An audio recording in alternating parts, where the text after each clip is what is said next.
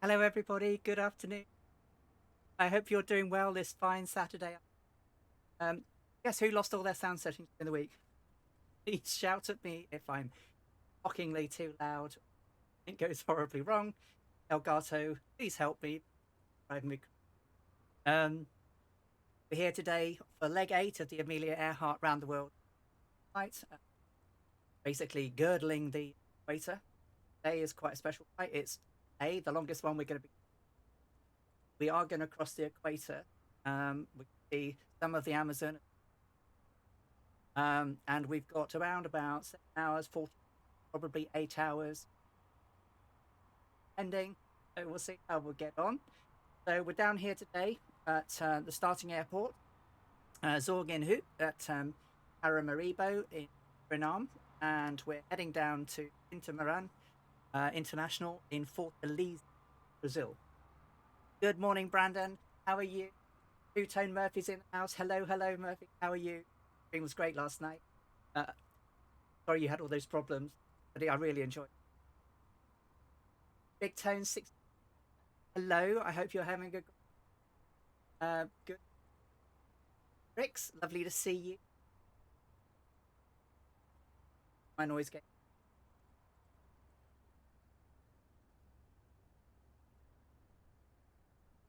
Jumping.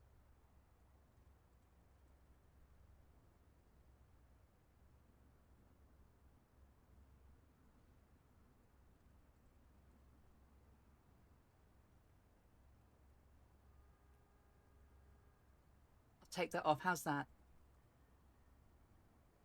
Any better?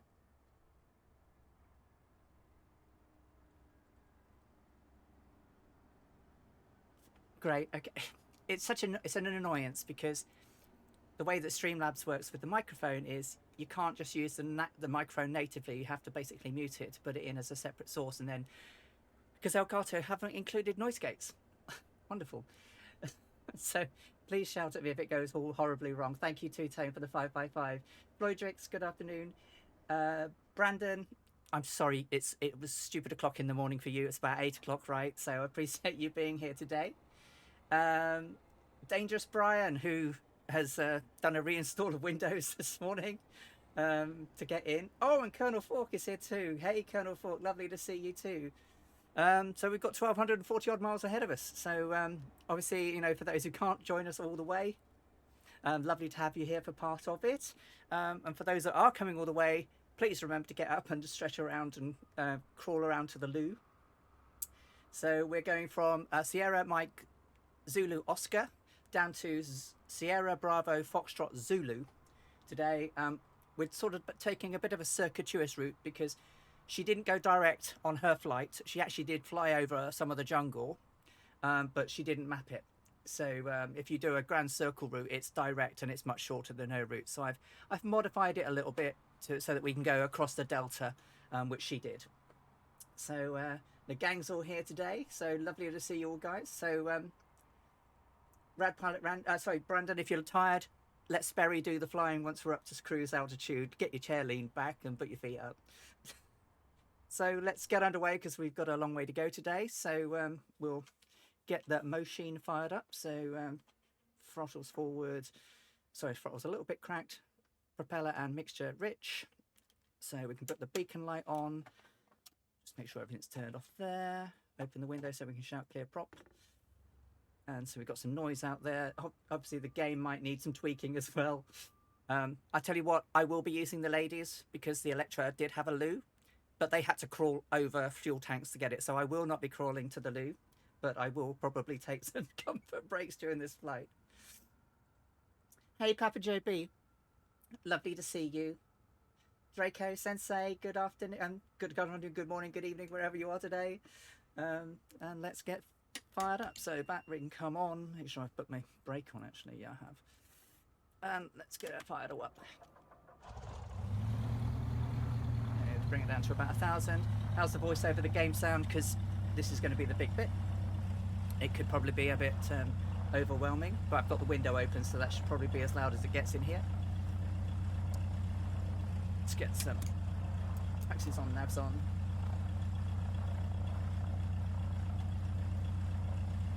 Get our transponder going, although they really have one in their day.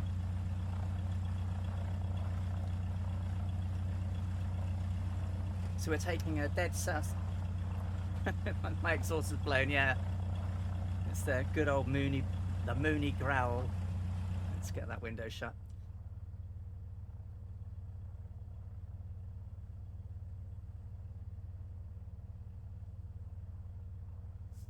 No problem, Goblin Zeus. Lovely to see you too. Right, so we are fired up. Let's we'll get that on there. I'm going to show you the route for today as well now. So this is our route. So we're starting up here in Paramaribo. We're going to fly over some of the jungle area. We're going to come out and basically change direction at this waypoint. Oh, it's 7 o'clock in the morning. The date is the 4th of June. Weather is few clouds because it was a really nice day back in the 4th of June 1937 with only a slight amount of mist over the river, so we can't simulate that with it being too nice. So that's where we're at today. You will need a fuel if you're in a Mooney. You will need full tanks. So you should be good. So 7 o'clock in the morning, approx, few clouds, and so we're going to pop down here, this waypoint here. We will just shortly afterwards change direction to go over the Amazon Delta, and as we do so, we will cross the equator. So I hope you all have some water with you, because obviously when we go across that line, we need to do the blessing of the line, or the inauguration to the court of King Neptune. For everybody that crosses the equator for the very first time, they need to be baptized. So we'll talk more about that when we get there, so make sure you've got some water ready, because we will be doing some baptisms. Probably the first flight sim baptism on air, hopefully. Right, so let's get a little bit of a pushback here. I'm just going to cheatify, and then we're going to take off to the southeast-ish. Bit of a shift P. Yeah, so the Mooney has been a bit weird for some people. So far, she's been okay, but she did play up a bit yesterday when I was taking off. No wind, and it was almost like I was in a tornado. So very strange. Yeah, prepping your jug of water. Yeah, bring it up. We've probably got about an hour till we get to the equator area. So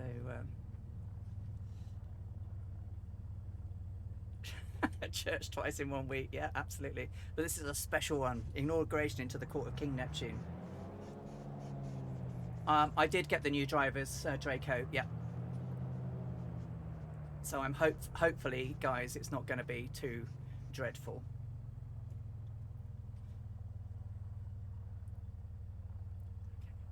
So let people come along and get ready behind us, and then so let's get one notch of flaps in. I'm just going to do the control checks. So I haven't got my VR headset on, so I can't just look around and see things doing, but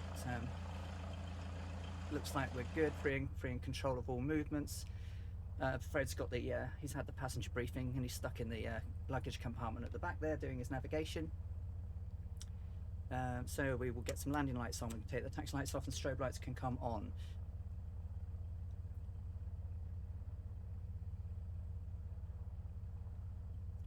Yeah, I mean, it was good yesterday, but I can't guarantee we're not going to have any problems, because I've had problems all the time. But I didn't have any problems on Colonel Fork Stream. Didn't have any on Murph's yesterday, and I didn't have any when I was doing VR. So considering that was all new setup and everything, that was good.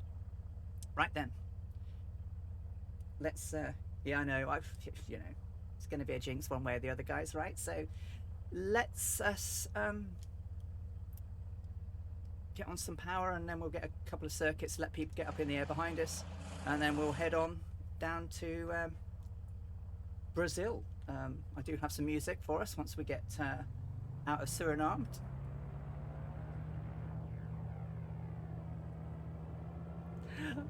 Okay, Stairway to Bacon. Well, I'm just going to do some circuits for you.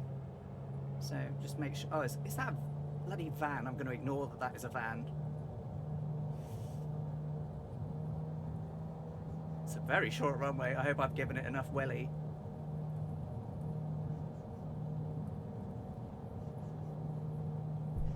Easy. So when they took off, they skimmed trees. Obviously, no trims, no trees to skim here. Oh, I've got loads of button Papa Joe. I've got my Stream Deck. I've got my mic.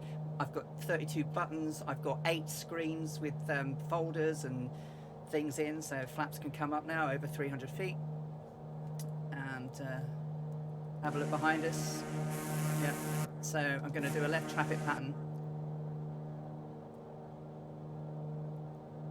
Just bring it down a bit now, just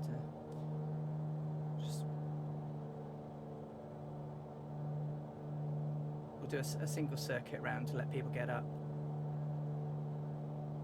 Oh, is it still up? I beg your pardon. Thank you very much for that. Take that away. So obviously back on the 4th of June 1937, Fortaleza saw this beautiful creature taking off over the skies as we were getting up. And I only have a few pictures today. I've got some of Fortaleza as we get there, and then I've got some of Amelia, a photo just as she got out of the aircraft. But we've got lots to talk about as we go, some notes and interesting information. So hopefully we're all good. So okay, let's just bring that down to about there. So just as we keep going up, remember to just tweak the mixture as we go. Yeah, that was the revenge of the buttons, Papa Joe. I just left it. It's all there. Stairway to Bacon. The obviously I've got my microphone. You can see it. It's about 2 fists away from my gob. So hopefully that will have a benefit. I'm working with Elgato at the moment to try and get them to change their software because they have no noise gate. And my computer's very loud because it's got like 9 fans in it. Because I thrashed the bejesus out of it. So, okay, so let's turn left again. Turn left around 210 degrees. Just try and keep that climb around 1,000. Okay, starting to lean out the mixture, pull back the throttle of the manifold just a little bit so we don't overstress that cylinder head because it's quite high.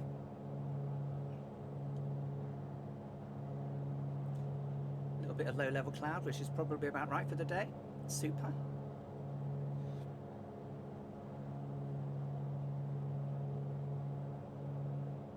Okay, roll out for a bit. Just check out where we are. Nice.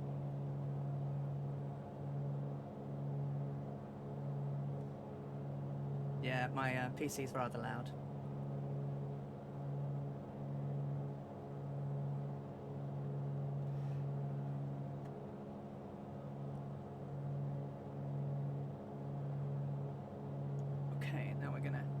Turn southeast-ish.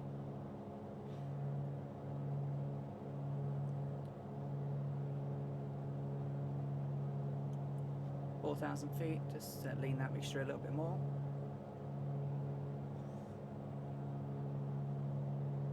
Okay, we can turn the landing lights off now. Draco's in the air. Rad Pilot Randy's in the air. Shield Corky, EVAC, Big Tone 66. Brandon's behind us, BR Low. Lovely to see you guys, and great to have you join me on this little trip of mine. Little trip, but shiny as heck, yeah. Bit like my plane. So 20,861 nautical today, so we will drop below 20,000 also for the first time today, which is great. So cruise altitude today, as posted, is 8,000 as always. We'll lean it out when we get up there.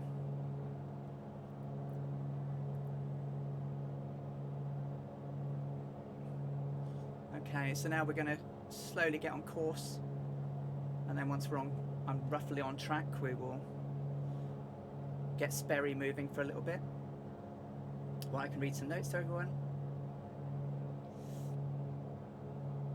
Okay, let's get it on course.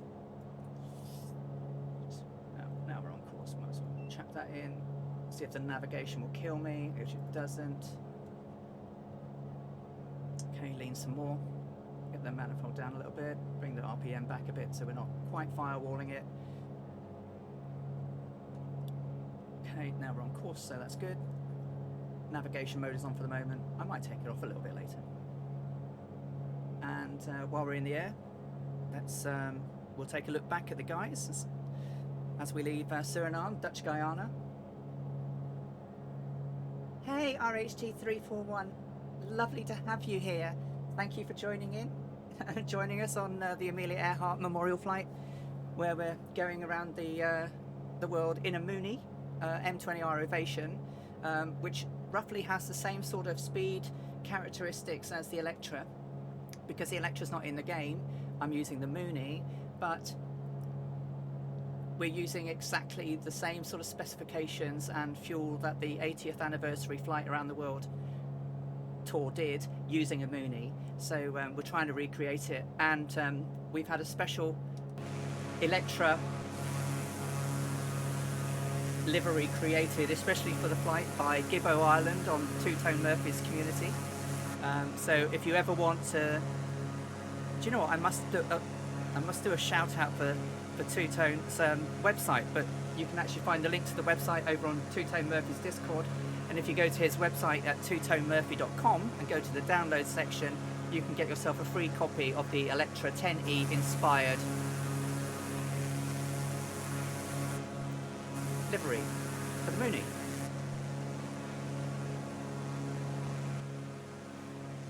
So lovely to have you here, and a long flight today. I don't know how I'm going to be able to speak for 8 hours, so if I go quiet for a little bit, then please forgive me. It's going to be a long journey. So we've got some of the Two-Tone Murphy Flying Circus, who I'm a great fan of.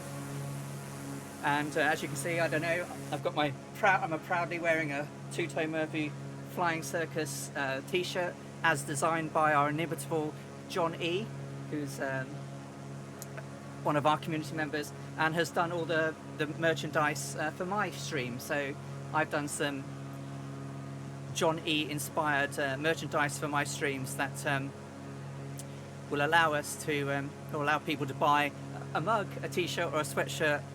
It's got some special John E design.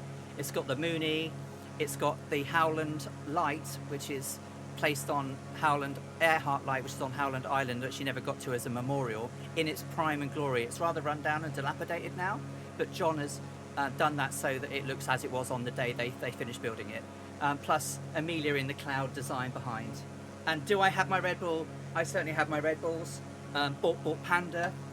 My housemate who's in the stream today went out and got me finger foods, and I've got protein in the jumbo cashews and raisins.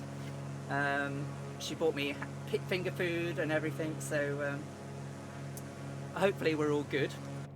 So 45 fuel gallons on the tank, change to right, and we need to lean out a little bit more as we're approaching 7,000 feet. And then we'll have a quick look behind us and see. Oh, Gibbo, welcome to the stream this afternoon. But yeah, I've got plenty of Red Bull. I'm going to need it. Probably Monday, I'm going to do a very short stream where I fly from Fortaleza to Natal, which is the hop-off point, so that next Saturday we do the 1,800 nautical mile Atlantic crossing and leave the South American continent and finally arrive in Africa. That's going to be a very long stream. That's probably 10 to 11 hours. Going to be quite difficult to see lots of things because it took place at night in pouring rain and pretty much dark all the way. So that's going to be an interesting flight, that one. But I'm probably going to have to start that one a little bit later just because of the time involved. So we're underway. We will get our look on behind us and see what the guys are doing.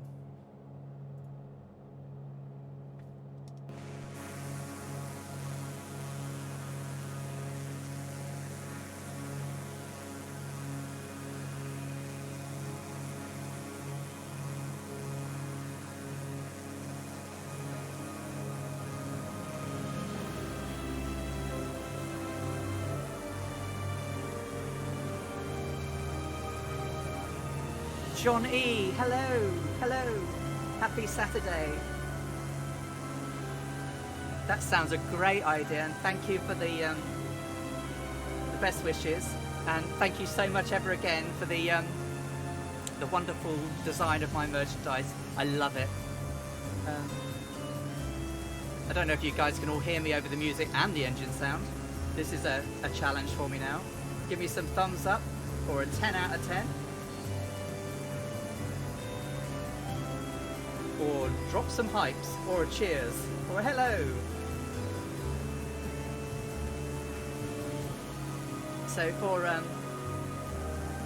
for members of the channel, I've started creating emotes, and we've got some subscriber badges.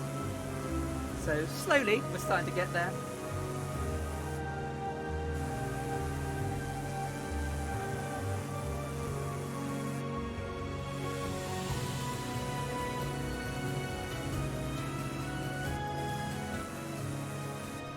Let's have a look at some of that wonderful jungle she passed. You can see where it's all being deforested though, can't you? She said that literally there was nowhere to land between here and Fortaleza, really. Chilled Corky, good afternoon. Lovely to see you.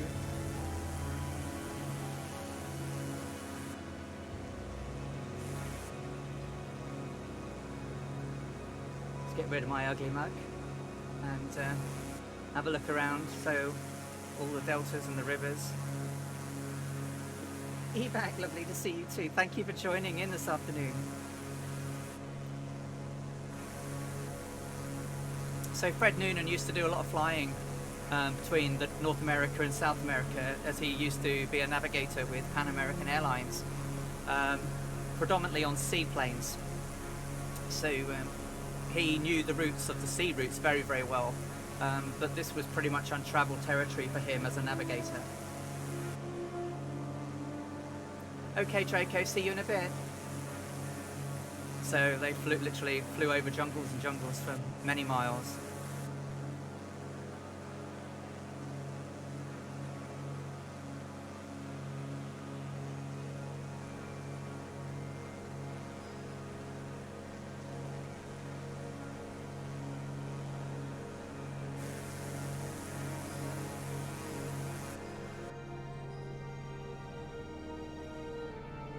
Okay, so we're at 8,000 feet now, so let's get that manifold pressure to 20 inches. And then we'll just get that RPM down to around 2,200, give or take. And then we'll get the EGT just into 1,400. So 13.3 gallons fuel flow should see us good. So let's check the temperatures now.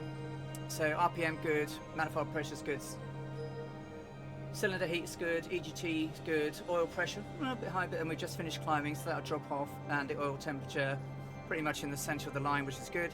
So we're doing an indicated 150 indicated, and we're doing a 174 ground. And so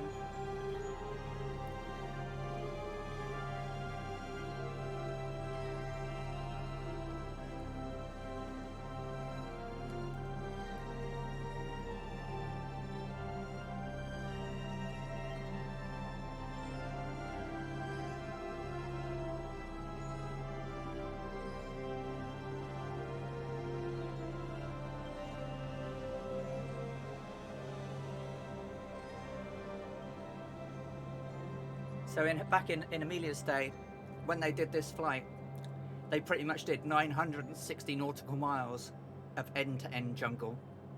And as we're flying over now, we can see where the patches of deforestation is really kicking in, which is such a shame.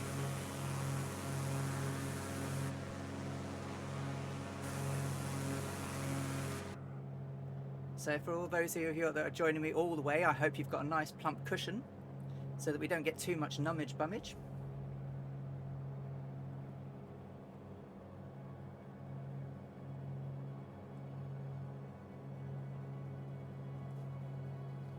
So some of the notes I've sort of written down. So The weather at Paramaribo was perfect, except for a little bit of morning mist.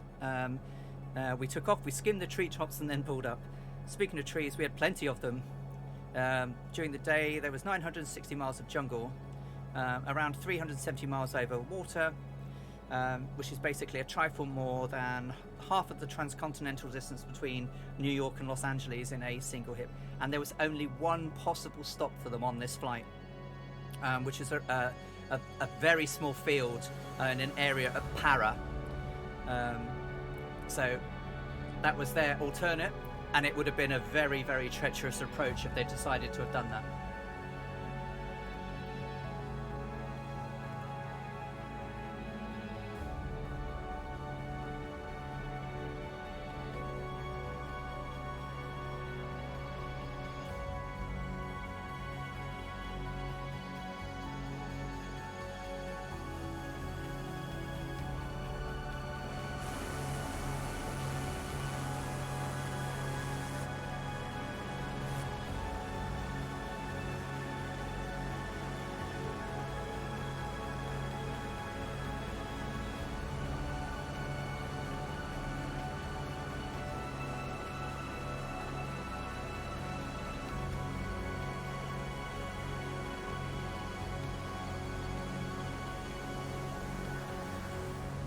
So for this trip, they packed a lot of gear, but a lot less personal gear than you'd have thought. So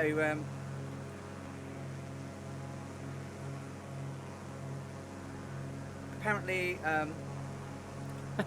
Amelia once wrote that on this trip she was on her last shirt and she had abandoned all hope that her trousers would ever, or her shoes would ever become or seem to be respectable again, and that her clothier designer friend, I believe was Philip Cooper, would have disowned her. She had one suitcase on this journey, and in that suitcase she had 5 shirts, 2 pairs of trousers, a change of shoes, a light coverall, overall, some minimal toilet accessories, and she said that and one sort of trick weightless flight coat, so basically like a bin bag type coat. When she flew everywhere else in a what she called her salad days, she'd only ever carry a toothbrush. So apparently this was quite extravagant for her to be flying with so much different luggage. But she said it gave her the perfect opportunity that when she arrived at locations, she could equip herself from top to bottom, or from the bottom up, as she said, with new clothes, which I think she did after her flight across the Atlantic and her trip to London and Knightsbridge. Catbat, the legend. Happy Saturday, Catbat. I hope you're well and you had a good flight earlier. How are you doing? A good friend of the stream is Catbat, one of our VIPs. One of the very first members. Lovely to have you here, Catbat. I hope you had a great week and I'm looking forward to a great weekend. The only other piece of equipment they took was a sun hat. So they actually had a traditional pith helmet, which they wore for the first time when they got to Fortaleza, and they would wear it several times afterwards across in Africa. Super Typhon, good afternoon to you, good morning, good evening, wherever you are today. We've just kicked off. We're just shortly going to be leaving Suriname on our way to Fortaleza in Brazil, and got a long way ahead of us. So 45 and 45. That's time for change the tanks. Left tank selected. You're always welcome, Catbat. You're a star. You know, you join in with all the community events. You're always here with us, supporting us, cheering us on. Yeah, you're wonderful, mate. Thank you. You're all wonderful. You know, Colonel Vauxhall here, Two Tones here, Gibbo, Dangerous Brian, Rad Pilot Randy, Chilled Corky, Eback, Stairway to Bacon, Be Up Brandon Lowe, and we've got Draco and Eback, and oh, so many people I can hardly read them today. So we've got Druid Zeus is here, and big tone, and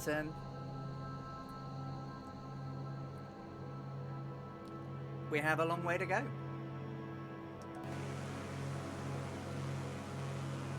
In the lovely shiny Mooney with the Electra design.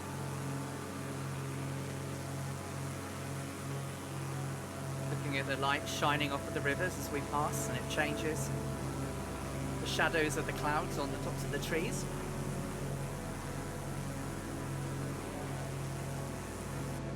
It's incredible. Look at it. We probably need an Amelia Earhart bingo.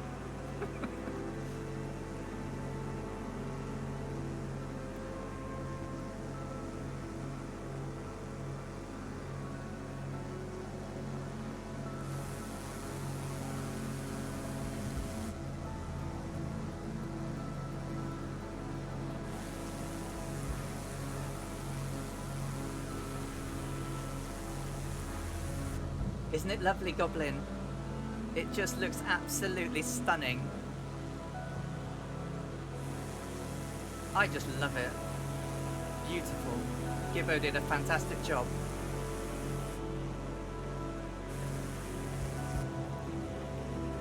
Obviously trying to get this type of look on a little Mooney was quite difficult, but we've got the red highlights on the wings and the tail.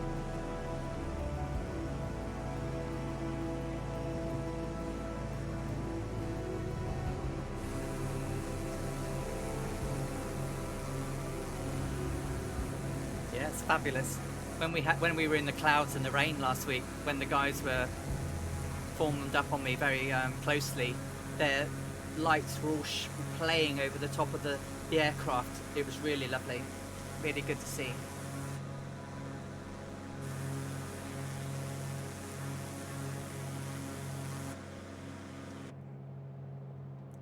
So get my head inside for a little bit, just have a check around. It's good there.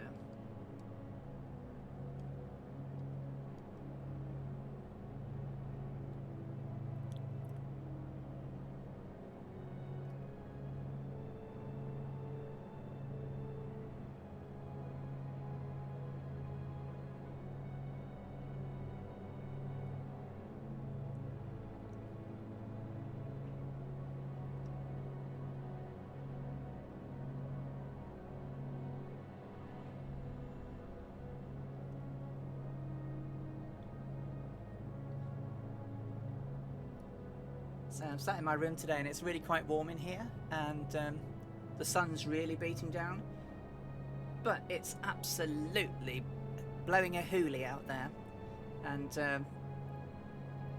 so noisy I couldn't have my window open, so I'm going to have lots of drinks today to keep hydrated and everything. So obviously make sure, guys, during the flight today, it's a long leg, stretch your feet, have some drinks. Obviously I've got sandwiches and hot chocolate, but today's probably more likely for coffee and Red Bull.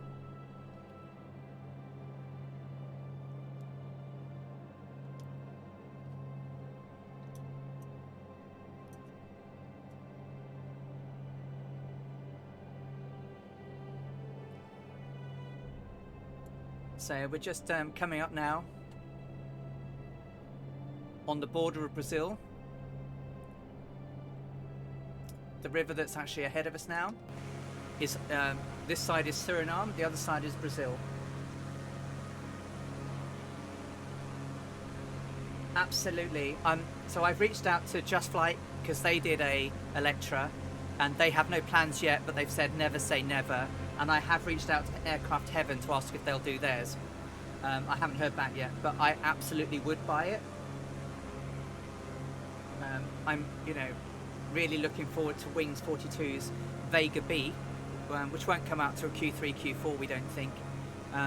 But then I will recreate Amelia's flights in the Vega B, because she did some great trend setting and record breaking in that too. Good morning, Kazaki Flyer. How lovely to see you. I hope you're doing well today. Great to see you. Thanks for joining us. And so what I'm also planning on doing, just to give you an idea, obviously I've got many weeks left of this, but I'm probably going to try and recreate Amy Johnson's flight from England to Australia. She did it in the Kitty Hawk. We don't have one of those, but I'm considering doing it in the Waco. So flying from Croydon all the way down to Australia, which she did very early in her career. So I think that I'm going to try and distinct my streams based on historical aviatrix and their pioneering flights of history. I love history and I like talking about it, and I think they're brilliant at what they did. And I'm quite envious that I wasn't around in those days to witness the change that we had. Obviously, you know, the times were very difficult, the wars and everything causing the problems, but they gave great advances to technology. So, yeah, they have one for FSX, and you can import it, but the propellers don't work. They don't spin, so it looks a bit weird. Thank you, Brandon. Yeah, I thought, well, you know, lots of people do lots of things with their streams. How do you distinguish yourself? You know, I don't want to be a full-time streamer, but I do want to do some interesting stuff that people might like.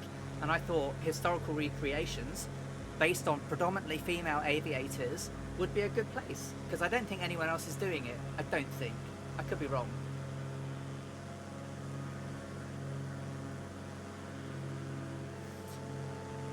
I'd have loved to have been.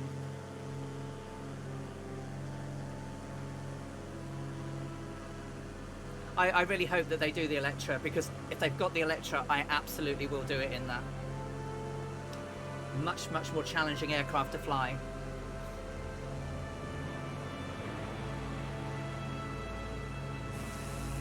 So here we are with the guys. Catbat 9 has joined us now. Rad Pilot Randy, Chilled Corky, Evac, Brandon, Big Tone 66, Stairway to Bacon, Goblin, or Druid Zeus, it's Goblin. I think over. And here we go, guys. Now, welcome to Brazil. To be honest with you, I don't wear a dress very often either, so I can lend him some if he wants some.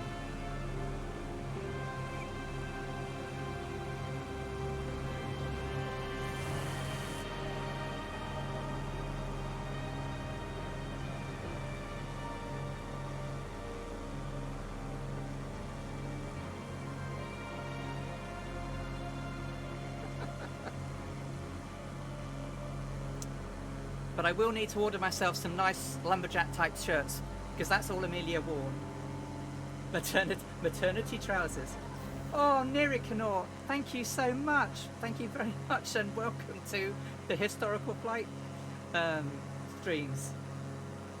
Good dag. Paramaribo. Är det bra? Jag mår jättebra. Det är soligt och mycket varmt.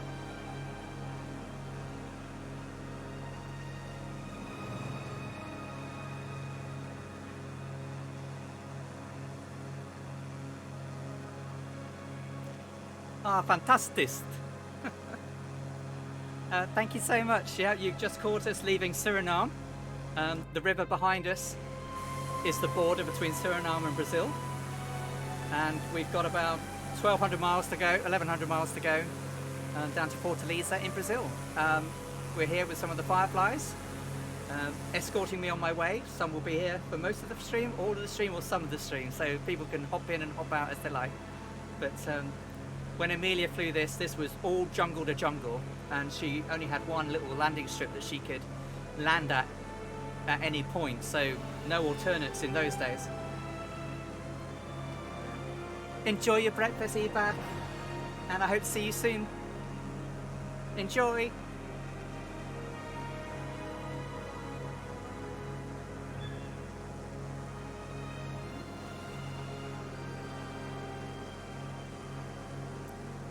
So yeah.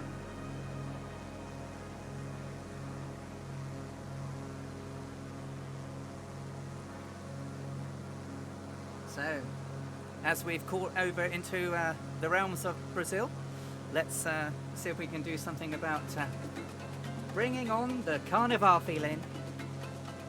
Get the dancing shoes out.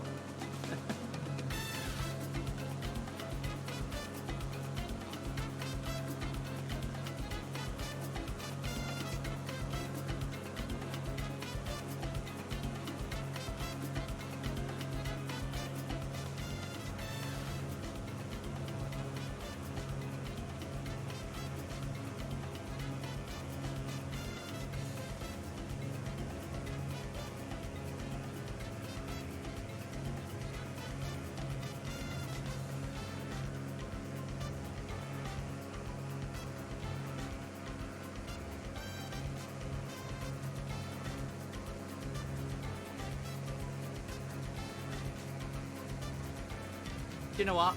It's probably a gypsy moth, not a kitty hawk. She flew the gypsy moth, which was a biplane. So no, sadly not the P40. That would have been a lot quicker.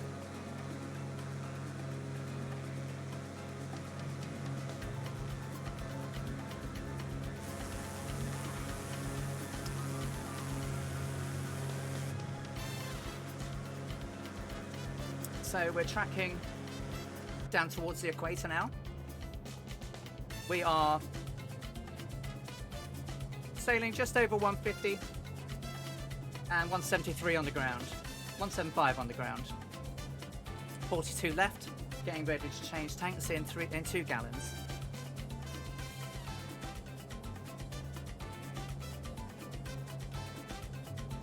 A lot different, yeah.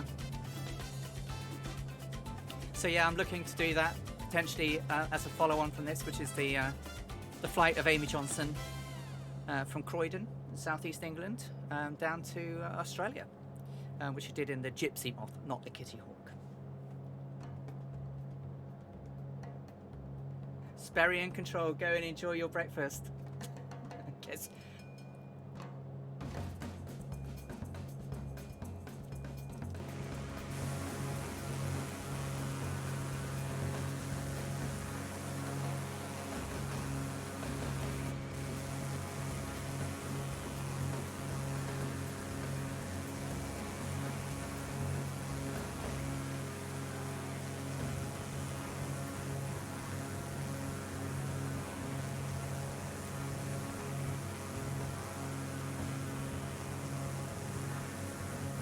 So near Connaught, if you fly the Moon and you'd like a copy of the livery, it's available for free download over on twotonemurphy.com on the downloads page.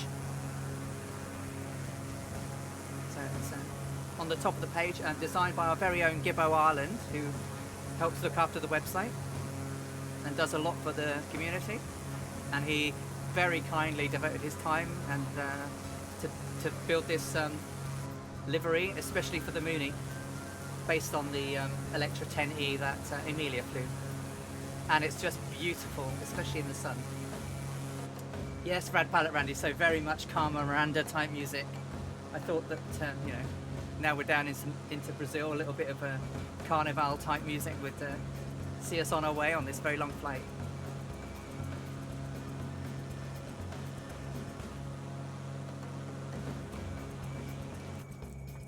I don't have a hat with loads of fruit on though, so I can't sort of sit here and jiggle away with it.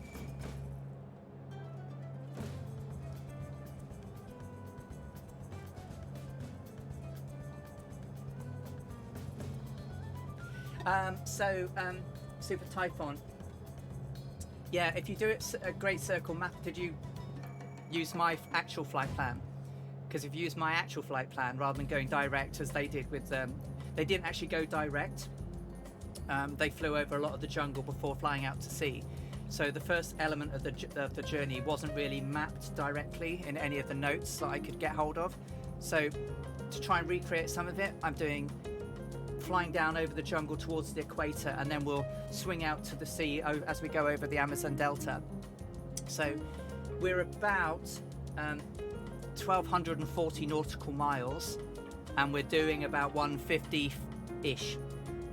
So could take 6 hours 54, between 6 and 8 hours, I guess, depending on how we go. The flight across from Natal to Africa is a Great Circle one, so that should be much more accurate. The actual journey they did this hop was 1,330 miles, and I did lots of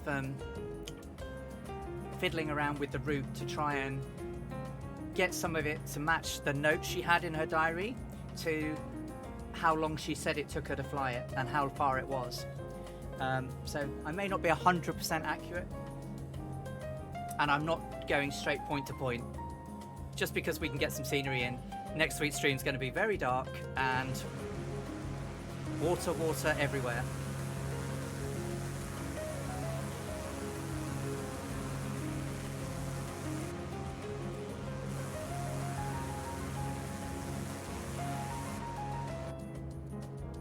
Okay, 1 gallon until we change tanks.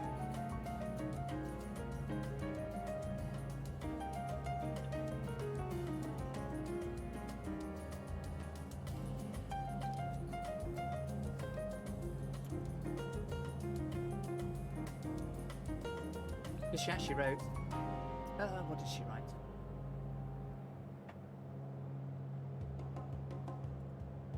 What have I done with the thing? So she wrote, during the day we flew over 960 miles of jungle, added to hops of 370 miles by compass over open sea, a total of 1,330 miles, or a trifle more than half transcontinental distance between New York and Los Angeles. So to have done 1,000 miles over, approximately 1,000 miles over the jungle is roughly what I've sort of just tried to do.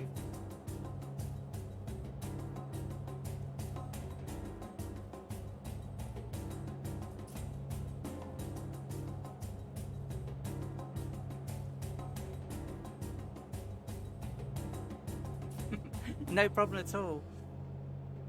I mean, I sat and sort of mapped it out with little nav map.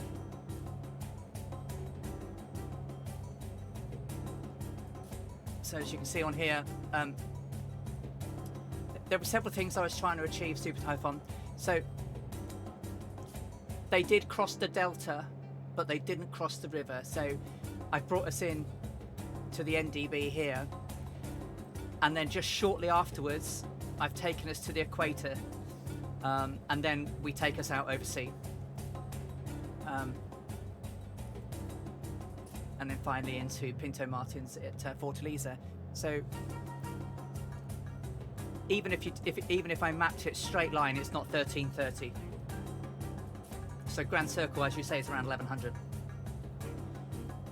So they absolutely did do a detour through this area of jungle, because this was all heavily jungled.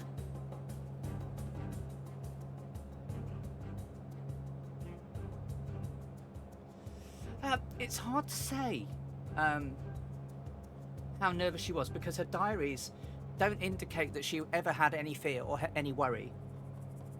You know, especially, you know, the first attempt of going around the world, she, you know, crashed at Ford Field at Pearl Harbor, and the airplane had to be shipped back to California to be fixed at Burbank.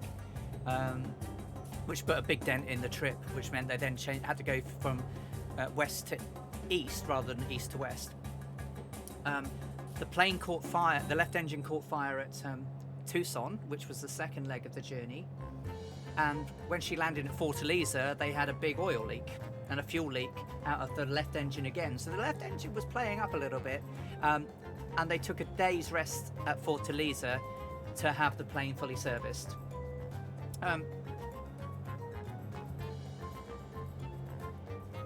She had supreme elements of confidence. So, and she said, you know, was she ever worried? And she went, no. Literally would say, no, I'm not. So it's really, I don't think she was super stressed. She certainly wasn't totally relaxed. Later on in the flight, photos heavily showed that she had rings under her eyes. She looked very drawn. Because, you know, it was a pretty long thing to do, almost day after day. They only had these few odd rest days.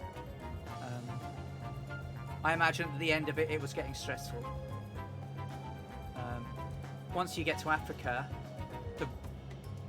the routes were less well mapped in the days. So North America, South America, very, very well used routes.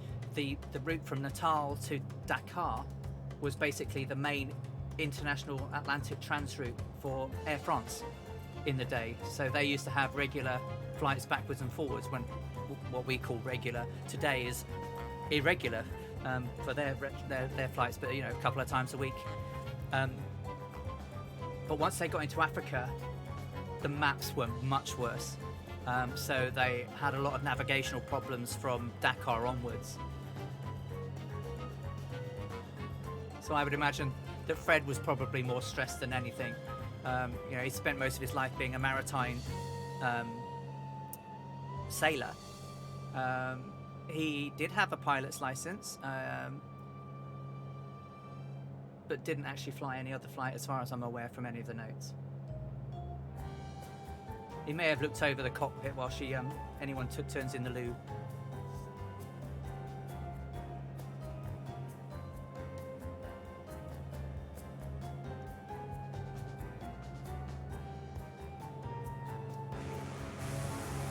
But back then, they didn't really have the navigation that we had.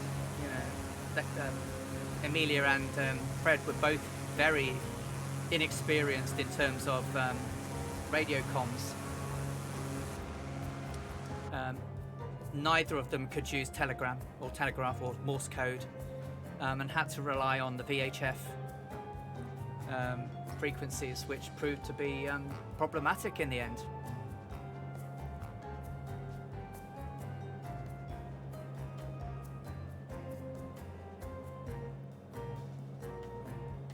Toaster strudels.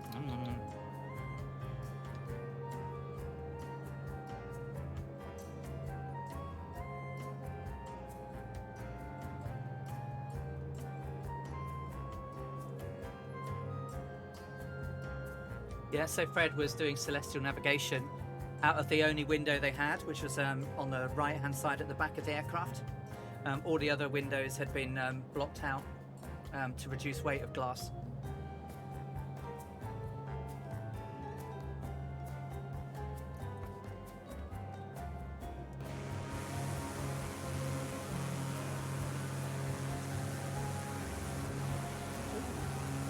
Big stutter there.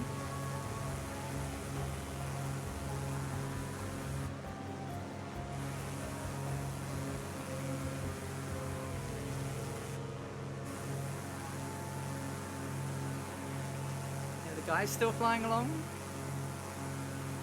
over the jungles of Brazil.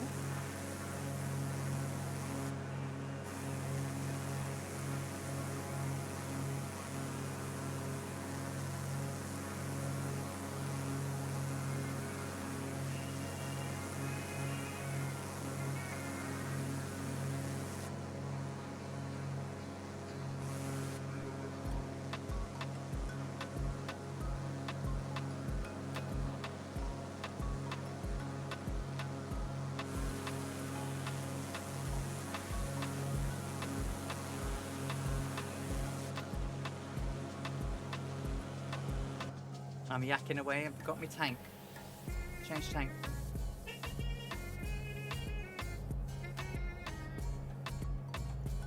Yeah, so I've downloaded them all now, Super Typhon, and I'm working on an intro and an outro for the videos. So they will be up on YouTube very shortly. I just need to do some work on it this week. So hopefully they'll be up by next weekend.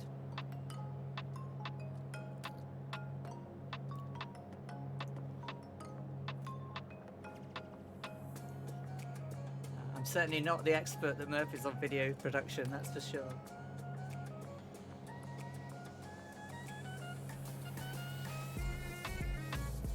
But yeah, I do need to upload them.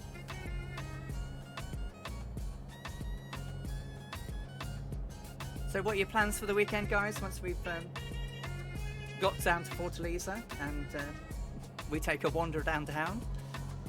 What are you guys up to for the rest of the day after we land?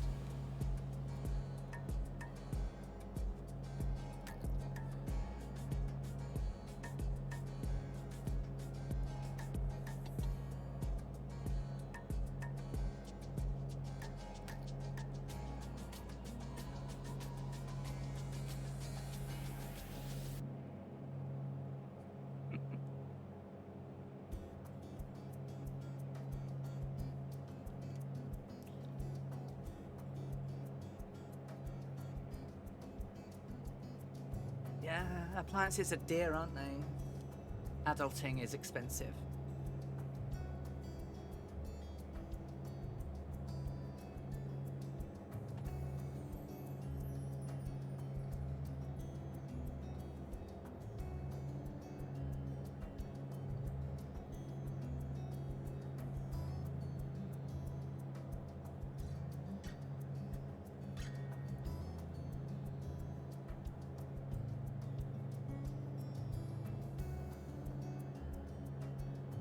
Allez les bleus.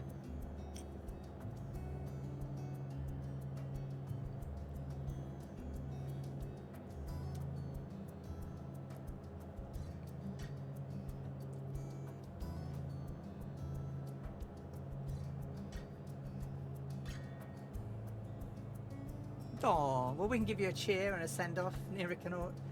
We can give you some hypes. Well, actually, no, we can cheer you up with a few beers or wines.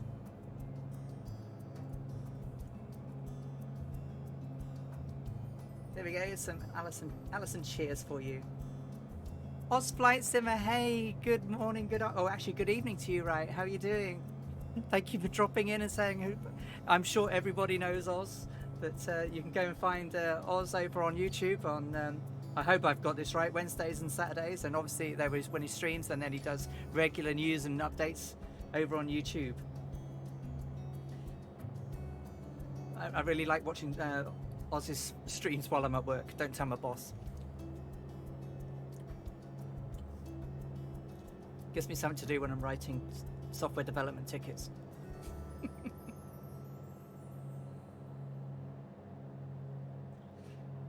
Oh, there's so many good streamers and simmers that fly during the week, and I'm sat here listening and can't fly with them. But I hopefully got my shout out working on.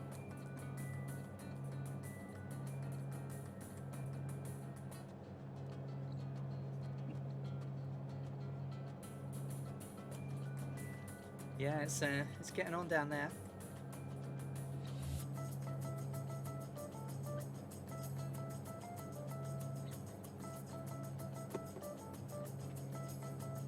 Oh, crikey, 1 a.m. Well, have a great sleep, and I hope you wake up rested and have a great Sunday.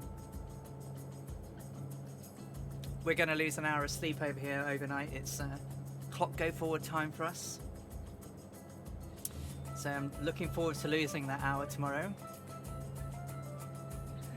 Yeah, sleep well, mate. Lovely to see you. Thanks for dropping in. I'll catch you on Wednesday.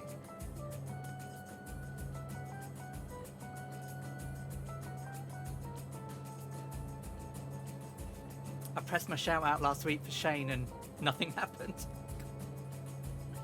How embarrassing. I went, I'll do a shout out, nothing. So I had to delete all my buttons and change them. Take care. So how are we doing on our flight? Let's have a quick check on my map. Oh, quite some time to go.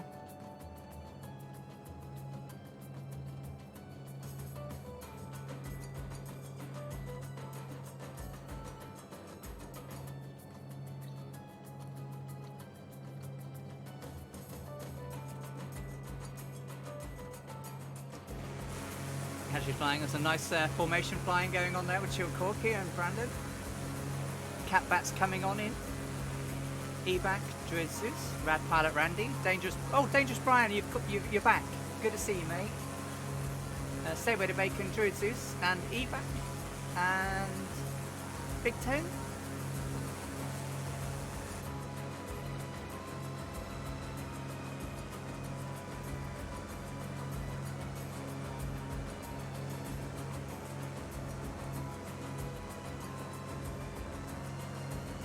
Yeah, we are going to fly right through the poopy cloud, but it's warm, so it should be all good. I could go around it.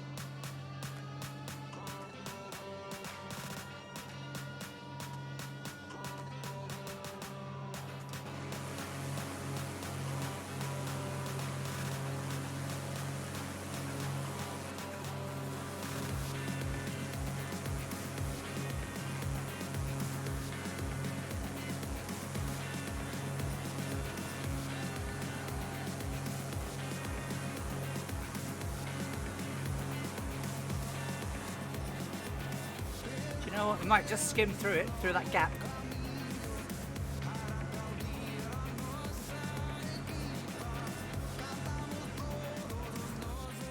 It parted the waves.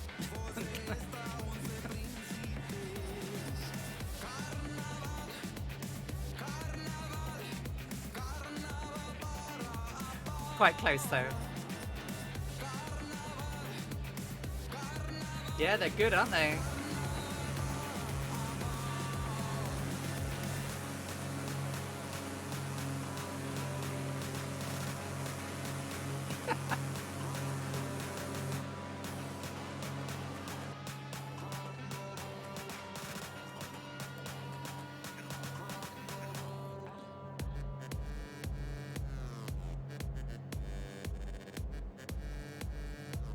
Don't normally have that effect on things. Bonjour à Guyana.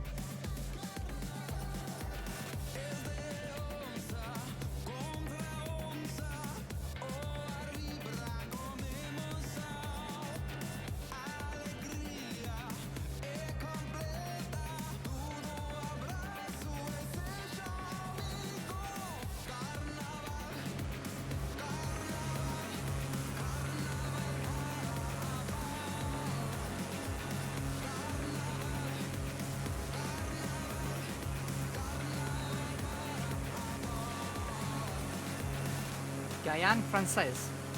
Ah, nice.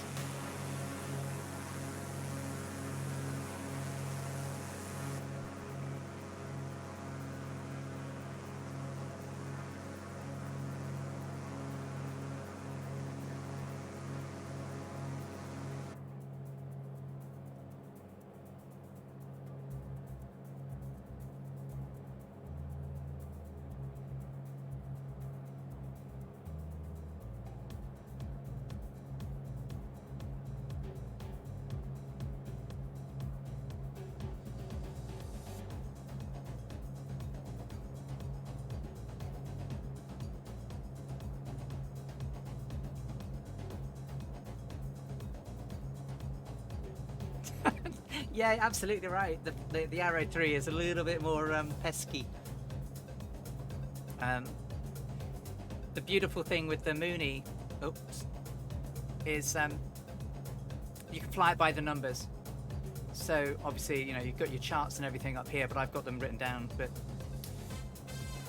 we're trying to recreate the Mooney as Clarence Johnson or Kelly Johnson recommended Amelia fly it. So 8,000 feet. And around 150, so having been playing with it for a while. Crash it.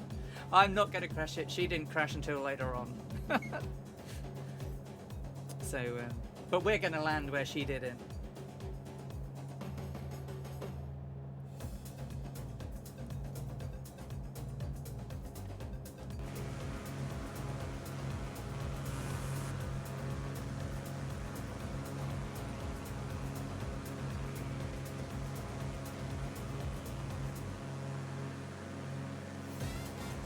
Thanks, Colonel Paul.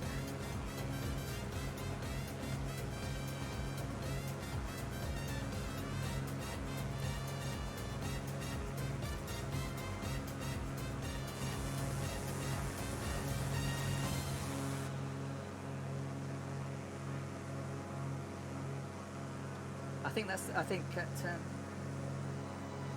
well, it's Twitch, it's Saturday. Cold in Minnesota. Hello, how are you doing? Lovely to see you. Happy Saturday.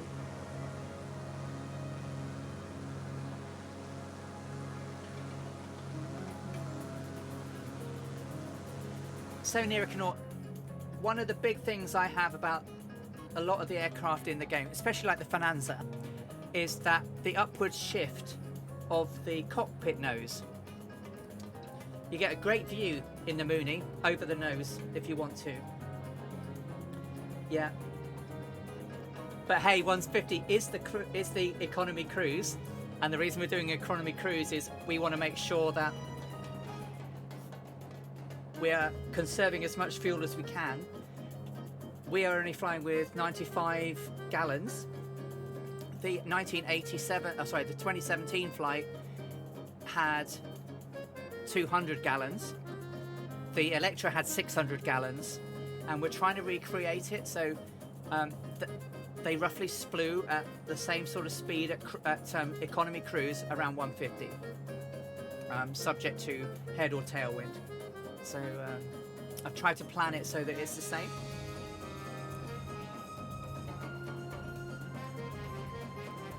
Within tolerance, anyway. Obviously, I can't set my fuel tank to be 200 gallons, or I would. So we're going to have to refuel in air because she didn't stop. Thank you, Colonel Falk.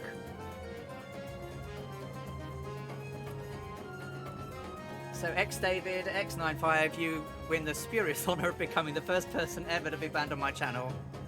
Took eight streams though, guys, till we got one. Thank you.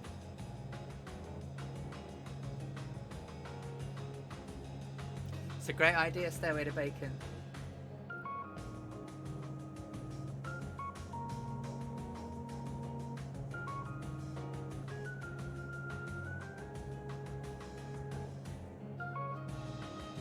Absolutely, don't mess with the fireflies.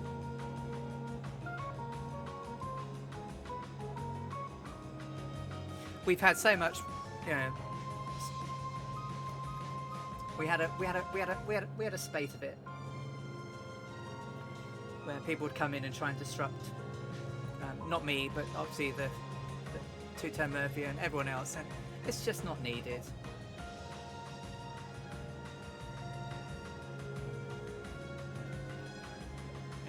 You know, we want to be family friendly. We want to be inclusive.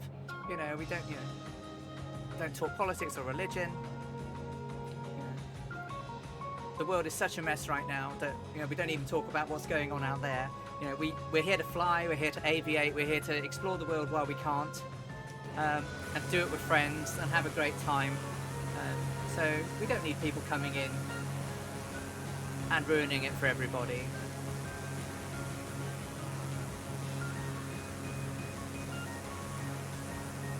We've been very lucky as a community to have such lovely people that we fly with. That if I only ever had 27 viewers and they were all lovely, that would be good enough for me. We do try to be fair, because sometimes you can misunderstand what people say, but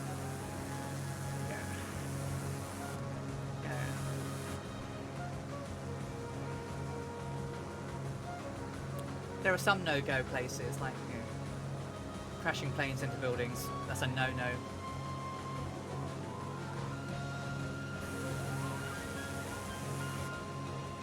And I know that the highest probability of the fate of Amelia and Fred was that they crashed. We aren't going to simulate any of that. We are going to complete that journey that she started, and we're going to pay respects when we land at Howland Island towards the end of our flight. So thank you for the follow, Brezen and Under 14. I thought I had my announcements working, but apparently not.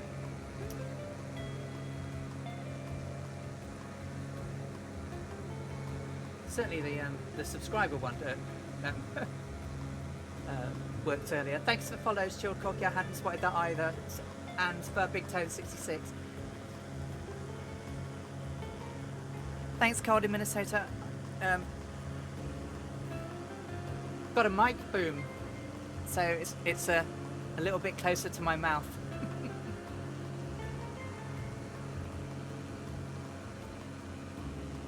So I had some problems with the clip guard, so I've turned that off. So yeah, I'm also almost like a pro streamer, right? Except not really. I've only done 8. So, well, I haven't even finished 8 yet. So, but I've got my stream deck and I've got my buttons. Got some music going. Oh, Colonel Falk, that's so generous of you. Thank you so much.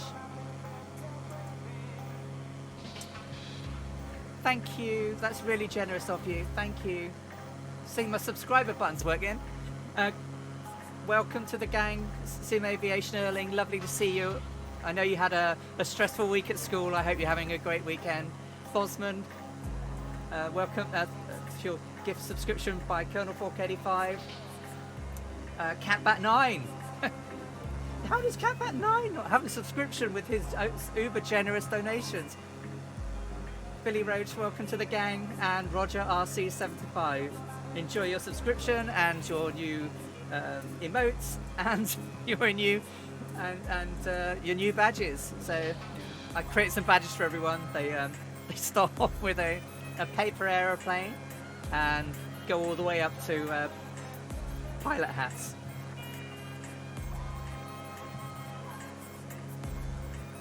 So, Nirakanor, obviously I've got my Stream Deck mainly for the simming. I've got an Alpha yoke, currently using the Cytec throttle quadrant that's plugged into an old Cytec yoke under the desk. Because I've got one of the old PS2 connectors and it doesn't work, and I've got the Cytec pedals. I've been waiting for the Bravo now. God, it's coming up a year. Mine should ship next week per Aerosoft, so hopefully I'll have that all set up next week as well. Oh, Catbat. Thank you so much for your further 5 gifted subs to the community. That's 20 now in total. You are a legend, my friend. And very naughty. I'm really humbled and generous. That's so generous. So, ailerons into the wind. Congratulations on your gifted sub from Catbat. See you later.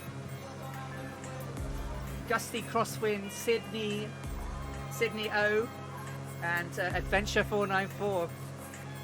Congratulations for your subscriptions. Welcome to the Historical Flight Channel. That's really lovely of you guys. Thank you. That's super. Thank you. Congratulations on your gifted sub, Catbat. I didn't realise you had. Do you know what? I might have chucked you one if I didn't realise you didn't have one.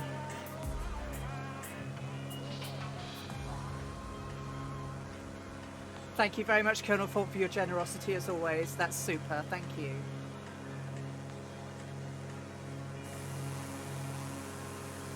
So my follow button doesn't work, but my my subscription button does.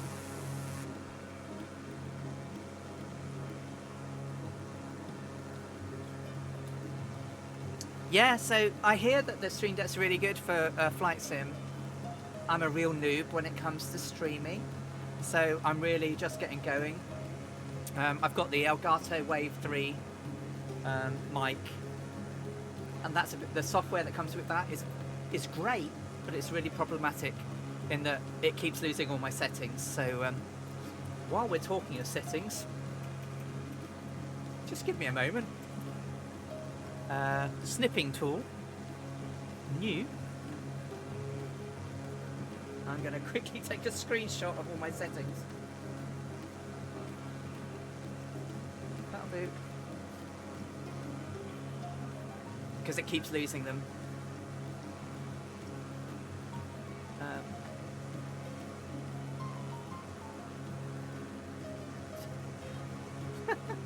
I'm trying not to press buttons, but I have buttons. Okay, so 40 on the tank, turn to change to left. You know, because I've got my photos, I've got my navigraphs, I've got my shout outs.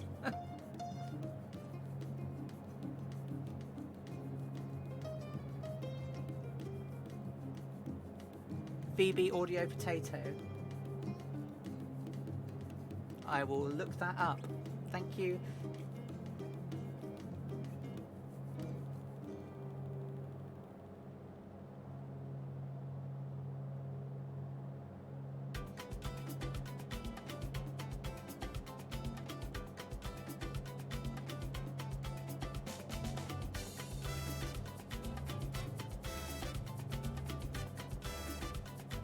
Ah, voice meter. Okay.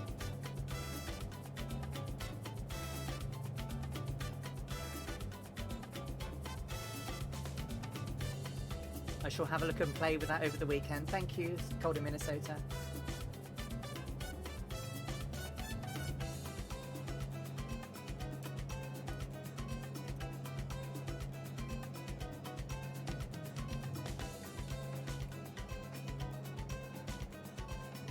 Which one are you using, Colonel Fork?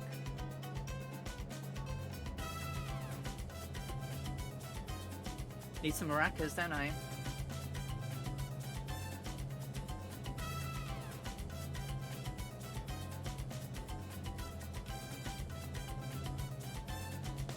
Sydney, OSB, how's South Africa today? How's Cape Town?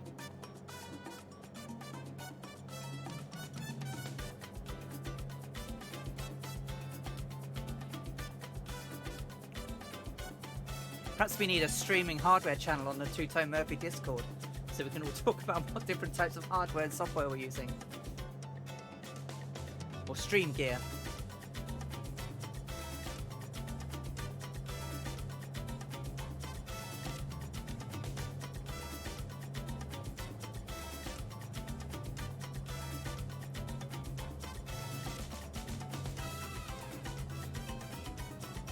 See, Annalisa, I have the dancing of a brick.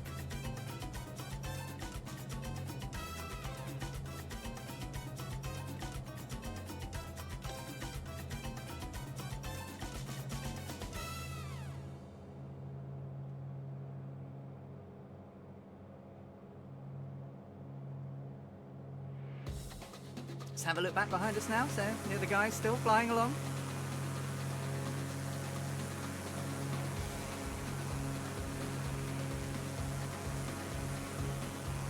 Still over jungle.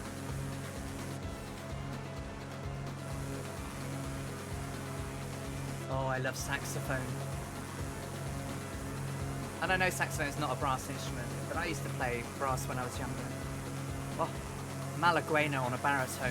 What perfection.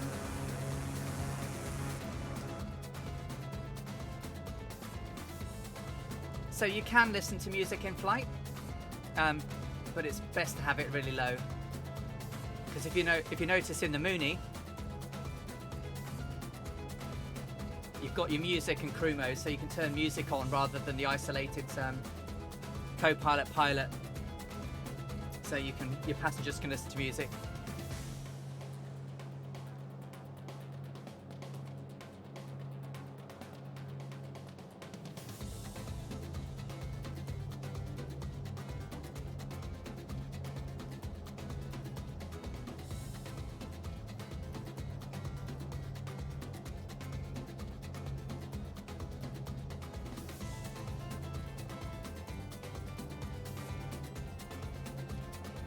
Oh, brilliant. I shall look that up later. I know, we absolutely do need more lady pilots on the flights. We don't have many in the community, you know, that are not already streaming in their own right. So, I'm really looking forward to Annalisa and Mrs. Two-Tone getting involved. I definitely want a ladies' flight arm.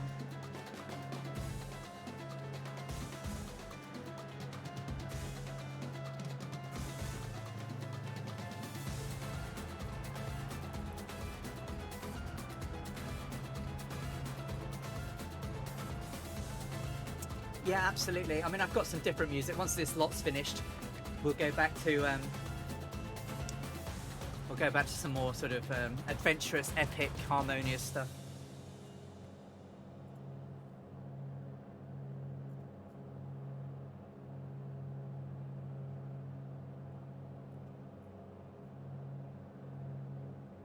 Which we can do right now.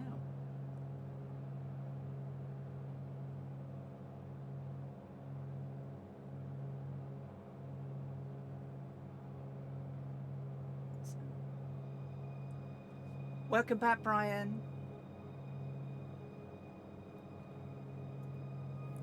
Obviously, guys, remember, long flight, stretch your legs, take a break, have a drink.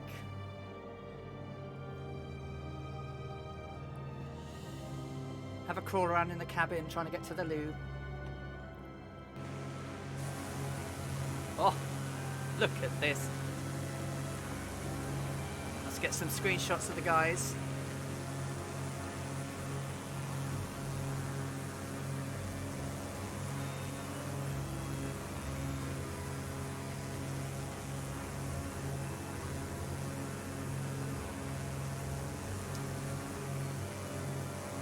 comes Cat Battage. Look at that flying by Chill, Corky and Brandon. Really good guys. Oh, that's cool, Neriknor. Yeah, I like the ambient, dreamy stuff. I've sort of tried to capture sort of like classic medium to high intensity stuff to try and capture the sort of the epicness of her journey. You know, back in 1937 when she attempted this was, you know, as a female pilot flying around the world. She was a lady I looked up to when I was younger. She's been, you know, in her day, she was a great proponent for women's rights, women's achievements. You know, basically wanting to make women, if a man can do it, a woman can do it.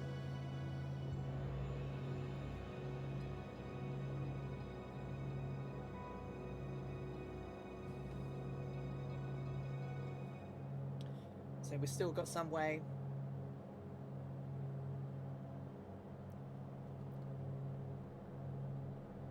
To go till we get to the waypoints.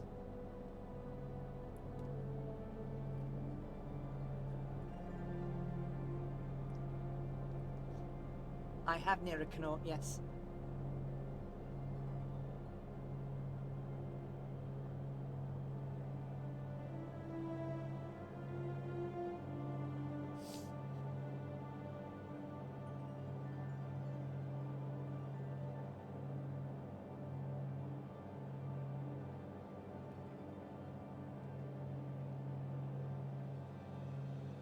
That was a work alert then, it's not, thank God. I'm going to ignore it if it rings. Someone else can fix stuff.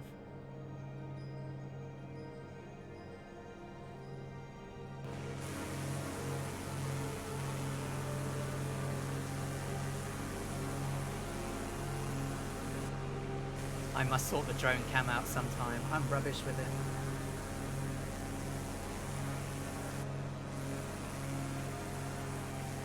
Lush carpets of green still.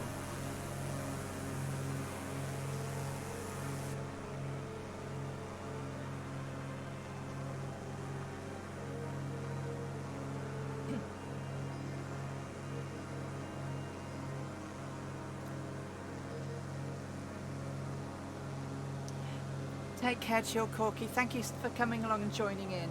That was really lovely of you. I hope it doesn't take you too long to wash the windows. Take care. See you soon.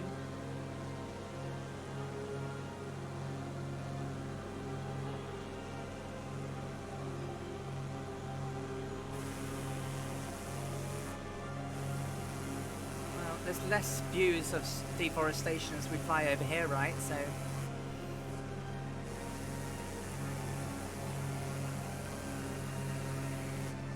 almost like a pilotage nightmare though, isn't it? If you ever had to come down literally nowhere.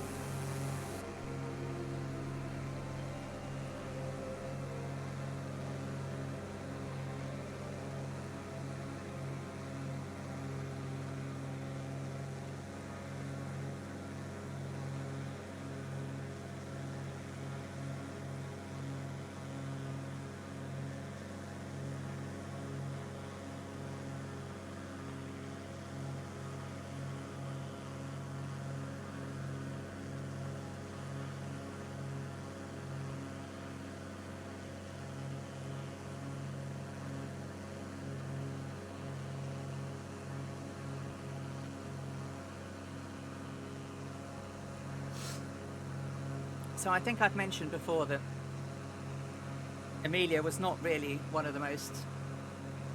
She was accomplished, but she wasn't necessarily one of the most skilled aviators. And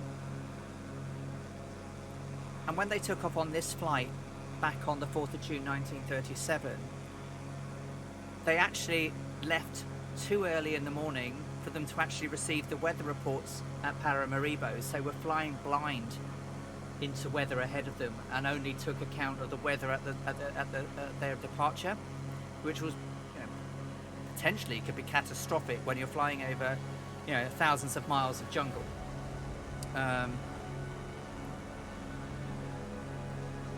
so they had no idea really what was in store for them.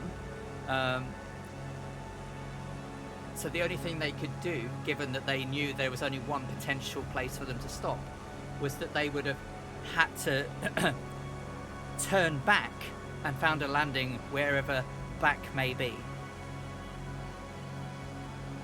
Yeah, I mean, it wouldn't be so bad, but, you know, the plane wouldn't survive it, would it?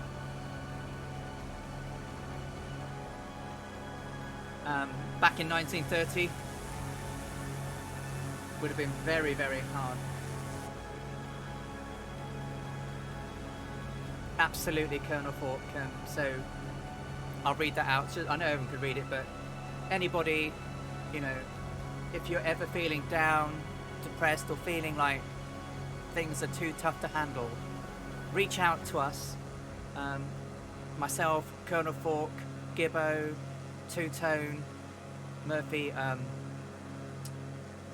Warhamster. We're always there to listen. We may not be able to help directly, but we might be able to get you the help you need by trying to help you as best we can. Never, ever feel alone, and reach out to us if you need it. Day or night, I'm normally awake to some degree. As Seamus McNeil often says, do you sleep? Probably not. So, you know, don't think that you can't talk to us, because we absolutely will, and look after supporting you. Mr. Zed Rider, hey, good afternoon to you. How are you doing? Thank you for popping in and saying hi. You joined us on our flight from Paramaribo in Suriname down to Fortaleza in Brazil. We've got about another 6 hours or so to go, I think. Just checking in there. We're still north of the equator, so I have my water on hand to do the blessing of the line, which obviously for everybody that may not know, when people used to cross the equator for the first time, they would perform a baptism. And so I will dribble some water over my head as a tribute to crossing the equator. Fred had a flask of water ready to drench Amelia with, but they were so engrossed in what they were doing that he didn't actually get to do it, so she didn't actually get the baptism.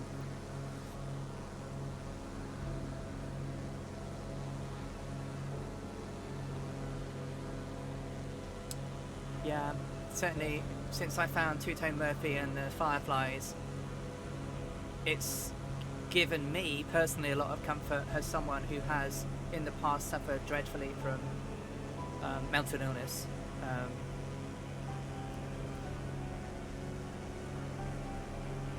It's, especially with this lockdown, it's made it very tough, and it's got me out of the darkness, that's for sure.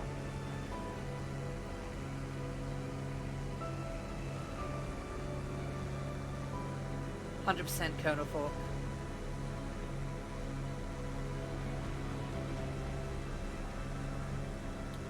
Absolutely, Brandon. The hardest thing to do when you're in the deepest of dark valleys is want to talk to someone, but it really can help.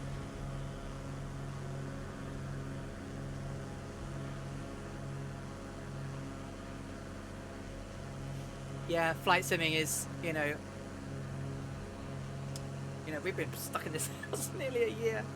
So, or actually, over a year, I guess. So, you know, with only a few trips out. So, we've seen the world together, guys.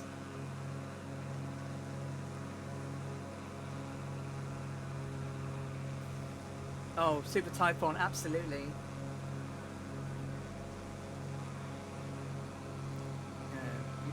I don't think we're ever alone in this community. We're all different in our very own ways. Murph's streams are just full of the crack. I find Colonel Fort's really entertaining and informative, especially as I don't really know that much about America. And I hope people are finding these entertaining and insightful. Mr. Zen Rider, thank you so much. Yeah, it should hold up well. We're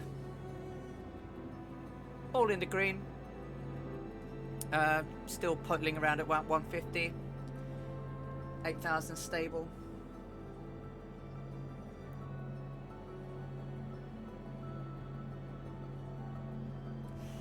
Yeah, well, absolutely near a canal. Yeah, so, you know, if you've... obviously we've got the great Colonel Fork, who streams... are you streaming predominantly now on Twitch, Colonel Fork?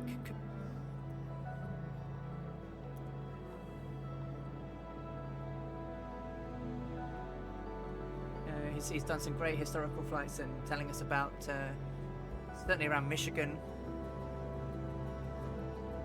And I love listening in when his historical Coast Guard friend comes along. I'm sorry, I just can't remember right now.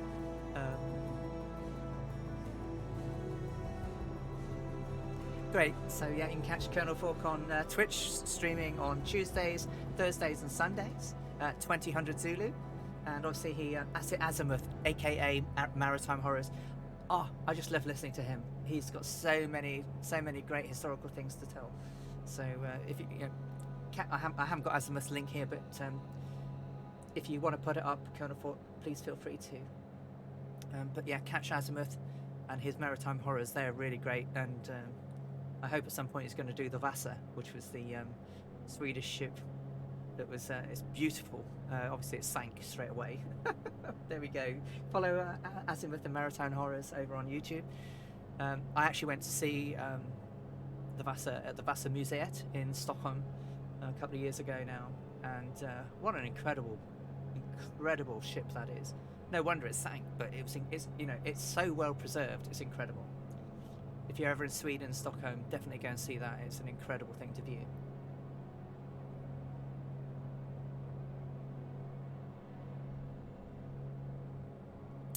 Well, one of Amelia's takeaways was the exact opposite. Well, not the exact opposite, but almost the same there.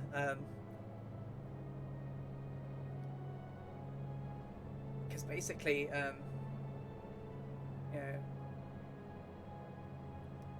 Fred would basically tell her of all the trouble that they would have on the ships and everything, and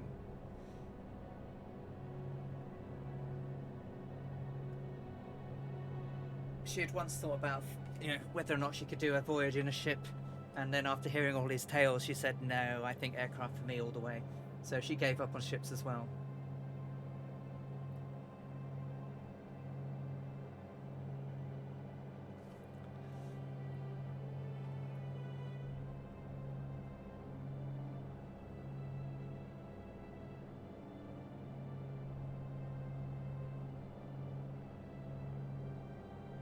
So we're coming up on Camp de Legion. And then we're going to take a slight detour down on to 177 degrees.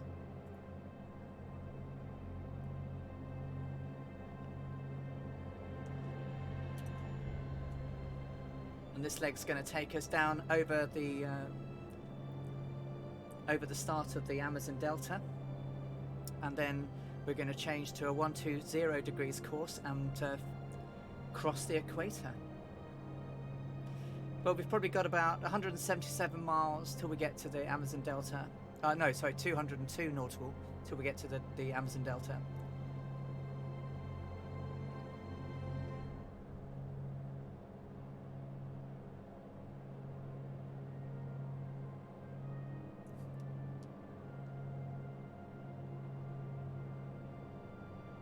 Absolutely super Typhon. Yeah, at Colonel Fork, absolutely. Statistically, it's the safest form of flying, safest form of transport. So let's just make sure as we're getting on here. Let's just make sure we go here, change our heading, course selector. Make sure we're on board. 35 on the left, 40 on the right. Change tanks. So 35 and 40. I am writing this down, so just in case the dreaded happens.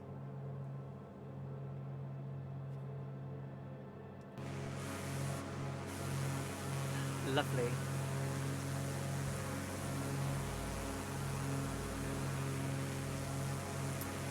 Yeah, it's very expensive.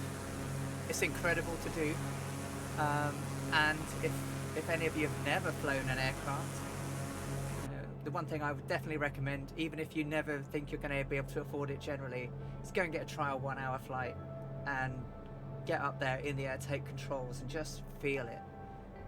You know, I can't guarantee you won't be grabbed and not get rid of, but oh my god, how amazing it is to sit in a little aircraft, take off, and the view from the, I mean, you know, we get a simulation of what it looks like, but you don't get that 3D-ness of the movement of the air, the aircraft through the air, the you know, the bumps and the wind and everything. Incredible. You know.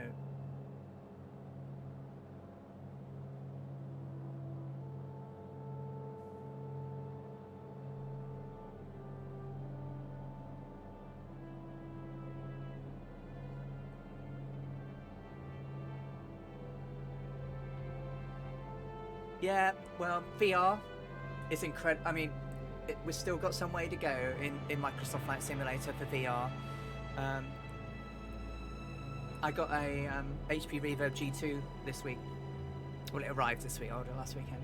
And I must say, when I was flying the Mooney the other night, I felt like I could touch it. The interior, the clarity of the dials was superb. You know, I guess the VR, and you know, it's too expensive for me to get a full motion seat or anything like that. But you know, perhaps a butt kicker one day might help. It does take a lot to get it right, and you know, I'm a novice with VR now, just like I am with streaming, and so I am tweaking as I go. But it was certainly very good last week. Is it better than the Quest?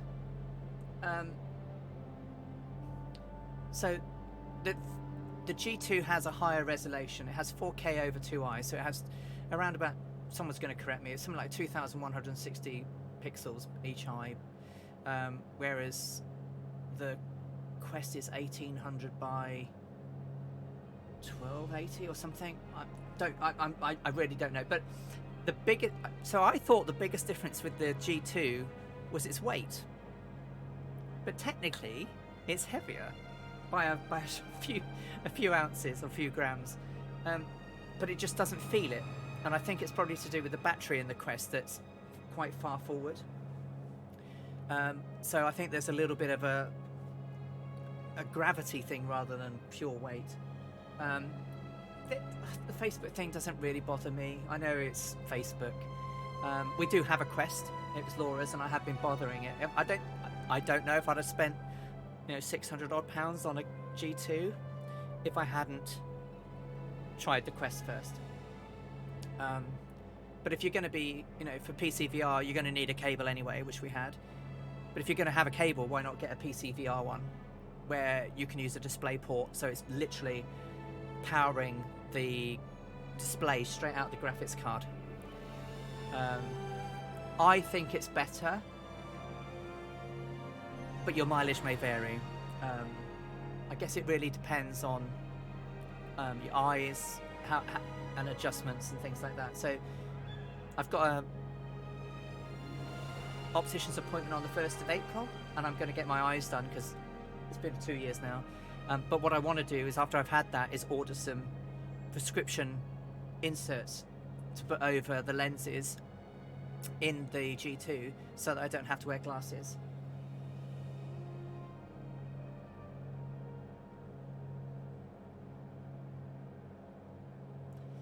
Yeah, so, you know, I've got a pretty powerful machine now, you know.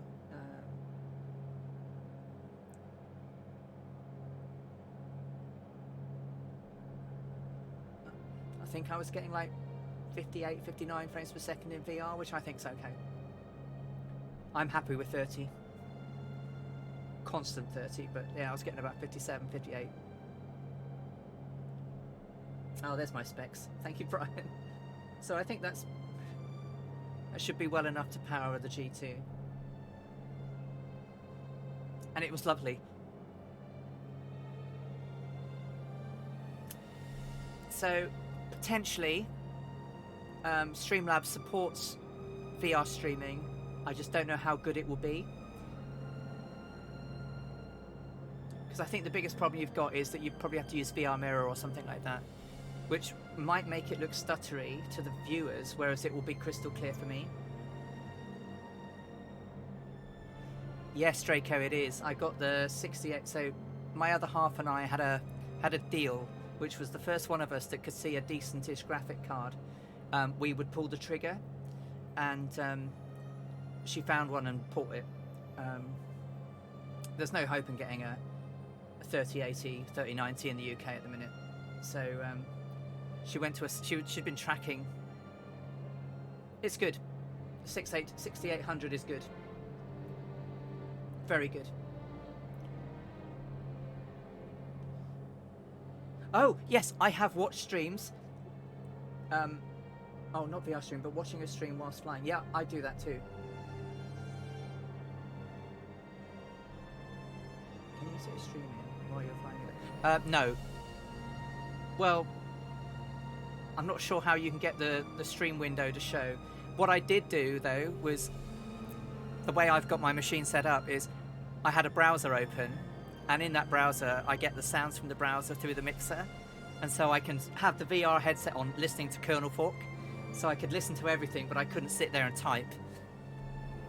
So I flew along in VR while a stream was playing, listening to everything Kernel Fork said on Thursday night.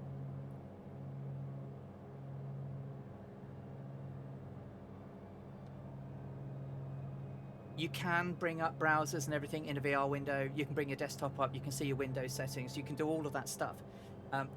I've only had the headset since Tuesday, so I really haven't played very much with it. But I will let you all know when I've had a bit of a play with it. It's the 6800, nice card. It wasn't even listed on Stock Tracker as having any in stock. She just jumped on the site and there it was. Warhamster's got the same card, so he would be able to give you some thoughts on the 6800 XT as well. The only thing with AMD is that you can be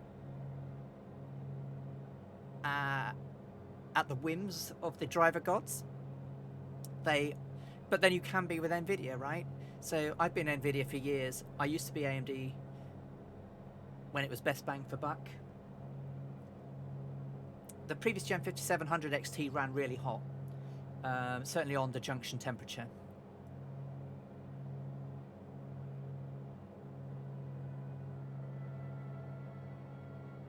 Yeah, if you don't see me for a few days, you'll know exactly where I'm at, fiddling with VR. I mean, I wasn't sold. My other half got a very nice bonus at Christmas, and she treated herself to a Quest. And I tried it, and I had quite an old computer at the time. It was 7 years old. It's nothing like what I can get out of it now. Oh, 3080 will absolutely handle the G2. I thought it was lighter, but apparently it's not. It feels like it might just be better balanced. The other thing I would say about it is that the field of view insert that you get on the G2 has a much more prominent nose cover. So the light leakage under the nose is very much reduced compared to the one on the Quest. I always found that there was quite a lot of light that I could see. I literally could see down to the ground very, very clearly, whereas in the G2 I can't. So I could actually see the buttons on my keyboard if I tilted my head back a bit. Now I actually need to put my head nearly on the keyboard to see the buttons I need to press.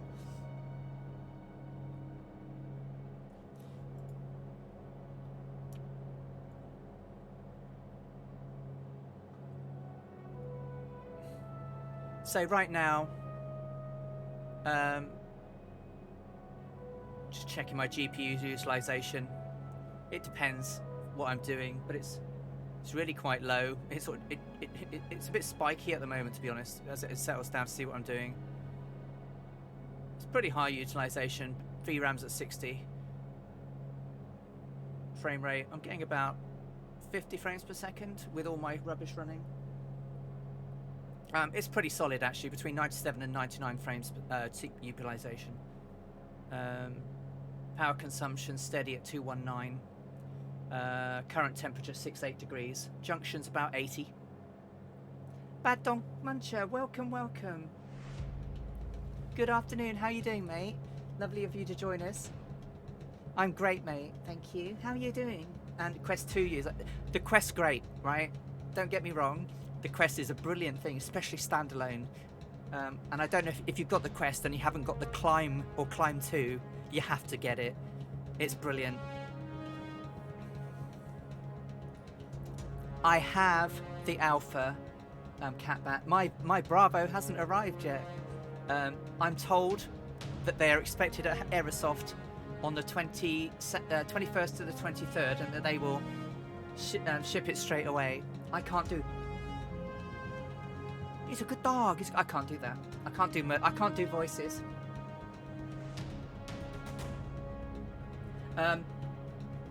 Yes, I use all of my when I'm in VR. I've muscle memoried where all the buttons are, all the levers and everything are. So I absolutely do use my equipment without it.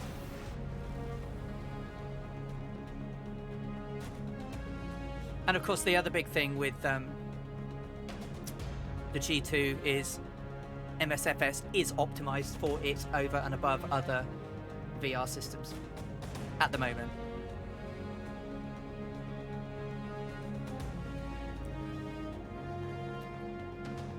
What I might do one day, Catbat, is actually do a little video of me in VR controlling, or set up a camera to the side of me and show me flying. I do a lot of Sperry flying at the moment because it's quite hard to talk, control things and everything with you guys while I'm flying. But the other night when I was flying with Colonel Falk, I was in the Piper, hand flew it all the way.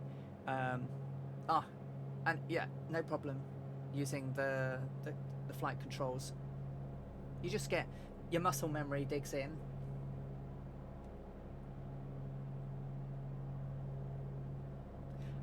MSFS right now doesn't support the controllers, so you couldn't use them in game even if you wanted. Whereas X-Plane, of course, you can use VR controllers to control the instruments. I've tried it in X-Plane. I didn't like it. Not using the controller, the VR controllers, the hand controllers. It didn't feel right for me. So here we are. We are in South America. We're heading down from Paramaribo in Suriname to Fortaleza in Brazil. We are tracking 177 degrees, heading down to towards the Amazon Delta.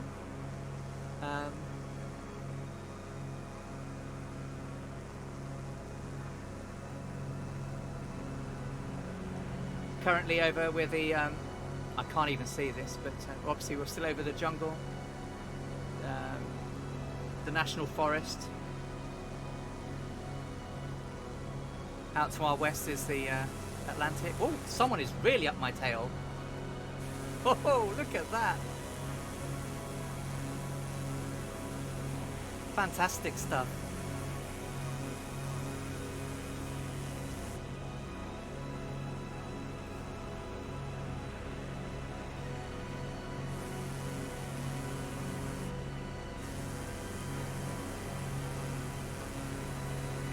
Yeah, look at that. That's superb.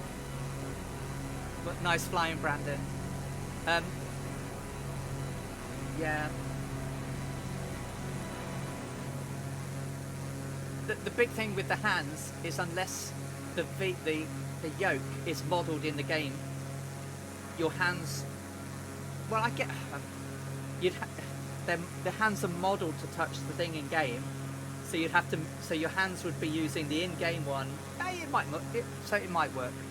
The Quest 2 has got some really good hand tracking. I don't know what the hand tracking. I don't think there's any hand tracking in the G2 per se. The Quest 2 hand tracking is actually really quite good.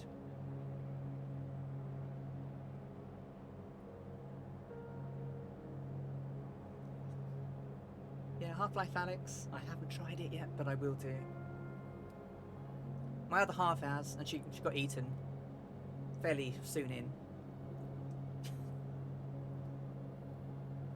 I think it scared her a little bit. So 35 and 37.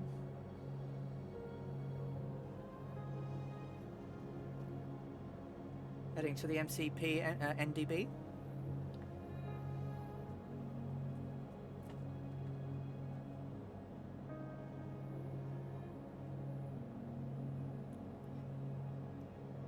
I do own the Arrow 3. I've got both the Carenado and the Piper.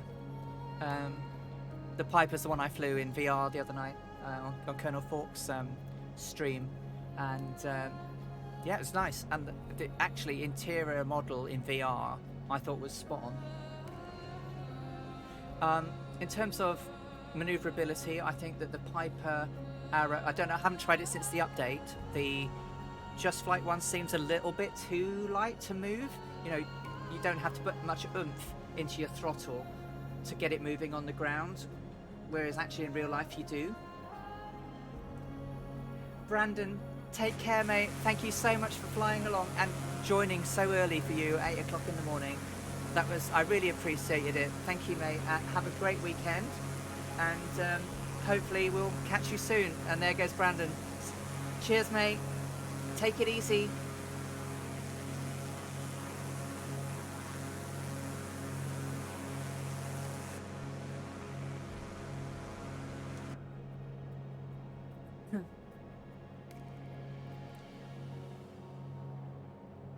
Yeah, I'd love more screens, but my little cubby hole here doesn't really... I've already got a 34-inch monitor in here and a portrait one to the side where I've got all my stream stuff now screaming down the screen. It's I don't have room for like a round one.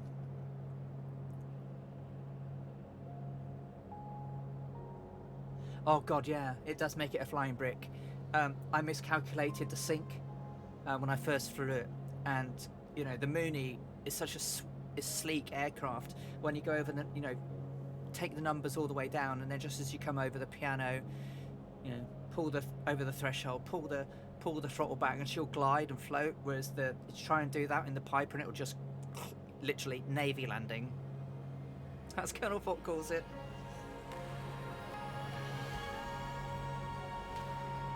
Let's have a look at the guys flying for a while as we fly over the jungles of Brazil.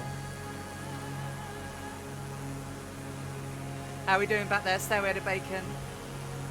Chilled Cork is still here with us. Druid Zeus, Catbat, Big Tone, and Dangerous Brian. A hard landing, Navy landings. I did one of those last week in this, but I literally underestimated the Piper Arrow 3 on my first ever flight on it, and thought I could pull the throttle back and glide down a bit like the Mooney does once you're over the threshold. No, literally dropped out of the sky, and I would have needed to have, you know, treatment on my back for weeks.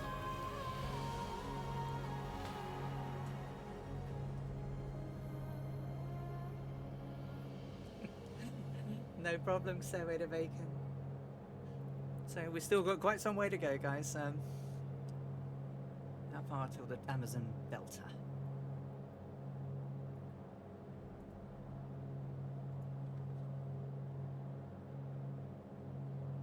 About 140 miles, I reckon. About 140 to the Amazon Delta. Splasher6, good afternoon. How are you doing? Closest airfield to join in. This is going to be a bit tricky. There's not very many rounds. If you want to use firewall mode, the closest I think is...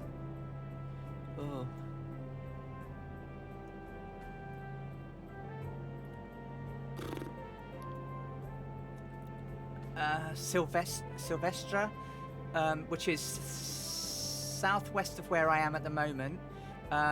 Sierra Tango, Quebec. I have flown outside of Microsoft Flight Simulator, yeah. So I learned to fly in a Cessna 152 and a 172 and several Pipers. Only ever flew recreationally, never for anything other than just recreation.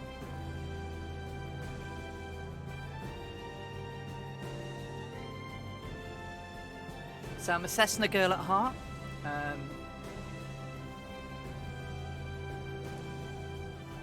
But ever since Two-Tone Murphy brought me, demonstrated the Mooney, I have absolutely been a Mooney gal. And one day I'd like to fly one.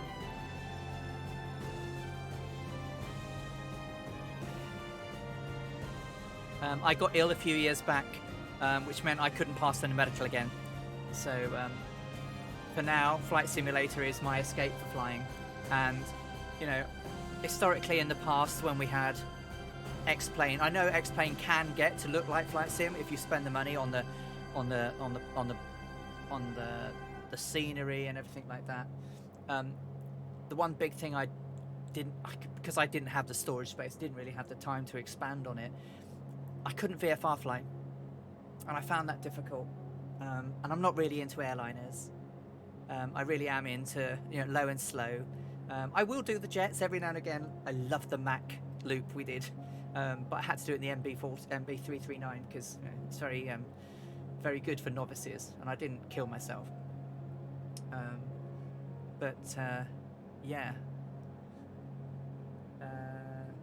Cessnas and Pipers. Yeah, that's very common in Norway and in Scandinavia, isn't it? That they have DA-40s for their flight schools. Certainly I know in Norway they do. And Sweden. Not sure about Denmark, but I certainly know it's very common out there for DA-40s. So I learnt the hard way. My 152 had no GPS. Literally towards the end of my training, they had them all modified and upgraded and had the GNS systems put in. And it was really weird, but we did have a bit of a play with it. But a 152 with a GNS 530 in it seemed a bit crazy.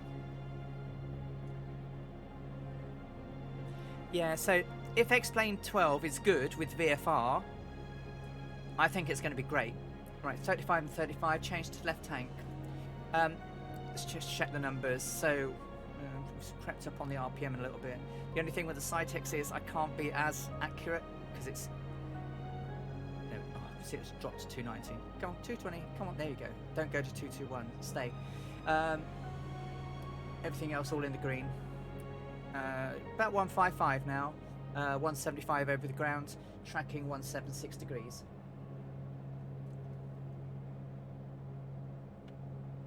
Yeah, absolutely. So, there are very rabid fans of all sims, or actually anything we do, any type of computer, any type of thing. There's always people for and against certain systems. I believe that sims competing against each other make it great for all of us. X-Plane, was brilliant when Microsoft weren't there and Microsoft Flight Sim wasn't around.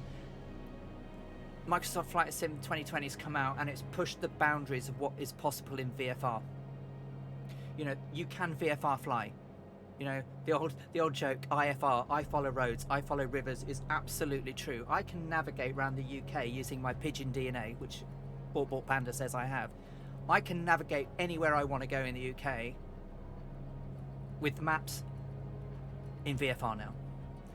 It's a little bit trickier without having the railway stations and the railway lines, because otherwise it would be I follow railways, because that's certainly what we used to do up here when I was training. Morpeth railway station is the VRP for turn south for Newcastle, and it's just not in the game, and it looks like a road, but everything else is better.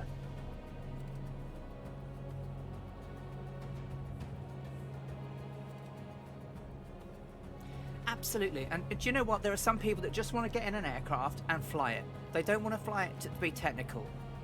They want to fly to have fun. And that's just what they should be able to do. But it also needs to cater for those that do want to do the hard stuff. that they want, they want the challenge, the realism, the immersion, like, and X-Plane will give you that in terms of technical capability of the study level aircraft. Their airliners are second to none.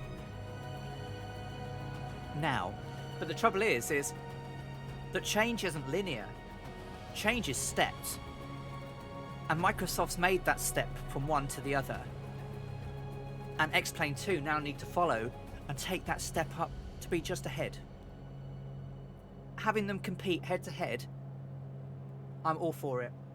If it means that some people can fly Microsoft Flight Sim, they can fly that. They can fly X-Plane. With Join FS that we're all using, we've had people in FSX, P3D, Microsoft Flight Sim and X-Plane all on the runway at the same time, and we can all see each other. They might be generic aircraft, but you can fly how you want.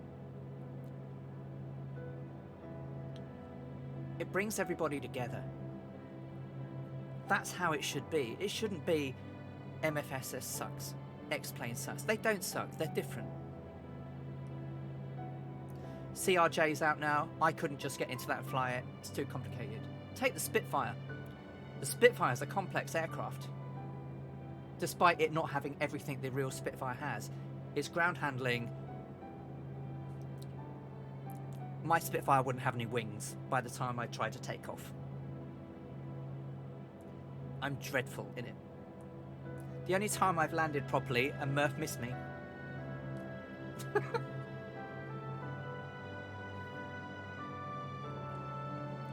It's a great aircraft. Once it's in the air, I'm brilliant with it. But landing, I'm getting better, but still not as good as some of the guys.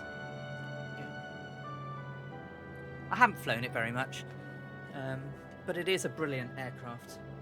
The Piper 3 is really good. I do like it, but I do think that it's a little bit light on the ground.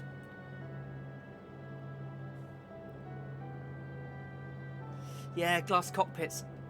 So the glass cockpits use the CT draw or GT draw DLL. So the working title mod should make an improvement to it because it takes some of the extra out. But the glass cockpits are a problem. They'll always be a problem.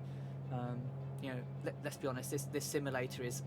It's a bit like EverQuest 2. EverQuest 2 came out at a time designed for computers 10 years in the distance. Flight Sim's a bit the same. It's pushing the boundaries of what computers can handle. But look at it. Look how beautiful this game is. Look at the shadows and the lighting, the scenery. It's just absolutely incredible. CDL, hey! It must be very early where you are. Good morning to you, and welcome. I'm sure everybody knows CD. CD is a prominent streamer, was on hosting running channels just last night for MSFS Official, flying around the fjords of Norway, and streams regularly, holds a great new quiz show on Sundays called What the Flock, and which I was pleased to be a part of a couple of weeks ago, and took part as the second contestant. So following Two-Tone Murphy, who was our first, streams with his wife, the Factual Gull, and co-pilot Winglet, the only Sheena Inu co-pilot on streaming flight simulators. So based West Coast Canada, if I'm right. So our time zones don't really match very often, but I do get up at the weekend to watch them, and I will be watching you tonight. Papa JB, welcome back to Pop In. Yeah, we're doing good. We are in Brazil, heading down towards, we're about 38 miles from the DME at Mike Charlie Papa, and then we'll be turning slightly more southeasterly, where we will be crossing the equator. And when we cross the equator, I hope everybody has their water ready for the blessing of the line. Obviously, blessing of the line, make sure you've got some water, because we do need to do that baptism as we cross the equator for the first time. Amelia had never crossed the equator, and so she was due to have a baptism, or an inauguration into the court of King Neptune. But whilst Fred had a flask ready to drench her, he forgot. So she didn't get it. But we will do a quick drip. I'm not going to throw water over it. My computers will blow up. But yeah, if you get it on Saturday evening, 2000 Zulu, obviously Colonel Falk is streaming, but CD runs his quiz show, and it's really, really fun. I thought I was going to be absolutely useless, but I pleasantly out-surprised myself and scored 9 out of 10 on the first round and 5 out of 10 on the quickfire round. So better than 0 I thought I was going to get. Bitmonster, hey, good afternoon. How are you doing? The flight's going great. We've got 109 miles to the first main waypoint, where we're going to start cutting across the Amazon Delta. And we have several Fireflies with us today. We've got Catbat, Rat Pilot Randy, Goblin Zeus, Big Tone 66, Stairway to Bacon, Dangerous Brian. We've got Splasher 6. We had Brandon Lowe, who joined us from the start. Well, if you didn't get baptized that time, Catbat, today is the time. Get your water for a baptism as we cross the equator.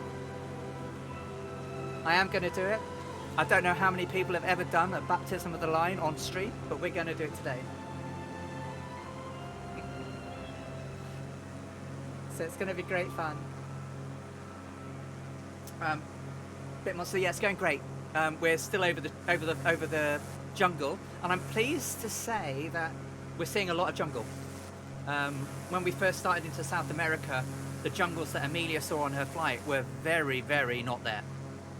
Lots of deforestation, but we've had pretty much several hundred miles now of pretty dense populated jungle.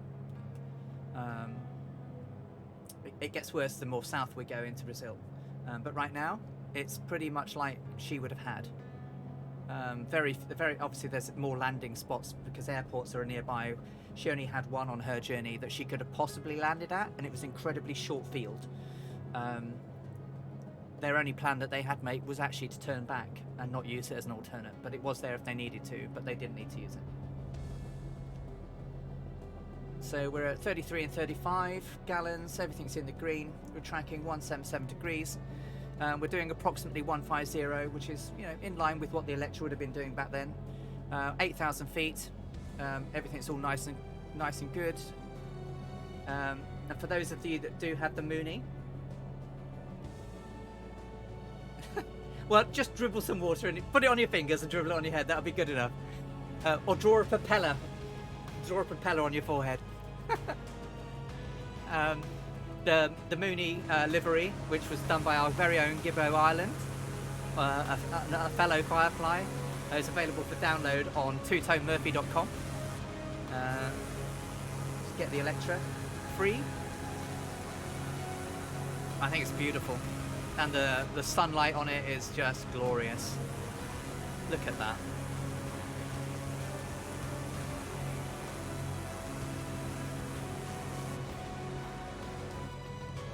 So this flight is the second longest one that we've done so far. Yes. Hope you enjoy your gift subscription from Catbat9 Bitmonster. Catbat's been very, very generous to the stream as we've been flying. So he's incredibly generous and supportive to all of the streams of the Fireflies. Obviously, we've got some merch as well. Should work. Which has got a John E design.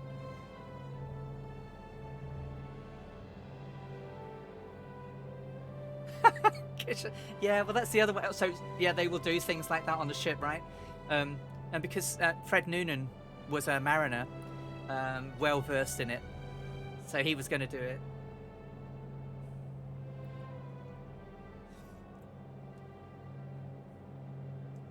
Well, Bitmonster, one day, hopefully you can join in. I mean, obviously I do them on a Saturday. My work's really busy. And some of these legs are really long. So this is the second longest one. So this is 1240 nautical. I've made some little adjustments to it because I couldn't quite if I did Grand Circle navigation, which Fred did use, I couldn't get it to match 1,330 miles. So they did about 1,000 miles over the jungle, and then about another 330 over the sea before they cut inland again. But I played around with Grand Circle all the time and charts, and I just couldn't get it right. So reading her diaries, obviously they crossed over the delta. They saw they didn't cross the Amazon River proper, so we'll cut across the delta. We'll cut the equator that they did, and then we'll cross out overseas for a bit. So I've tried to get it as close, but I'm about 1,240, not 1,330, but I couldn't get it to match that anyway. I think it was more like 1,150 if you did Grand Circle navigation. But I couldn't quite get it to match what she said in her diaries. So this is as close as I can get it. And then on Monday evening, I'm going to do a very, very short hop from Fortaleza in Brazil down to Natal, which is the cutover point for when they flew the Atlantic. And that is using Grand Circle navigation, and we will fly to the destination they got to, not the destination they were aiming for. So that'll be interesting as we get there.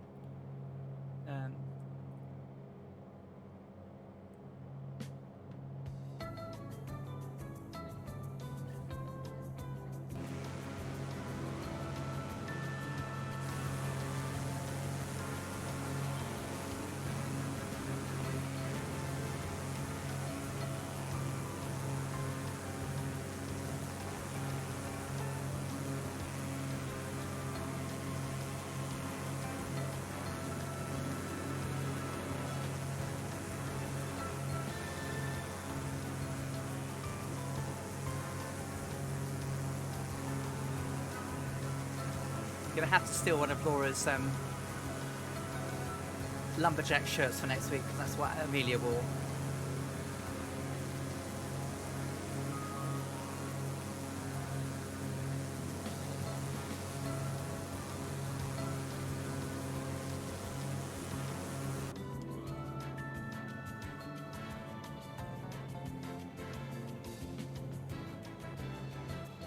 So I've got a series of little special merchandise available. I have a nice tasty beverage mug, a t-shirt or a hoodie, all with a fabulous John E design. The Mooney is on there, the Earhart light, which is based at Howland Island in its original glory, and a nice picture backdrop image of Amelia in the blue skies and clouds. Available only to this channel. Can you tell I don't work in sales?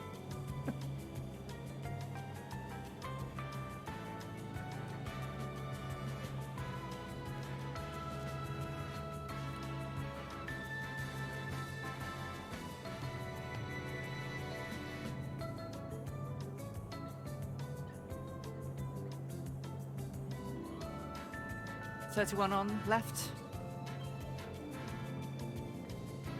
Dangerous Brian's out there. My wingman on the right.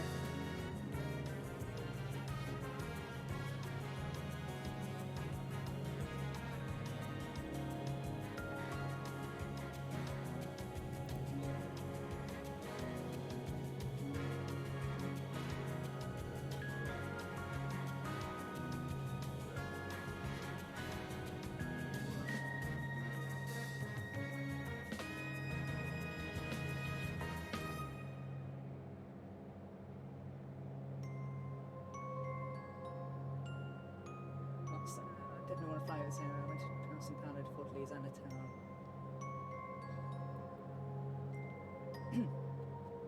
Well, I've never flown over this area either, so it'd be good to get your impressions a bit, Monster. What you think?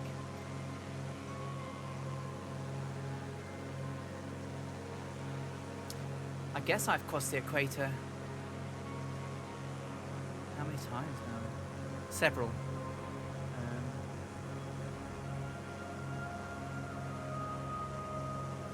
New Zealand, Australia, China. Never been to South America. Yeah, the stars are definitely different. It's really quite interesting.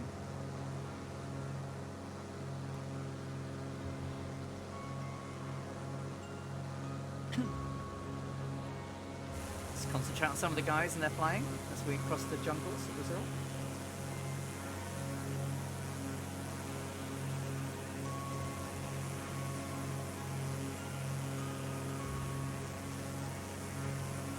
Remember to have some tasty beverage, peeps.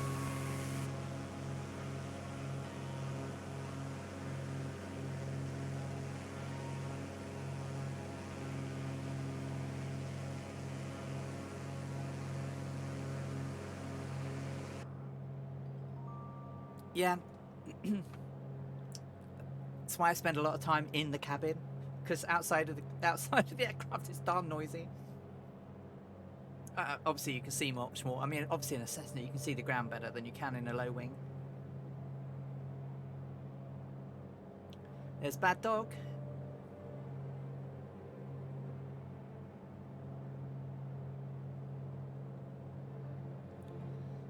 Yeah, I loved astronomy when I was younger.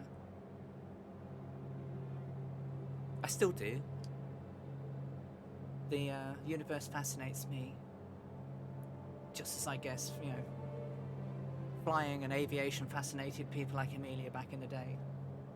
Wanted to push those boundaries. Explore, visit, do things that no one else has done before. You know, we're so very privileged these days to be able to fly quickly and easily around. Is there? Because I can never find it properly. I shall have a look afterwards, but it's really, I need to turn it down because it's really noisy.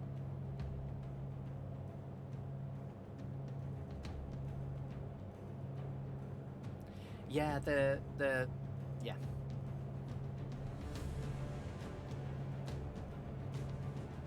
Certainly for streaming, it's good to turn it down because actually it's really loud, and I wonder why. You know, I don't know what it is like for you guys. Oh, Naughty Gnome, thank you so much. Looks like you bought something from the store. You've bought some tasty merchandise. Thank you so much.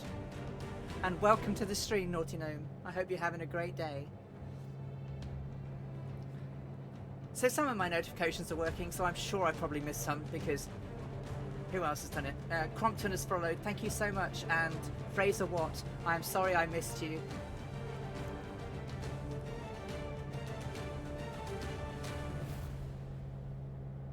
Hello, hello, Naughty Gnome. How are you doing? You having a good day?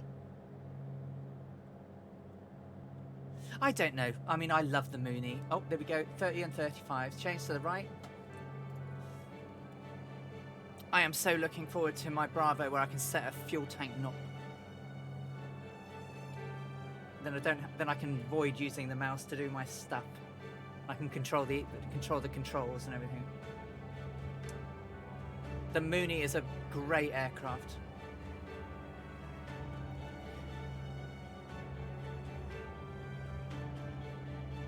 God, 61 knots.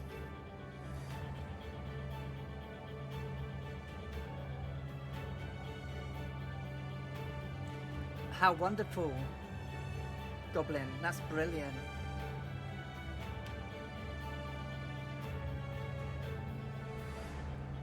Bravo, I know, well,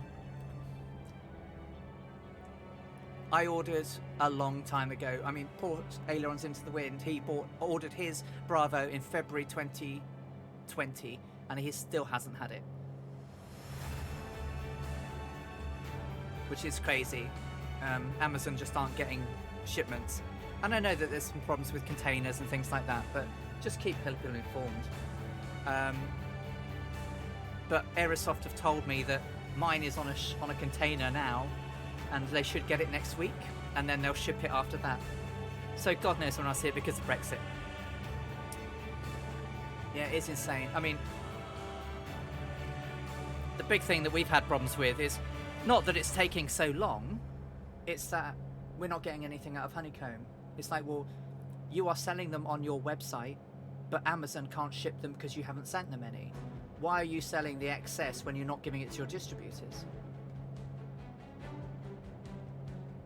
Hey Speednut, nice to see you.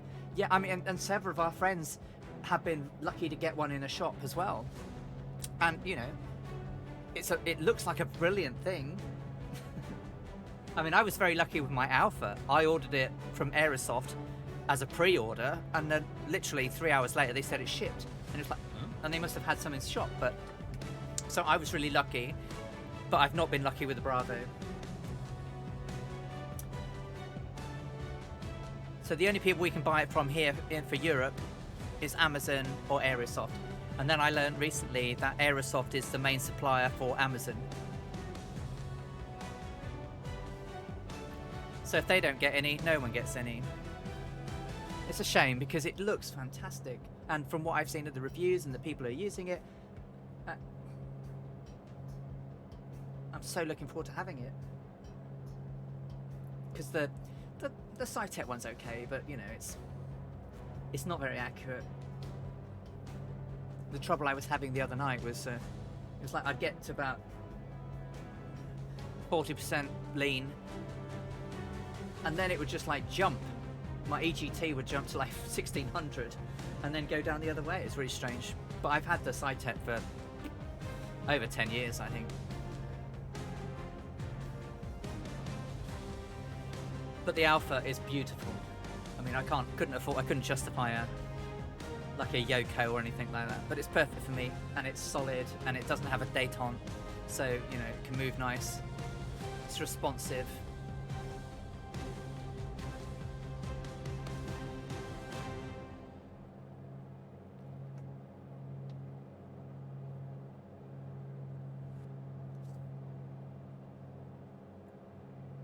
Oh, the 10-degree bug is a pain in the bottom. So there is a trick, but it's horrible.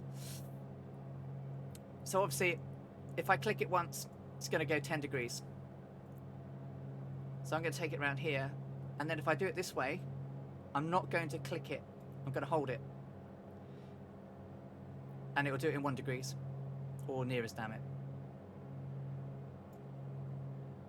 So the trouble is, if you want to get it to an actual number, it's harder. So if I wanted like a 5, oh, look at that first time. Anyway, then it will go around in 5, so 185, 145, so on. So you can do it, but I don't know if it works for everybody. And then the trouble is, if you ever want it on a specific number, it can get tricky. But that's what I do.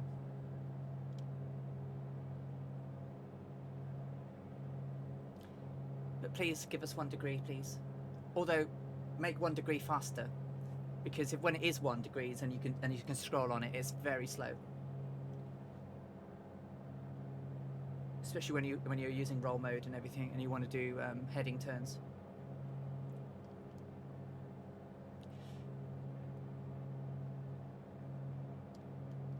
There is.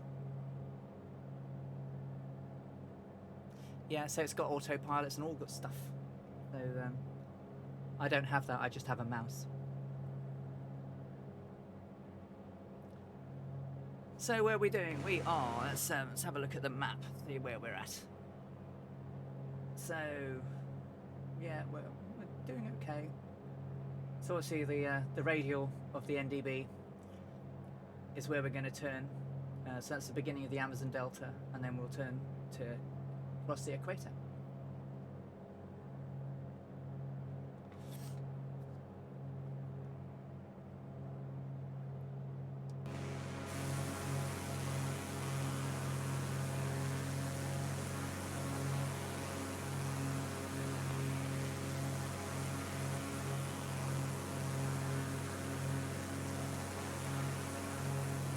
I see Brian sporting the lovely livery.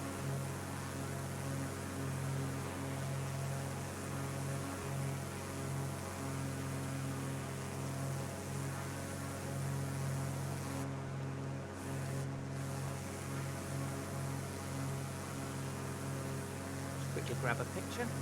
Dangerous Brian alongside me. Here comes Catbat.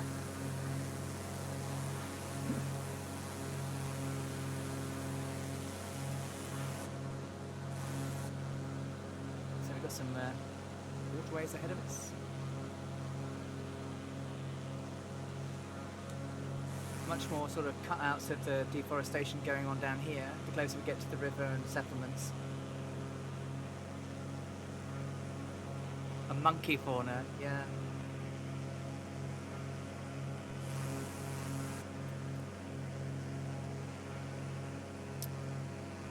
South America, leopards?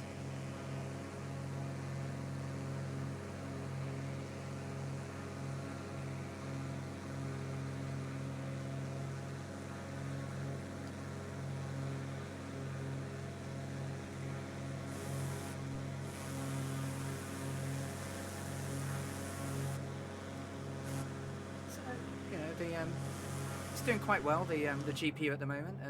You know, we've got the settings cranked up quite high, and we're getting about 58 frames per second. So quite pleased with that. I've had the odd stutter today, but not bad considering we've got people flying along with us. So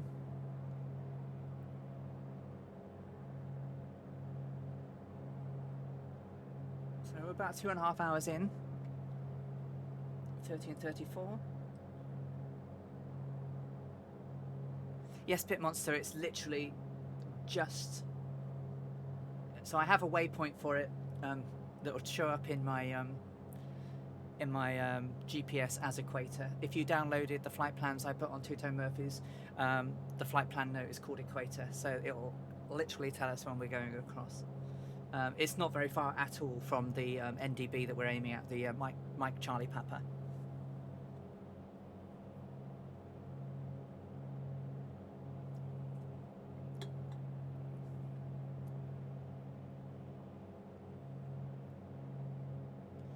So yeah, a little stream next week in the midweek just to drop down to Natal, so that the Saturday stream will be the Atlantic crossing.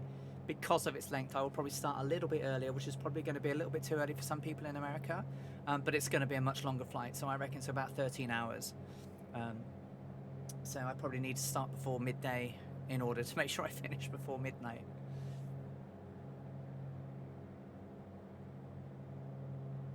It's going to be a strange flight, that one.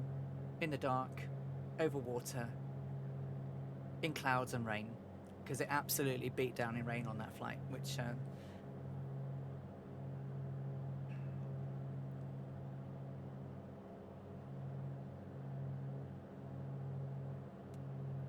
made it quite difficult for them to see. So she took it very easy on the engines as she flew down this leg. Again, not running it a full pelt. Wanted to treat them gently because of the length of journey ahead. I mean, we started this afternoon with 20,861 miles to go. We should just be under 20 in the 19,000s by the time we land. So below 20 odd thousand for the first time. And shortly, finishing our flight on the second continent, and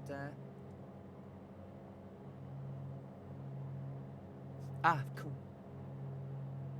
Yeah, so it's 1400 Zulu here, so 11 o'clock. Are you Eastern time?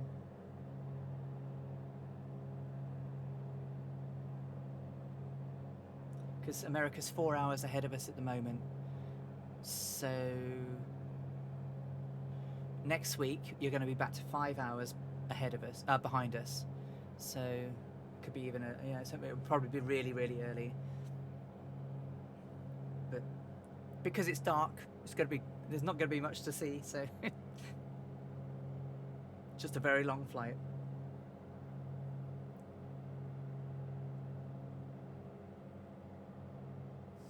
Okay, cool.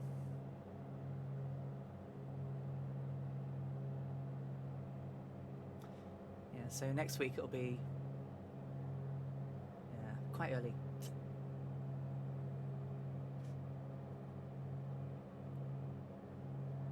So for those that weren't here earlier, I was talking about so Amelia and Fred on this part of the flight was starting to look very worse for wear for basically a week's worth of flying. She only flew with one suitcase. It was a very small suitcase. She had 5 shirts, only two pairs of trousers, a change of shoes, so just 2 pairs, one she was wearing and another one, a light working overall, a trick weightless raincoat just in case it rained. No coats for going out in the evening, so that made entertaining quite hard for them when they were invited out to consulates and embassies, which they were on their trip. And a few toilet articles. But when she flew all of her expeditions before this flight, she only ever travelled with a toothbrush. So I think that's quite some change up on her luggage requirements. And the only other thing they had was a pith helmet for when they were going to be in the sunnier climes, so they didn't get sunstroke.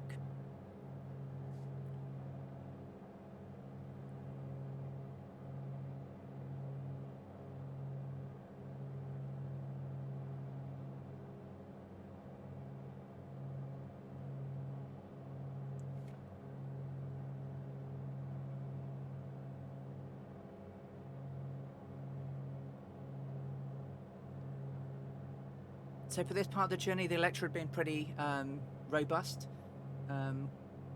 They obviously had trouble at Tucson when the engine caught fire. Not great. Had an engine oil leak repaired at Carapito and Paramaribo. And they also had some engine work done when they get down to Fortaleza.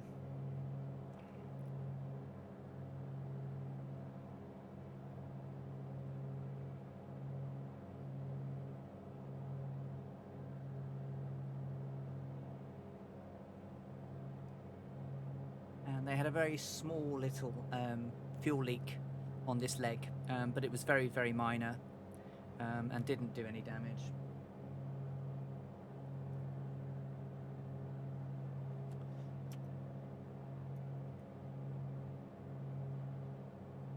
So the weather at Paramaribo was perfect except for a morning mist from the Suriname River when we took off to skim the tree tops and then pull up. Well, when we took off there were no trees, so today no trees. We're stopping our takeoff. During the day we flew over 960 miles of jungle, added hops of 370 miles by compass course over the sea, for a total of 1330, a trifle more than half the transcontinental distance between New York and Los Angeles. So they flew for about 10 hours, which is, we're going to be slightly under that, but I couldn't make the charts match the mileage she said that she had flown. So we're heading for Fortaleza, which is just west of Cape I can't say this right, Mucuripe. At the time was quite a potent metropolis. Had about 100,000 people, which is quite a lot of people those days for Brazil. And hardly anyone in North America knew its name. She actually thought that Natal was the more important place, but actually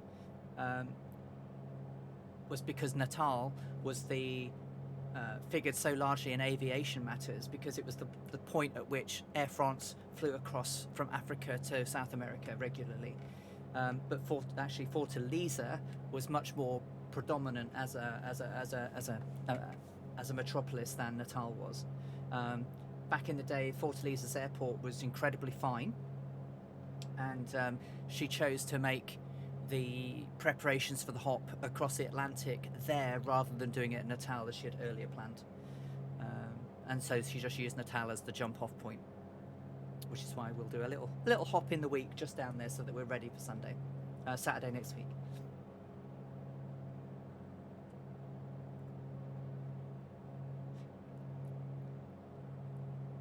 So this will hopefully give us a little. So this is it's a very small picture. I couldn't get a bigger one, but it's circa 1930s Fortaleza from the air. So you can see it's quite small back then. So we'll see what it looks like when we get there today. I've not been there, so I've tried to avoid all of the airports that on this flight to check them out. I've literally planned everything, and we're flying there just like she did. Obviously, they're not the same anymore. They're bigger airports, but some of them are small still. Certainly Leh.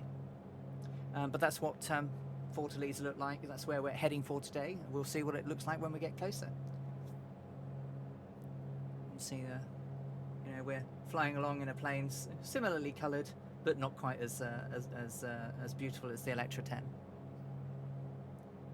That picture there is taken from the Seattle Museum of Flight, where the Electra 10 is now stored, and it was used in the recent film Amelia, where Hilary Swank played Amelia Earhart and Christopher Eccleston played Fred Noonan. So Cat Batter 9's ahead of us now, and we've still got Bad Dog Muncher, Rad Pilot Randy, Big Tone 66, Stairway to Bacon, Druid Zeus, and Dangerous Brian. I hope you're still doing good, guys. Remember, stretch those legs and have a walk around. I am not crawling on my belly to the loo like Amelia had to, but I will need to use the lady at some point. Thankfully the Electra had one, so I can pretend I'm using the little cramped space that they had. Time really has changed, and the world is complete. I mean, look at the ground as we're looking at out here. This was all jungle all the way, and it's just patently not anymore. It's quite sad, isn't it?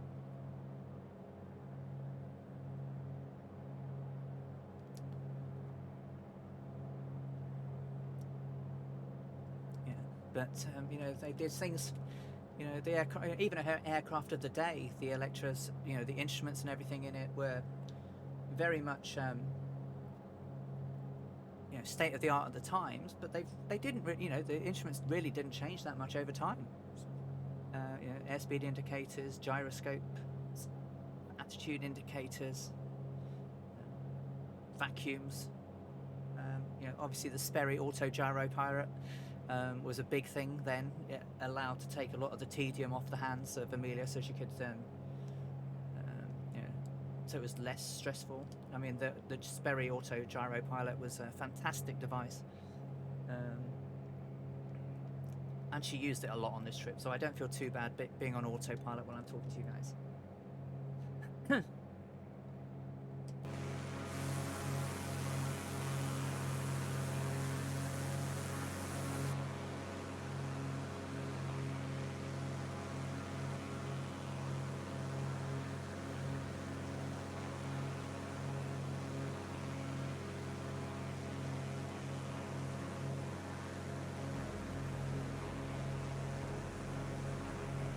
Absolutely. So we're still quite a way till we get to Mike Charlie Papa, which is at Sierra Bravo Mike Quebec, which is Macapa International. At Macapa we'll crossfield, centre crossfield, and then we'll go 120 degrees, and we'll head for that equatorial line, which we will do just south of Isla de Cara.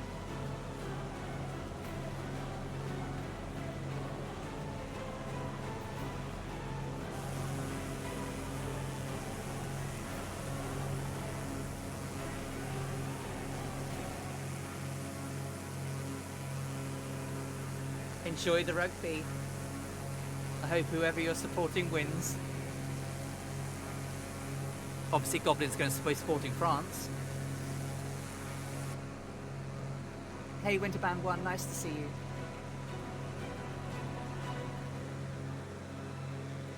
Oof.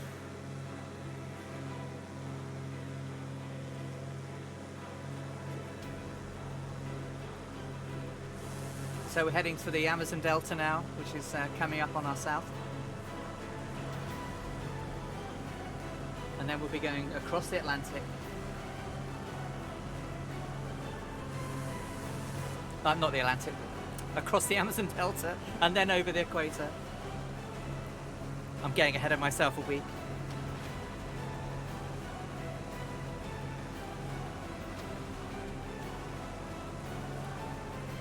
Looking forward to the Atlantic crossing. Haven't done an Atlantic crossing in any sim in a general aviation aircraft before. So we're 30:31, 1 gallon to go till we change tanks. Checking the numbers, we're still all good and solid. The moon is flying like a dream. Flew through 13.3. I was aiming at 13.1, but that'll do.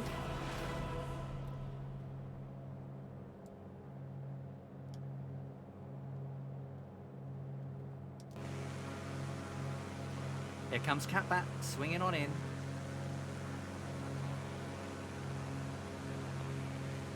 Yeah, Super Typhoon, it's about 1,700 odd miles. We are going to simulate the departure they had, so they didn't end up where they were meant to be going.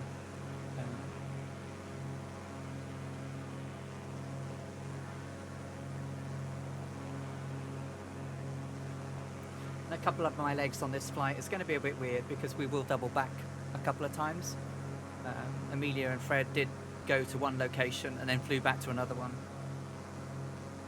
That they did several times.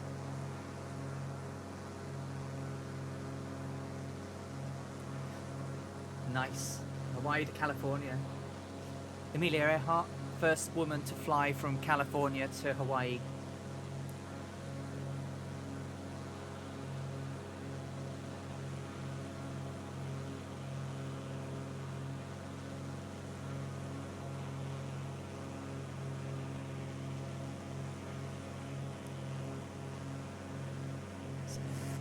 So ahead of us, I think we've got winter band on the ground.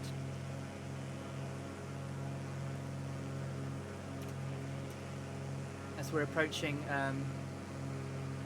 Sierra Bravo Mike Quebec and Mike Charlie Papa VOR. So here we go. Here comes the Amazon Delta.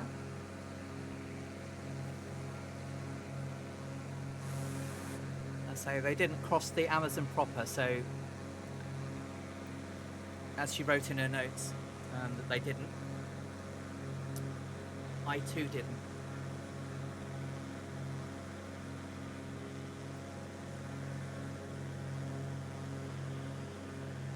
So she said, I remember once crossing the United States by night, and I'd been flying very high, glimpsing through suddenly gleaming clouds, and I saw the Mississippi gleaming in the moonlight below. Today we crossed the Mississippi's southern brother, the huge Amazon. Well, we didn't actually span the river itself.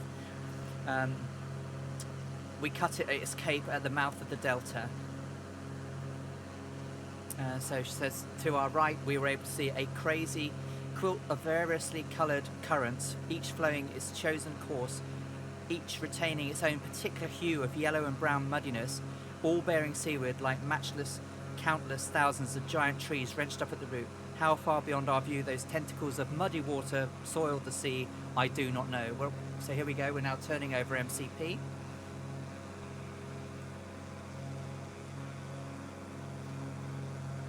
And there's the Amazon. So it doesn't look very brown and muddy to me. But we're now turning to around about 120 degrees. And we are 5 minutes 43 from the equator. So about 16 miles now.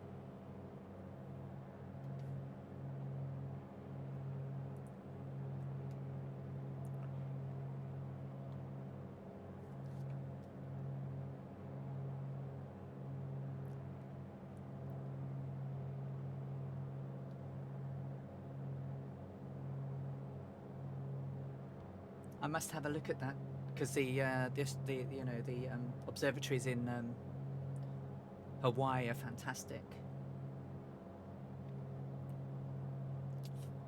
So next stop, the equator. ETE 5 minutes.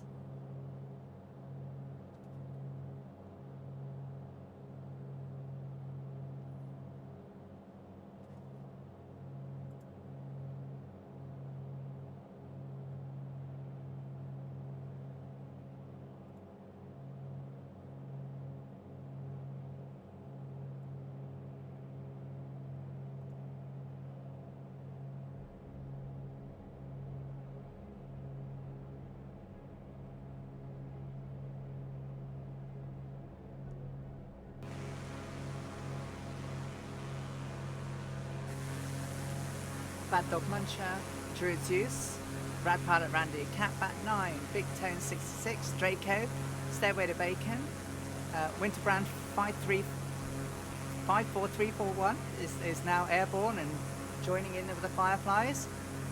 Dangerous Brian, and Stairway to Bacon. Stairway to Bacon's joining me on a lot of these flights. all the way. So it's great to have you along. It's great to have everyone along. You know, even if it's like a 30 minutes here, an hour here, 2 hours there, keeping me company is brilliant, and I love it, and I really appreciate each and every one of you.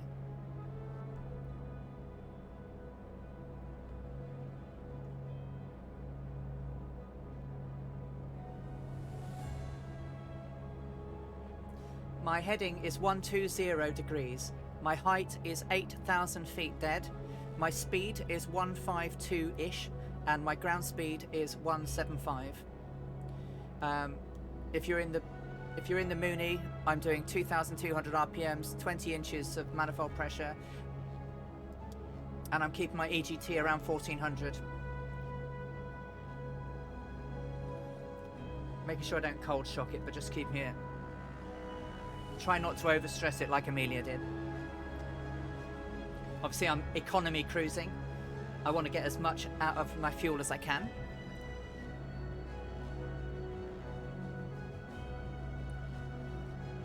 .8 nautical miles to the equator. 2 minutes 36 seconds. Make sure you've got your water ready, guys. I will be drinking it after I baptize myself.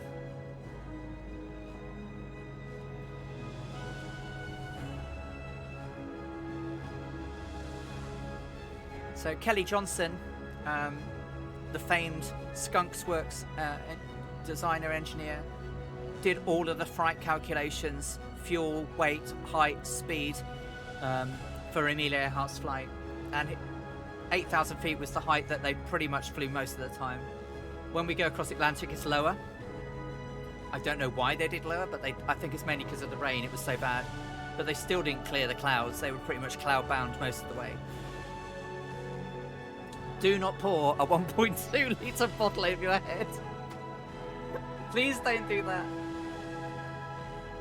Alison Johnson streams. Do not claim responsibility for blown up computers.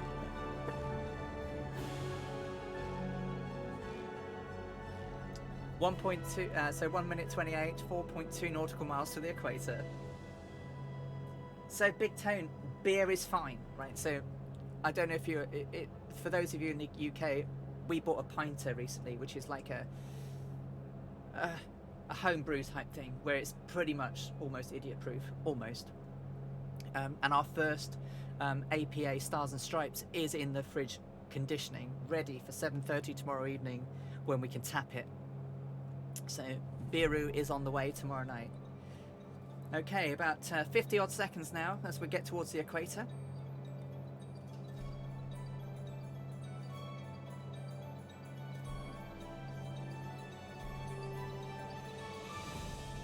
Forty seconds.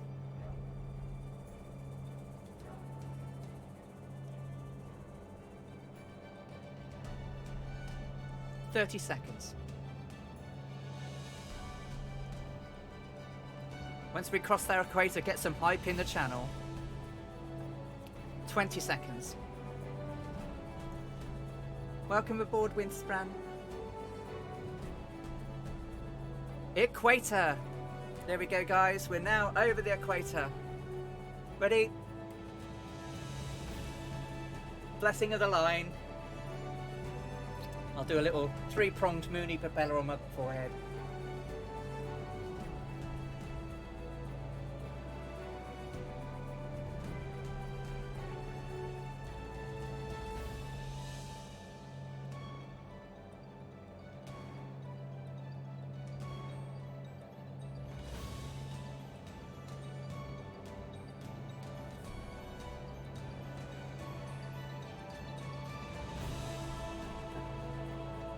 Now I'm wet.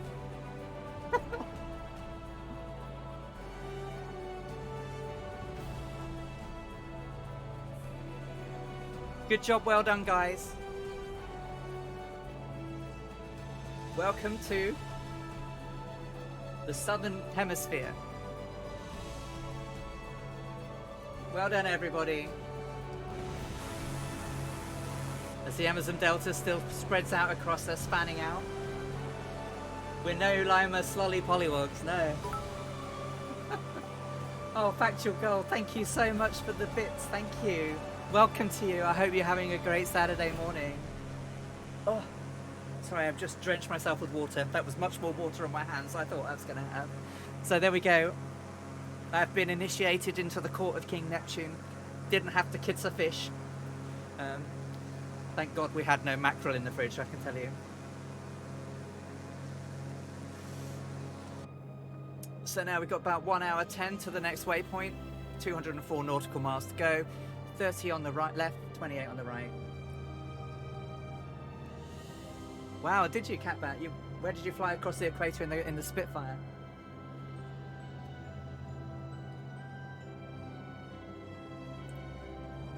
Nearly out of Red Bull. I'll need some of that later.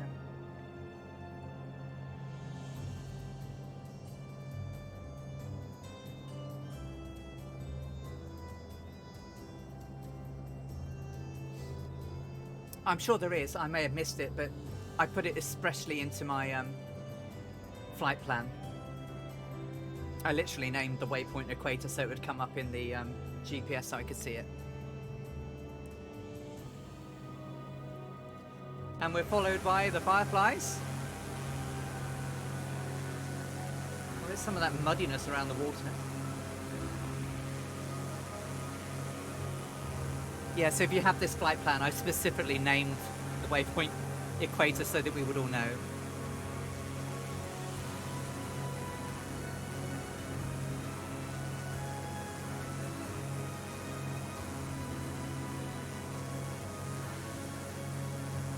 Are you okay, Brian?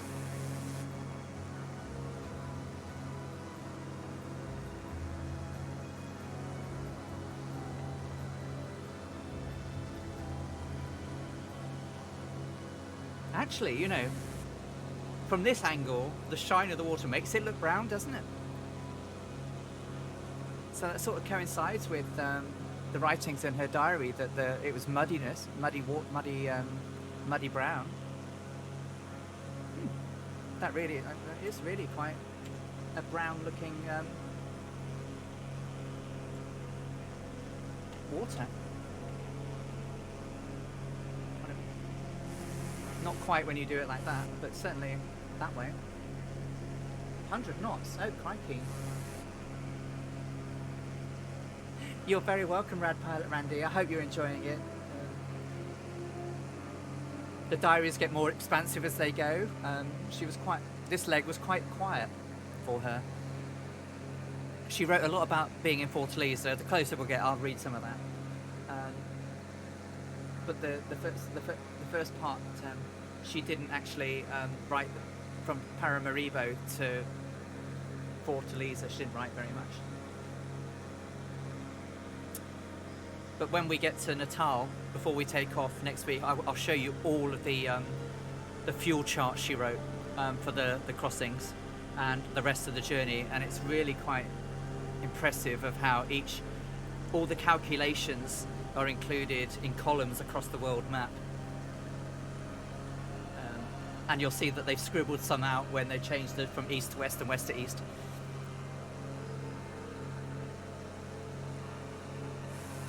That is muddy brown, right? That absolutely matches what the diary said. That's really good.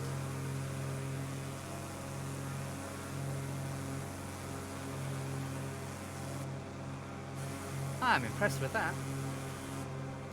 Isn't it?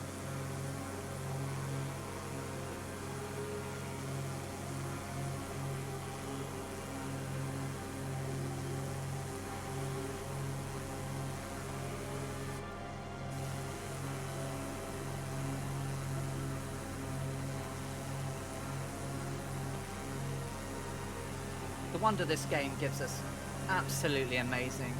Yeah, it's got some problems every now and again, but what's your mixture at, Brian? What's your manifold pressure and everything?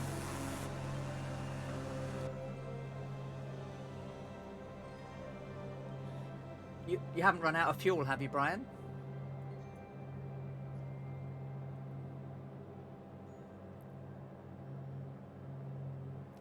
Or flaps out or anything? It's as I mentioned earlier, I've flown some. I'm old. Crikey, I'm 54 this year, and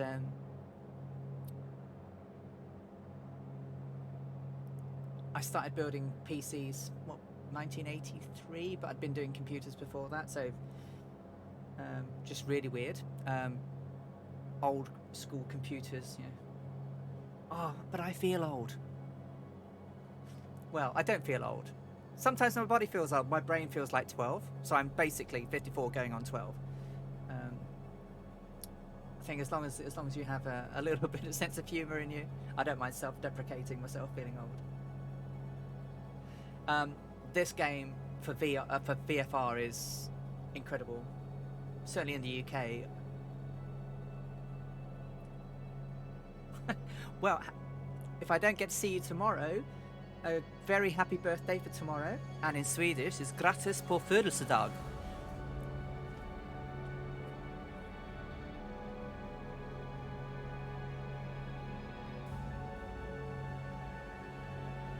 I have a terrible funny bone factual goal, and once it's gone, I just can't stop. I mean, I can't stop. I will literally be pouring tears down my face and not be able to stop. If something triggers my funny bone, I am gone, and I can't stop. Can we just get a happy birthday in the chat, guys, to Super Typhon, who is 22 years old tomorrow? Happy birthday. Jag talar svenska. Inte så bra. Jag studerar svenska för 7 år nu. Min husvänner är svensk. I work for a Swedish company as well, so it helps.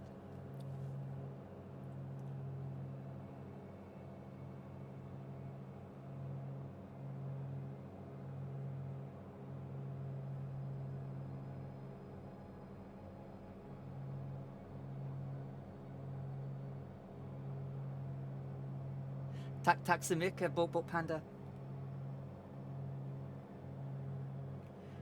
We'll still need you, we'll still feed you, and we'll buy you pints of beer, Bad Dog.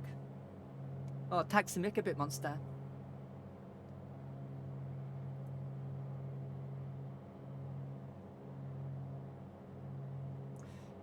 Min chef älskar att jag kan tala svenska.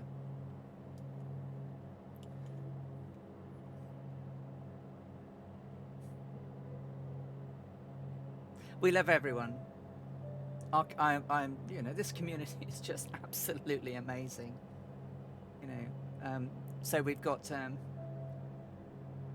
ailerons into the winds flying a stream tomorrow, chasing Yogi and Boo Boo in the forest somewhere. That'll be interesting. And then tomorrow night we have Colonel Fork. I must put an ailerons into the wind shout out. And lots and lots more people in the community getting into streaming and taking people on journeys. How incredible. CD streams, Forda, Fabio, Two-Tone Murphy. Yeah, it's just incredible. I've never felt so part of something outside of when I used to do drum and bugle corps when I was younger. But from an online community, this is incredible. Absolutely incredible.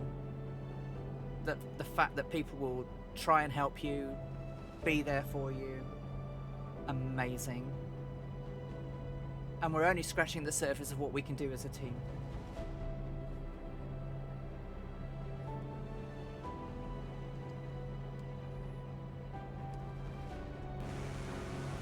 For once you feel like the youngster. Well,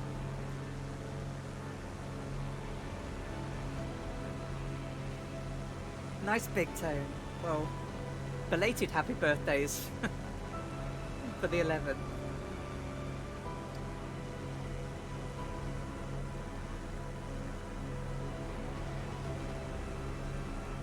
The scenery is incredible. Not quite fjord incredible, but just look at it.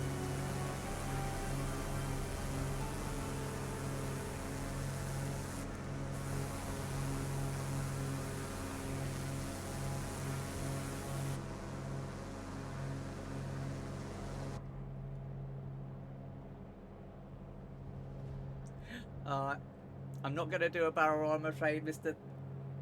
Thingalaya. Amelia didn't do one. Just trying to be faithful to her. When I'm in my Spitfire and doing some Spitfire sims, I'll do some barrel rolls and victory rolls and loop the loops. But I'm trying to conserve my fuel.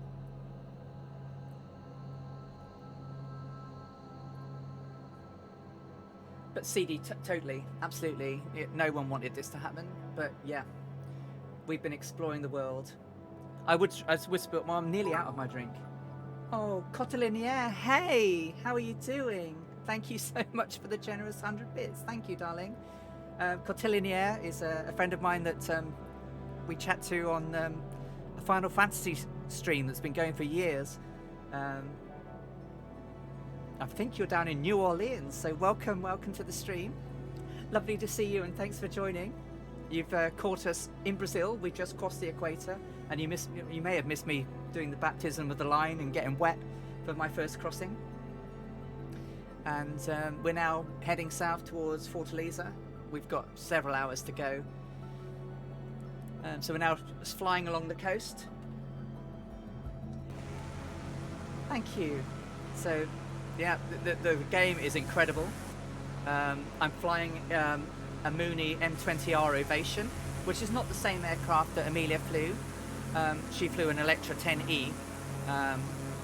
However, on the 80th anniversary of this flight, back in 2017, a Mooney 20 was flown around the route, and so it was heavily modified to have 200 gallons of fuel, which is more than I can put in this, so I will cheat, but no more than 200. And we're flying down the coast of Brazil and over parts of the Amazon Delta, heading towards Fortaleza in Brazil.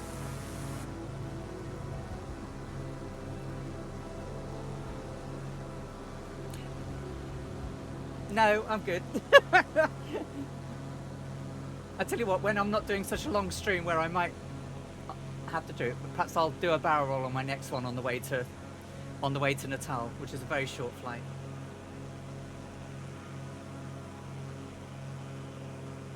I'll give you a wing wave for free, Mr. Thingalaya. There you go, I'll give you a wing wave.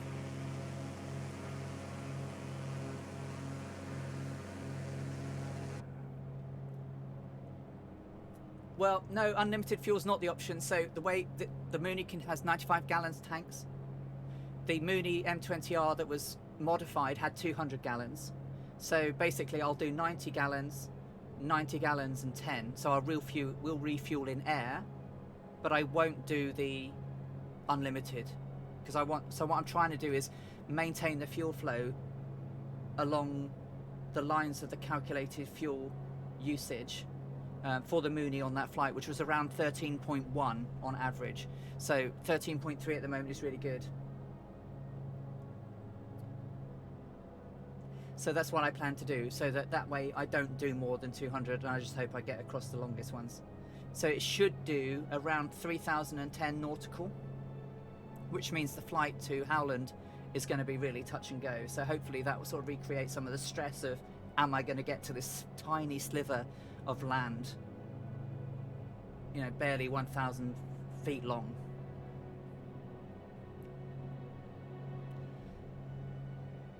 When you think about it, it's actually quite crazy that they were trying to get there. This tiny little place in the middle of nowhere.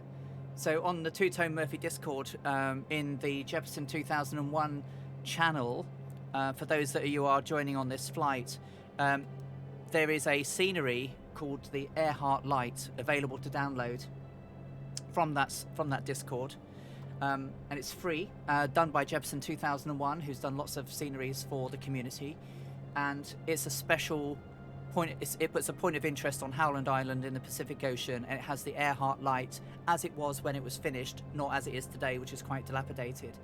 And there's a little sign on the back of one of the boards. So that's going to be great over there. So if you want to grab that scenery, it's free. We will land on Howland Island when we get there, and we will pay our respects to Amelia and Fred. They were going to land there and be refueled by the US Coast Guard cutter Itasca. And there was another Coast Guard ship around the island as well, but sadly they didn't get there to be refueled. So but we will land and we will fuel. In a lot of the honorific flights that have taken place since, they've either dropped flowers or wreaths as they've flown over it rather than actually attempting a landing there. But we'll do it because we can. It's in the sim. She used to say, I do it because I can.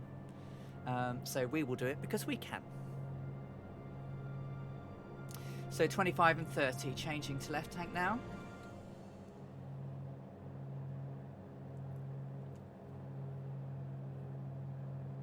How are we doing on our maps? So we're still, flying along the delta.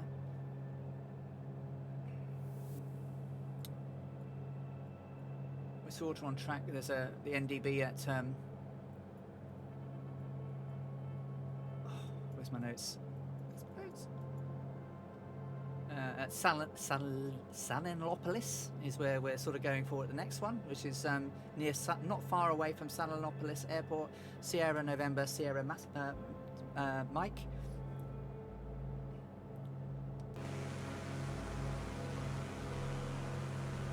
So we're flying along with the Fireflies. Randy, Catbat, Dangerous Brian still with us. Dangerous Brian, has it picked up again?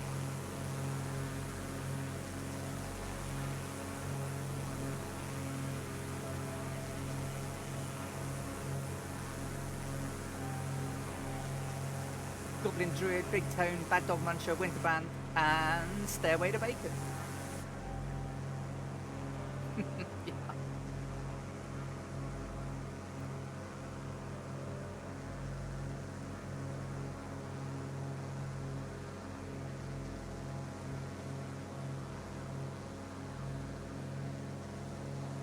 There you go, one barrel roll.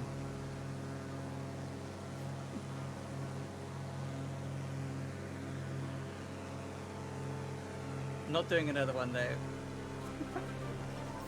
Oh, Two-Tone Murphy, thank you so much. That's very generous of you, thank you. So, thank you Two-Tone Murphy for gifting 5 tier 1 community subs to the community. Sub bomb. Can I have some hypes in the chat for Two-Tone Murphy? Congratulations to Seamus McNeil, USAPR, Bagdog Muncher, Warhamster01 and Foxtrot for their tier 1 subs gifted by the one and only Two-Tone Murphy, who needs no introduction, but obviously if you don't know who Two-Tone Murphy is, GA all the way, go and join us on twitch.tv/Two-Tone-Murphy. Oh, Bitmonster, thank you for the cheers, that's really lovely, thank you. A big shout out to Two-Tone there, thank you, that's really generous, thank you. And more bits. Thank you. So I did a little... Have I ruined my stuff? No, everything's good. Annalisa, good afternoon to you, darling. How are you doing? How's those dancing shoes?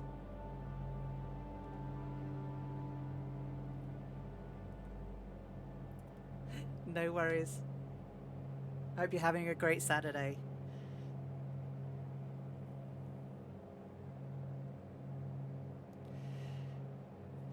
So it was Annalisa's birthday today, so happy birthday, Annalisa. Save us a slice of cake. Birthday lurkage. Let's get some cheers out for Annalisa.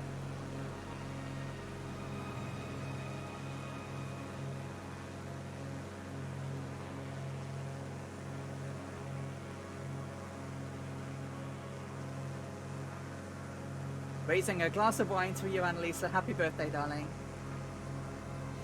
So yeah, we're flying Microsoft Flight Simulator 2020. Scenery is beautiful down here in Brazil, and we have the Fireflies with us on a 1,240 nautical mile journey from Paramaribo in Suriname down to Fortaleza in Brazil, where Amelia and Fred took a day's break before going down to Natal for the jump off to fly the Atlantic.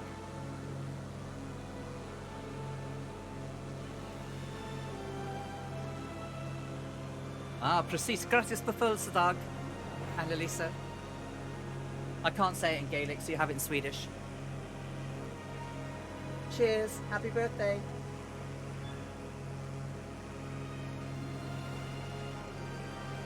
Super Typhon, happy birthday to you too.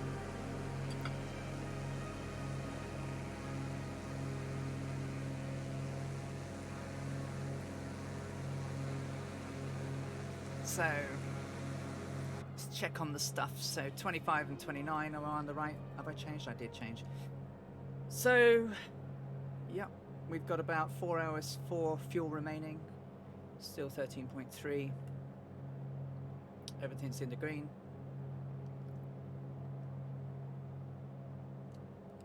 Doing very nicely indeed. What type of cake have you got for your birthday, Annalisa? Can I guess? Is it chocolate?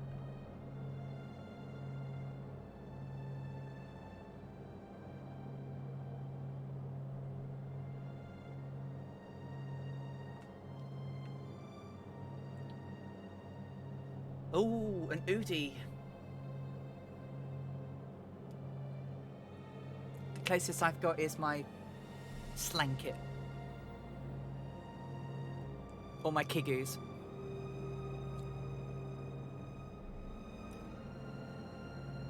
Oh, lemons cake with poppy seed. Sounds good.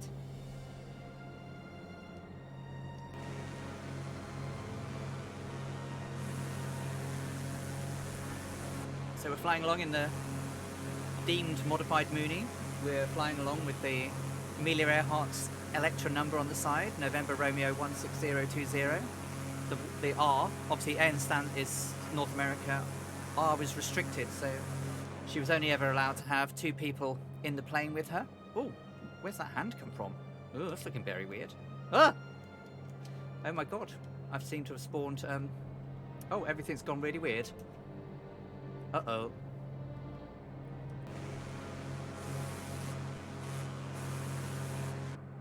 Oh no, my cockpit's gone dreadful. Uh-oh. Anyone got an idea how to deal with this? The phantom hands? Oh, it would sort itself out, will it? Okay. I'll stay outside. Oh my god, that gave me a heart attack. It's almost like one of my other half last night when we was flying with Tito Murphy suddenly shot her head in front of me and made me leap out of my chair.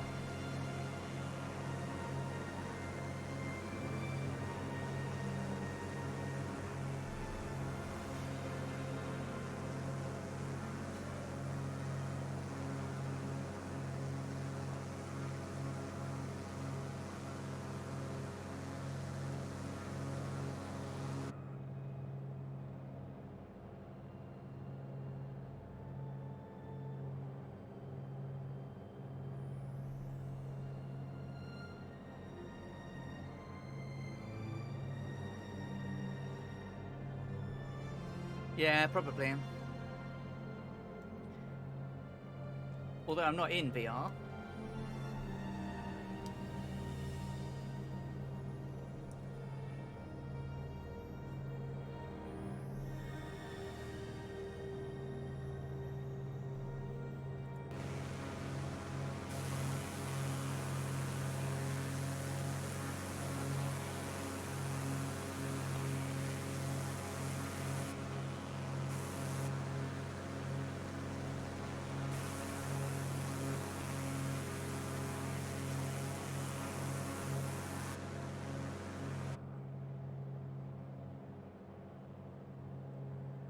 My poor Mooney. Now this is going to be interesting if I can't see my fuel tanks. I'll have to refer to the fuel menu.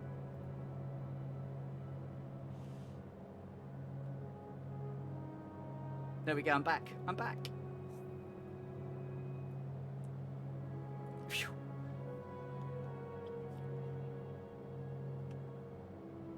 It has recovered, thankfully.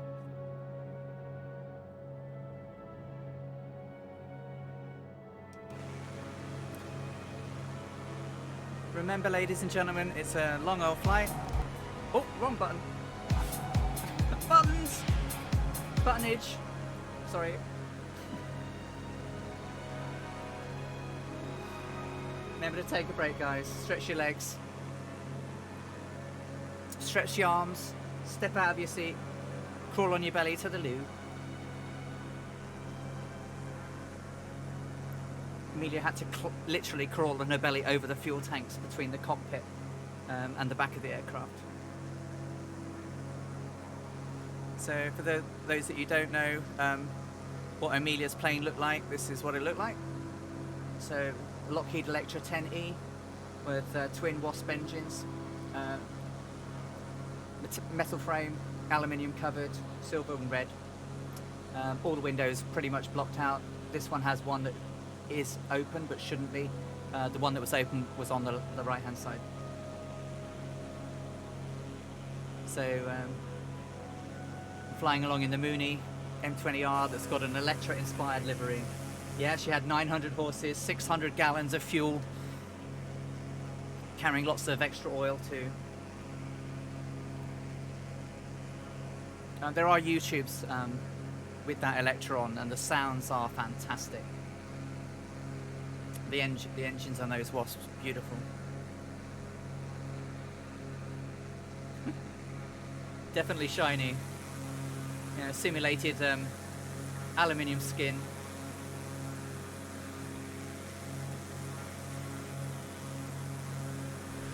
The light plays off it so well in this game.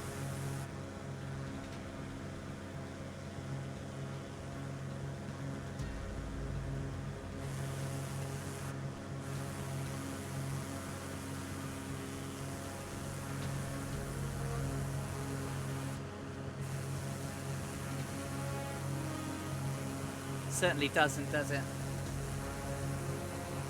By the time that they got to Fortaleza at this leg, it absolutely needed a clean. It was quite grubby, following the jungle landings of Carapito.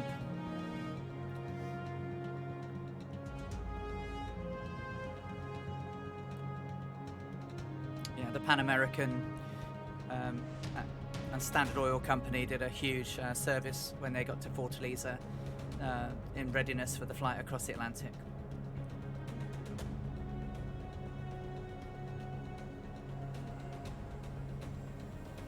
I've never actually seen one other than in a museum.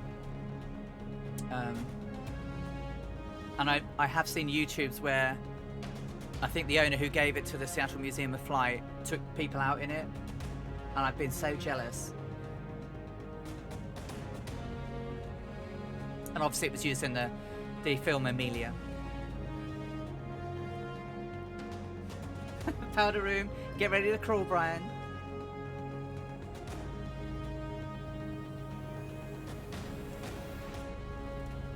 So yeah, so whoever was saying they were thinking about getting the Mooney and hadn't because they thought that the viewport of the nose would be too high. It's definitely not as high as the Bonanza. I struggle to see over that. Welcome back, Papa Joe B. But certainly you get a good view out of the cockpit in the Mooney.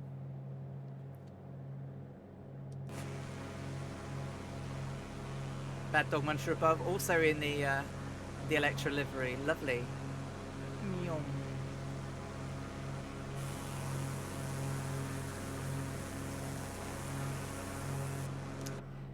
So 27:25.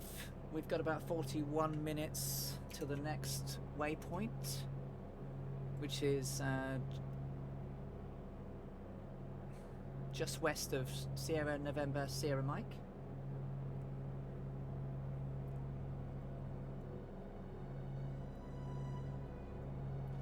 And then when we pass that, it's going to be another 120 nautical down to the waypoint Kilo Zero Kilo Romeo Alpha.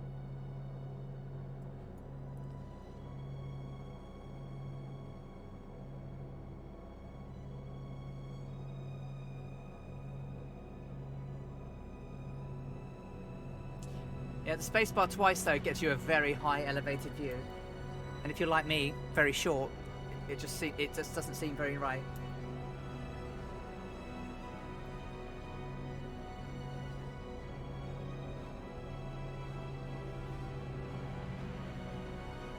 Oh, nice.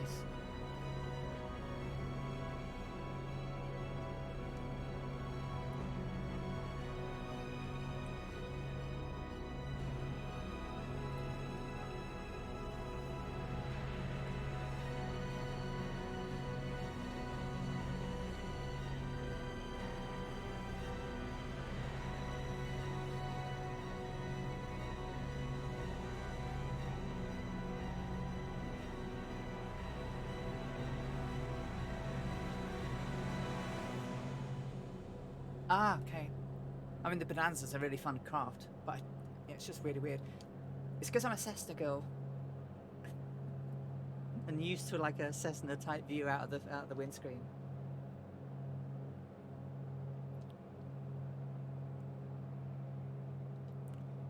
But I do love the Mooney. I do love it.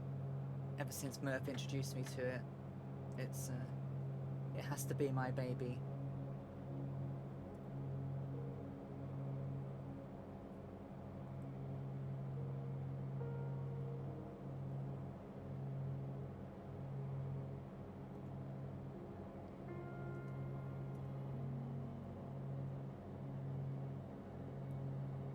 Over there, that's Isla Mexicana.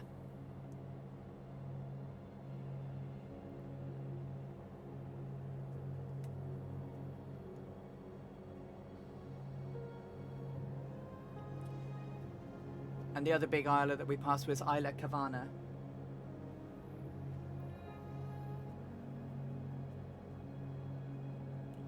And we're in what they call now Isla de Majaro. I can't. Arctic Tern is going to kill me with these pronunciations.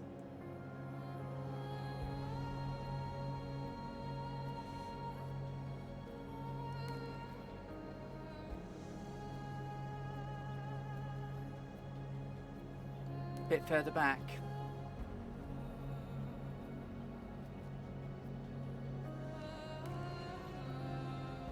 That's the only thing I can think it was. Like a spit. Oh.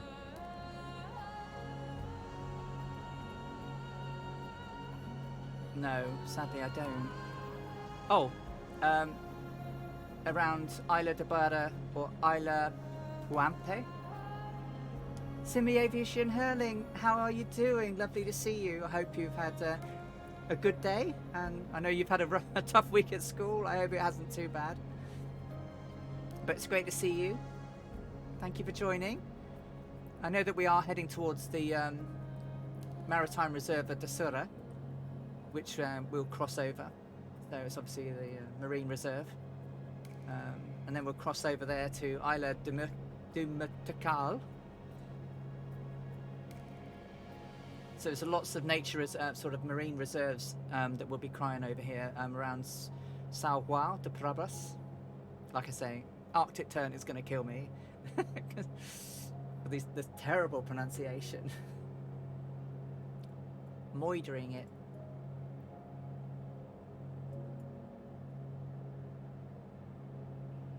Some of this I can't even pronounce, you know.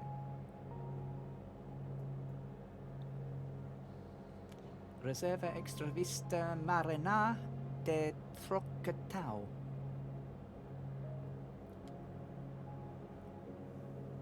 So lots of fingers, inlets that will cross over all the way down.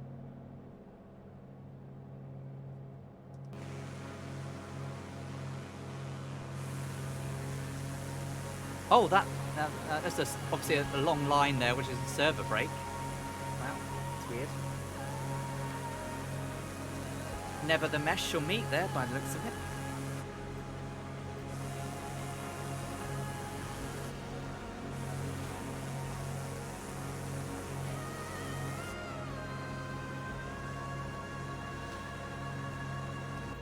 Oh, Catbat 9 was the generous gifted you the sub, I believe. Oh no, that was Colonel Fort. So Colonel Fort gave you that subscription, Sim Aviation. So yep, we've had some very generous donations this afternoon. Thank you very much. Outright Power, thank you for the follow. I'm sorry I didn't hear your follow. I thought I had the follow noise working. Obviously I haven't. So many apologies for not saying hi earlier, but thank you so much. Welcome to the stream and welcome for joining us on the Amelia Earhart round the world flight that we're doing as a memorial to her 1937 flight. And we're currently in South America, heading down to Fortaleza, having started today at Paramaribo. It's about 1,240 nautical miles this flight today, and second longest leg we've done in 8 legs. The next one's a really short one. It's only a couple of hours. And then we have a 1700 odd, 1750, 1800 mile flight on next Saturday, where we cross the Atlantic. Probably not going to be as many stunning views next week, because it's going to be done at night, in the dark, in the clouds, with rain. So I'm trying to simulate as much as I can with her flight, but the weather that I can get is not always as historically accurate as I would like. Certainly, we have flown in the rain, we've flown in sandstorms, so we'll try and make it bad and try and get the headwind right. She did make quite precocious notes on the flight, but I won't be able to simulate the brown rain that she had. I'm joined here today by the Fireflies, all the community joining together, joining up on the flights. We pretty much spend all week flying now, guys, don't we? So Two-Tone is Monday, Wednesday and Friday. Colonel Fork is Tuesday, Thursday, Sunday. I'm now on Saturdays. Ailerons Into the Wind is going to do tomorrow afternoon. And then we've got Colonel Fork in the evening. So it's pretty much 7 days a week. CDL streams very late night UK time, but for the use of those of you in America and West Coast, he streams regularly. And then we've got Oz Flight Simmer that streams during the week, Wednesday and Fridays.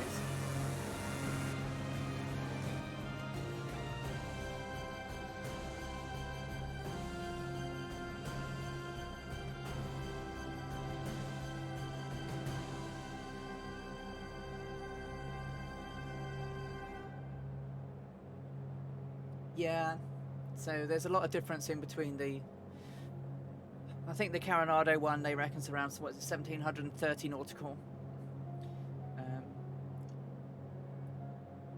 Certainly the M20 that flew the 80th anniversary flight had a 3003 nautical mile range with its 200 gallons. So I've got it close in my calculations. Certainly in the gallonage chart. It's not going to be 100% obviously, but we're trying to do it as much as we can.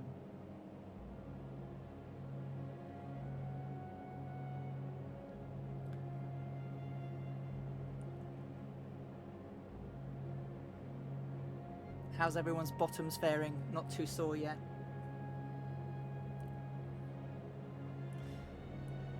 I'm glad I put a bit of padding on during this pandemic on my bottom. Otherwise, I used to get terribly saddle sore when flying the transatlantic flights, especially to Vegas.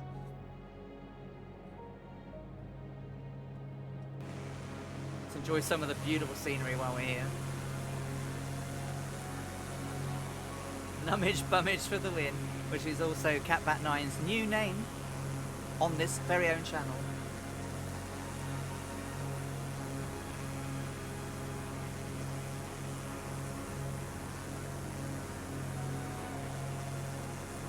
Nice, Kazaki. I'm trying to follow Kelly Johnson's ones for this. I have posted them several times on the Discord. I'll post them again and show you all the sort of climb, cruise, descent ratios.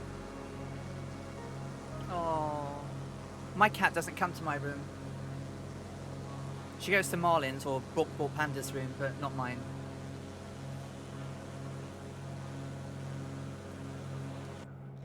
.25 and 25 changed to right tank now. 3 hours 44, and we've been going nearly 3 hours. So, hey Jay Winokur, how lovely to see you. We're doing good. We're in Brazil now. We just crossed the Amazon Delta. And we're headed towards. I'm never going to pronounce this again, am I? Salinopolis, on our way down to Fortaleza.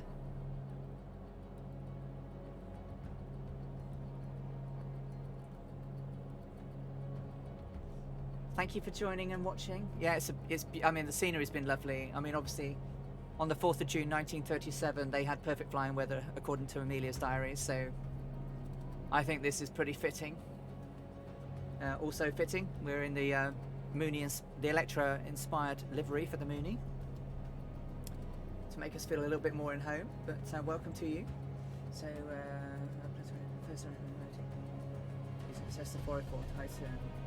Oh, great, Super Typhon. Well, let us know when you're doing that. I hope you're going to stream it so we can watch. That sounds really cool. As I mentioned, my plans for my streams is really to focus on pioneering flights by women. So obviously I'm going to do a lot with Amelia Earhart, and I do want to do the transatlantic crossing that she did in the Vega 5B. Wing 42 should be bringing that out approximately Q3, Q4 this year, hopefully.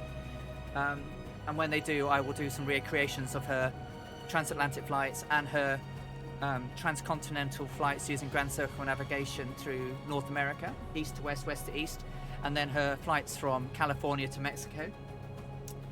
And also her trips to Hawaii.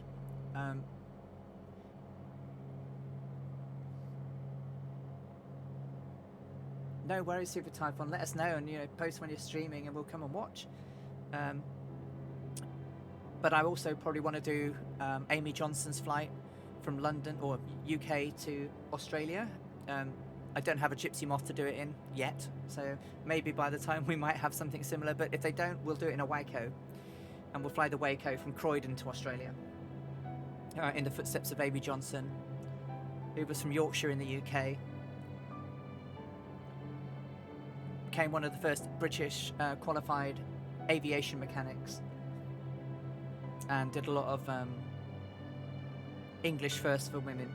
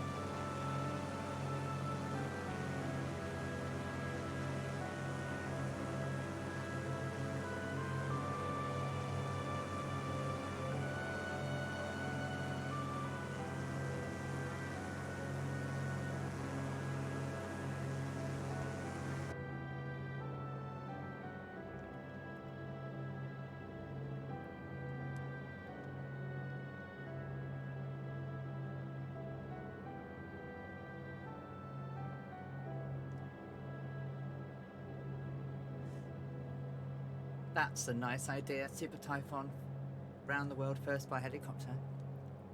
I hope they bring out a gyrocopter. Then I could do some of her gyrocopter flights, transcontinental gyros. God knows how she actually flew up to 18,500 feet in a Pitcairn gyrocopter. I mean, crazy.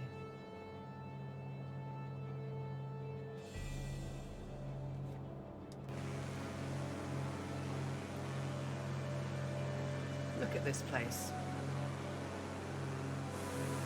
You forget how vast it is down here.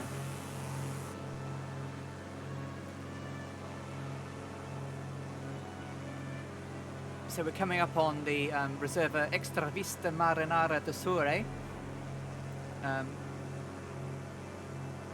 which is in the Bay or Baía de Marajo. So we're just about to come onto that now. And then we have lots of nature reserves, like jutting like fingers out into the ocean. So Amelia was right. She said that they were like roots.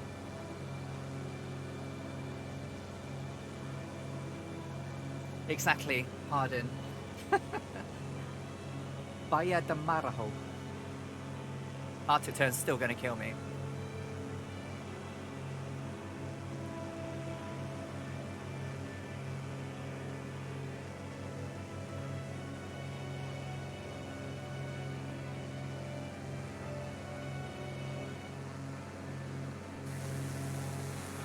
The guys are still trailing along.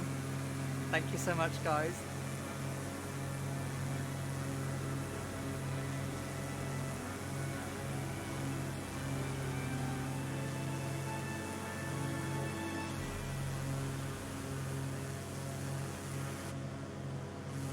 I love the Mooney. I did a video of it, especially for Annalisa to see the trim and how the actual whole tail unit moves forward and back. So we're about to head out over the sea again.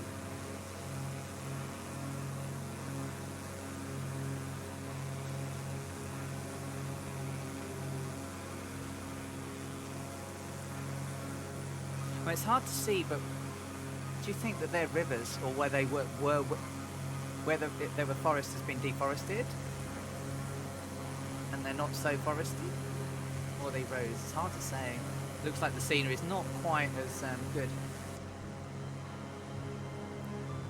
Oh, Rad Pilot Randy, will you take care? And it's been lovely having you along. Thank you for flying so long with us, and hope to catch you again soon.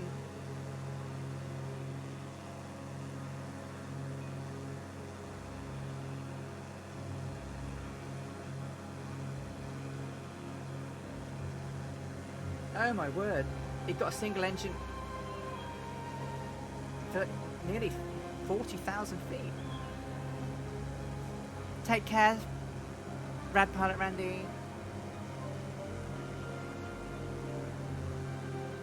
Wowzers.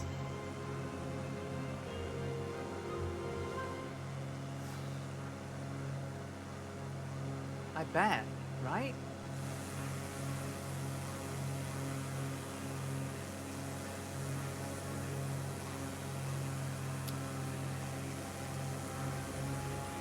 So when he did that,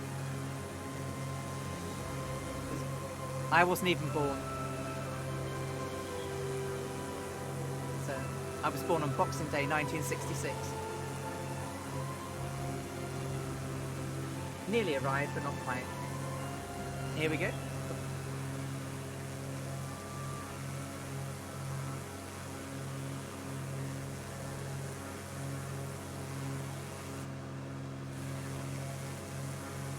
Oh, big tone, nice flying. Make sure I'm getting some pictures.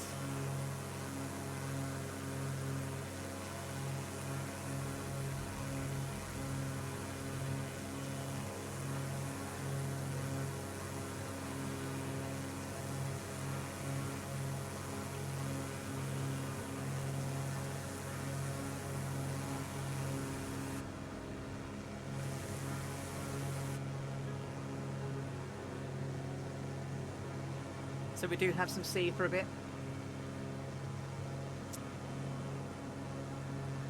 Hope we've all got our floaties.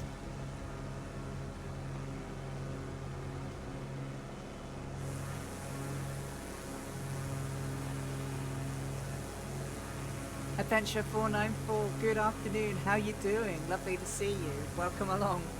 You join us in Brazil on our way to Fortaleza, where we we'll take a nice rest after a 1,240 nautical mile journey.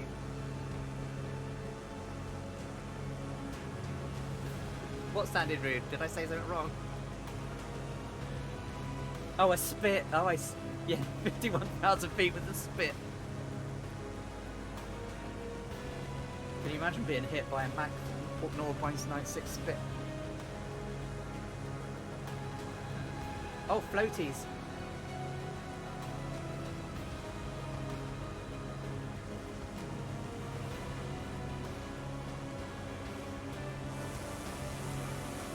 So we're leaving some of the ground behind us for a bit.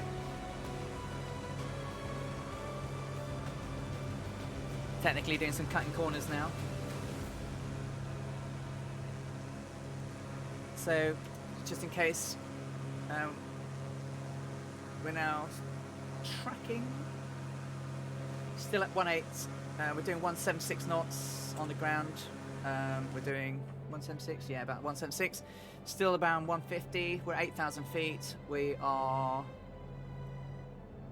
120 still.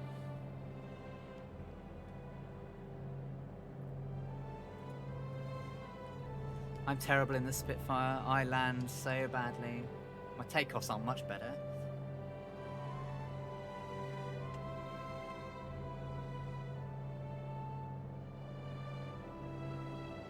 Well, I decided not to go over that mountain, and I sort of flew around it.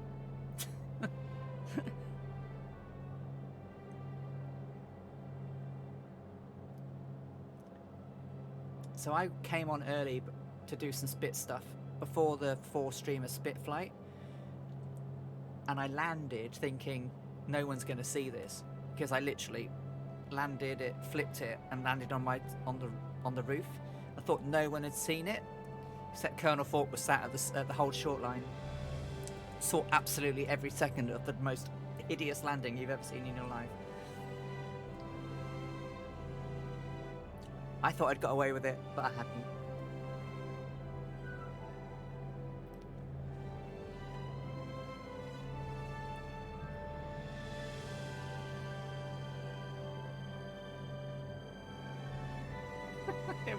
It was pretty dreadful.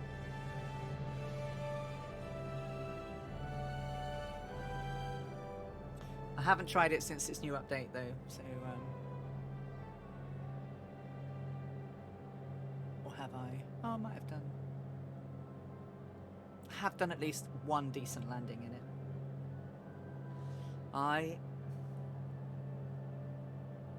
Oh, they're awful on the ground. Awful, awful. Thank you for the follow, Outright Power, Dalmason, NT, and Bad Dog Puncher, thank you.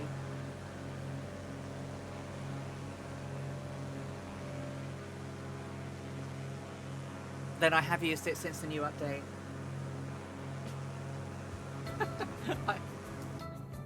I watched I did watch the clip that Colonel Falk did of your Spitfire landing. I think those words were prophetic. I think you ripped off the undercarriage and ripped off the wings. That's pretty much my landing on that thing.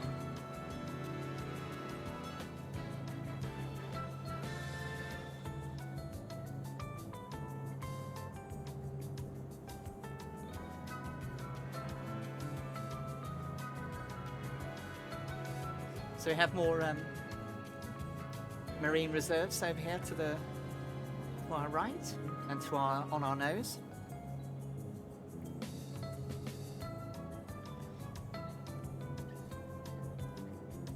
So when we get closer, we want to see whether Paramaribo, Fortaleza looks like this.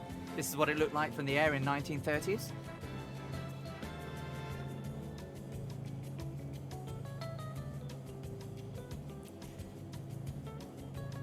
Oh, I let her roll. It's just she tends to roll everywhere I don't want her to. I haven't hit any logs with it yet, though.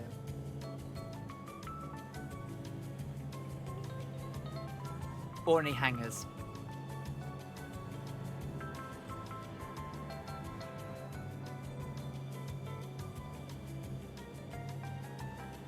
So, 25 and 22.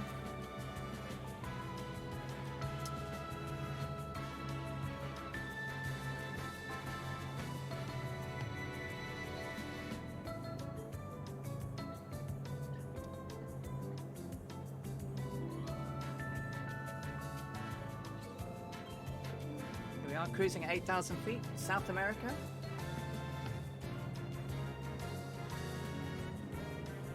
Oh, crikey, Qatar.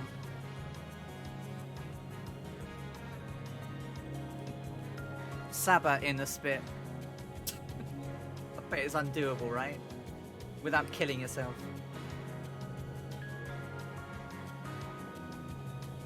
Oh god, even worse. Can you imagine? St. Bart's in the spit. I was bad enough at that in the Mooney.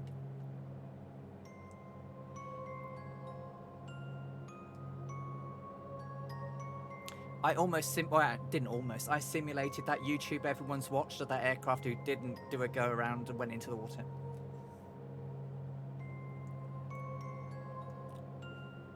And the second time I landed, I stopped on the beach, but that was very close to water again. I was dreadful. So there we go, looking past some of the marine reserves here in Brazil. Reaching out like fingers into the sea, like Amelia said.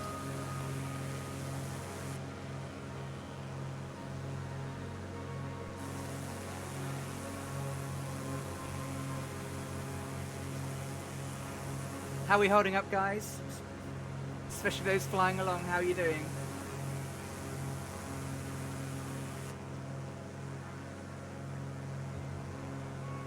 There'll be some well-earned tasty beverages when you get in.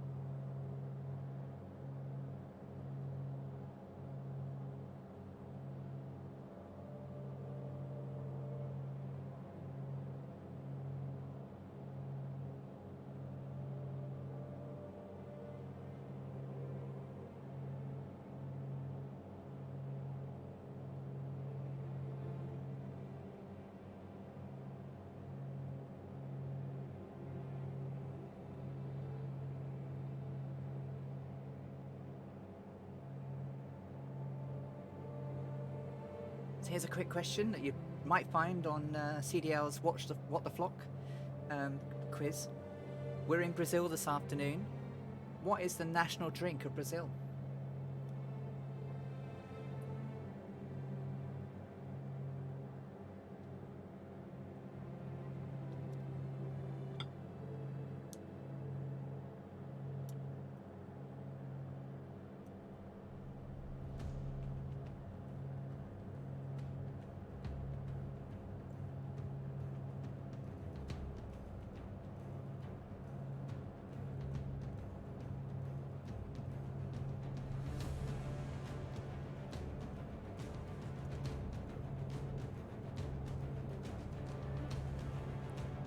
And Bad Dog Muncher has it on the nose. Yes, it's a cabaret.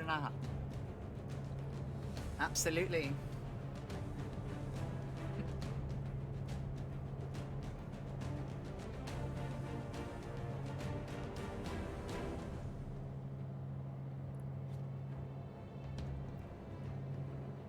So earlier on, I mentioned that Amelia's diaries said that there were 100,000 people in the metropolis of Fortaleza back in 1937. In 2020, what was the population in 2020 of Fortaleza in Brazil?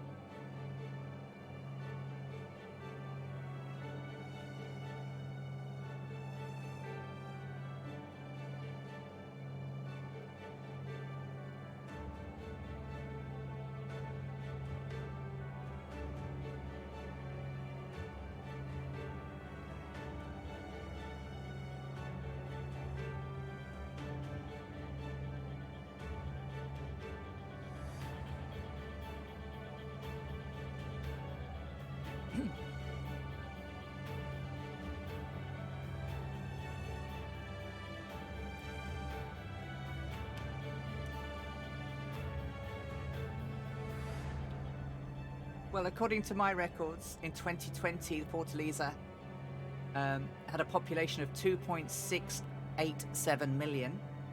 So in less than 100 years, it's just absolutely exploded. But according to the notes I have, the estimate for 2021 is that there's 4,073,000 people now living in Fortaleza.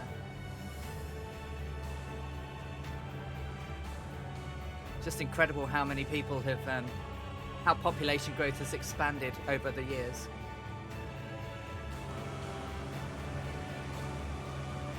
And there's the Mooney flying along with his door open like everyone else is.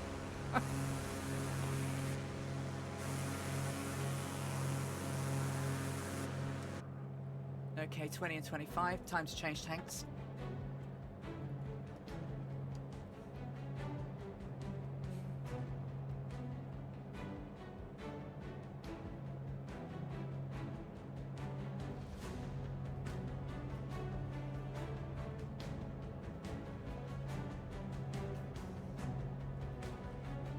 Yeah, so for the spit, I try to aim for 90 over the threshold. I say aim for 90 over the threshold.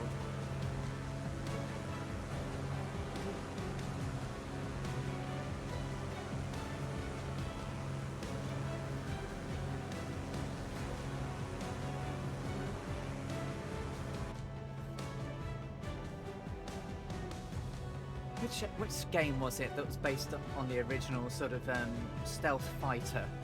Is it? I think it was a Microprose game. I can't remember what it was now.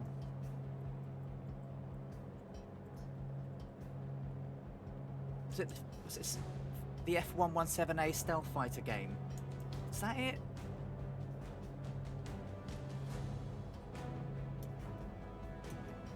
Anyway, they did one based on the stealth fighter, and I do remember my aircraft being so damaged that when I got back to the base, I couldn't land it properly, so I ejected over the runway, and it counted as a complete mission.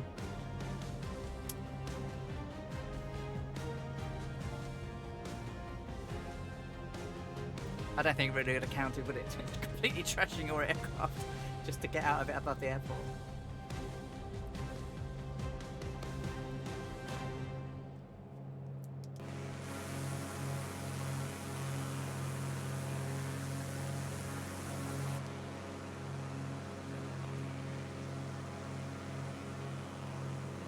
So we're just over the Isla Cajabuta.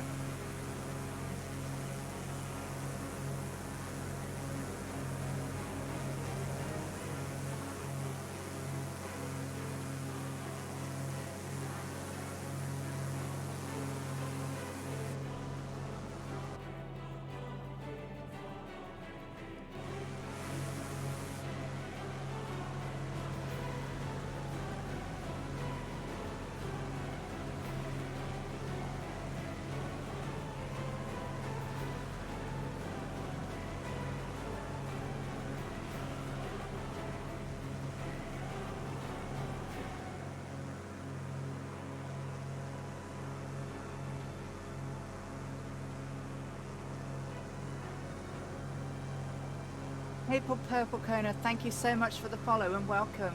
Welcome along to the Amelia Earhart Round the World Memorial Flight, where we're flying around the world, girdling the equator, following in the footsteps of Amelia Earhart and Fred Noonan back in 1937. We're currently between Paramaribo in Suriname and Fortaleza in Brazil on a 1,240 nautical mile single flight. Should expect to take us about 6 to 7 hours. We are 4 hours in now, so we've got a good couple of hours still to go, or more. We're trying to recreate the weather as much as possible, give some tidbits and so on. Obviously, I can't fly along in an Electra 10 because there isn't one in game. So the Electra 10 Lockheed with twin Wasp engines.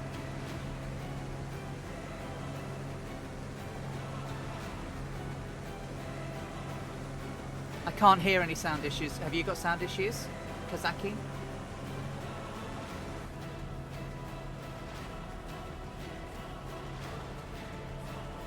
Could be my music. Let's turn it off and have a look. Yeah, the Electra 10, beautiful aircraft. When America brought in rules that commercial aviation craft or aircraft couldn't have a single engine, the Electra was on, the Lockheed Electra was on standby, ready and waiting to start commercial aviation flights, and obviously it was a big competitor of the Boeing.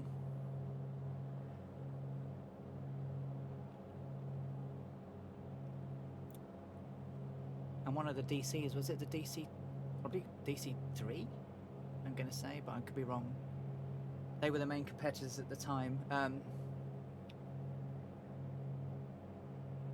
Lost out in the end. It wasn't quite as efficient as the others, but a great aircraft, and she flew it around most of the world. It's obviously a 28,000 mile journey. At the start of the flight today, we're at 20,861 miles to go.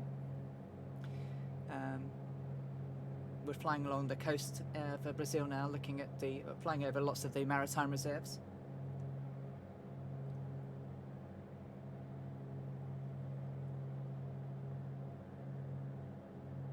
Yeah, so it was the Boeing 247D and the DC-2. So they were the main competitors of their age.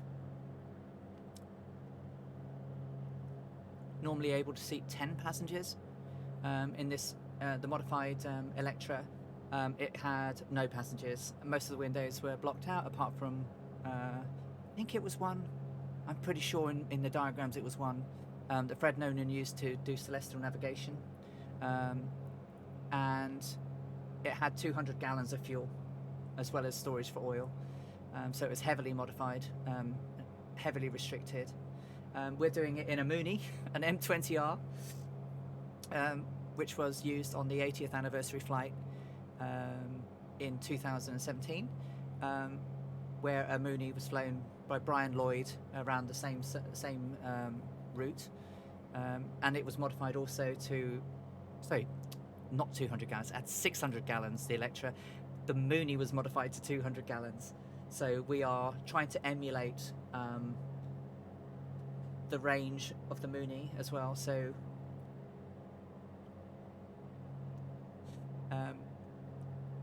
simulator at the moment only lets us have 95 gallons in full. So I'm going to do, when I do the longer flights, certainly the Howland Island flight, which is over 2,500 miles in a single stretch, we can just about do 3,000 and odd, so we should have enough to get there. So I'll do 90 gallons, 90 gallons, and then 20 gallons. So I'm not going to use unlimited fuel. I'm going to try and use exactly the same as the 2017 80th anniversary flight did. Old veteran, hey Scott, good afternoon and welcome. How are you doing? Lovely to see you. I hope you're having a great Saturday.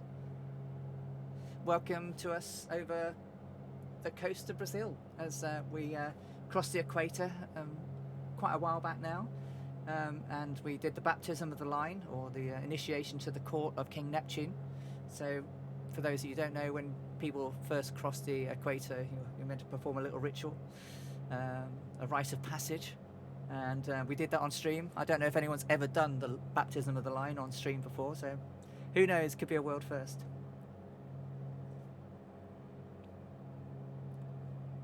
So we're several hours into the flight now. We've got several other Fireflies with us.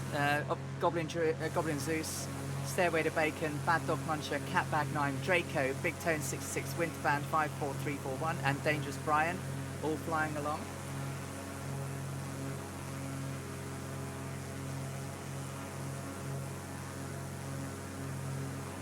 Yeah, Super Typhon, obviously, you know, I can't simulate that, but because the game won't let me do it. But yeah, 200 gallons of fuel it had. So to give it just over a 3,000 nautical mile range, which is phenomenal.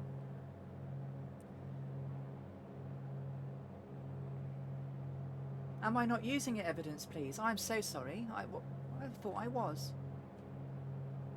What category have I got it in? Oh, crikey.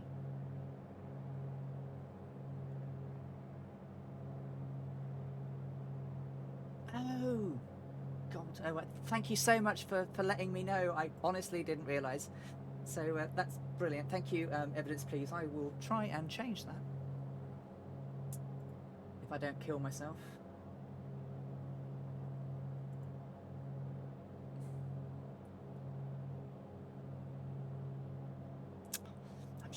Yeah, there you go. That's the novice in me. This is only my 8th ever stream, so I've obviously done something wrong, and we'll get it changed. Yeah, I should be able to. So I'm just trying to not press too many buttons. It's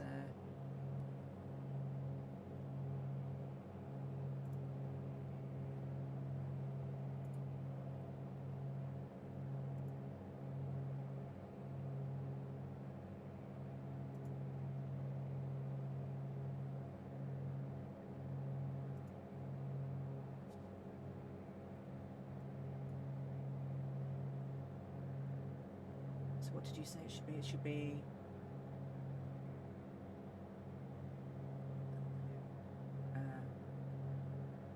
where's that gone?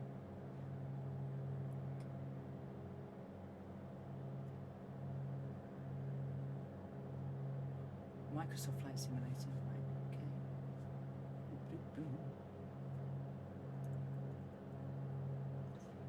Oh, how silly. Thank you. That's really kind. Hopefully that's done. Hopefully I'm right now.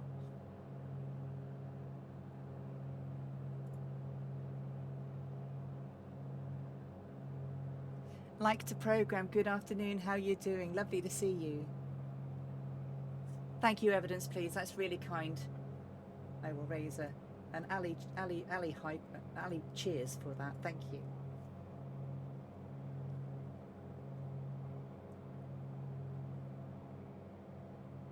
So 22 and 20, we're still doing 13.3, 3 hours 11 range left. Everything's in the green, and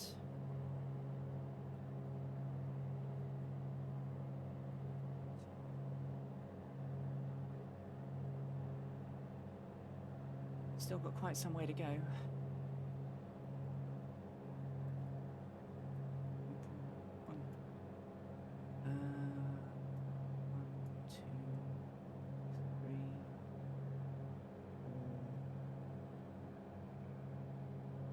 Just over 400 miles.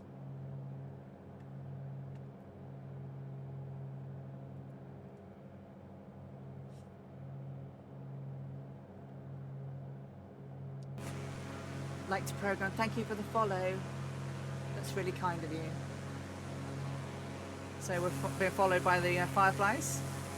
Oh, H.H. Vivaldi is now with us as well. Welcome along. Oh no, Stairway to Bacon, no. Oh, I'm sorry.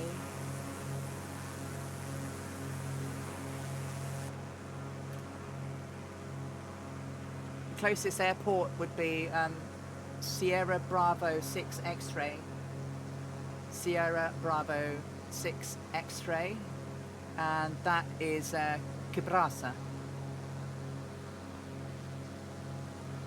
We're now...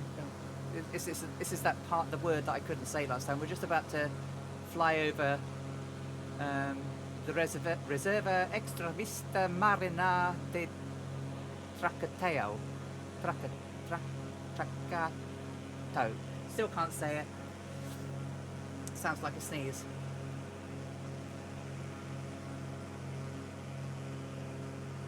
Yeah, Sierra Bravo 6 X-ray is to our east.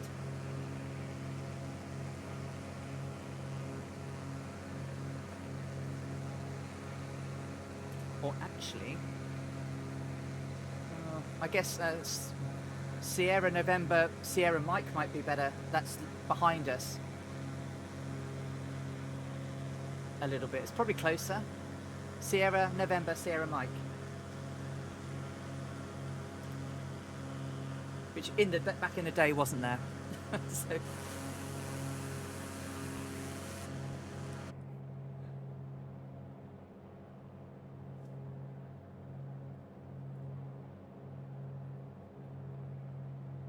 Yep. That's probably closer for a catch-up.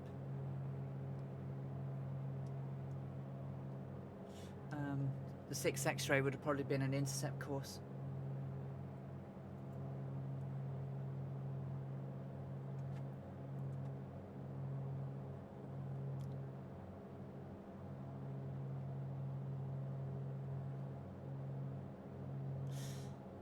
So when Amelia and Fred got to Fortaleza, they stayed at the Excelsior Hotel. Do you know what? I didn't actually check if the Excelsior Hotel is still there. Sounds like one of those hotels that should still be there, right?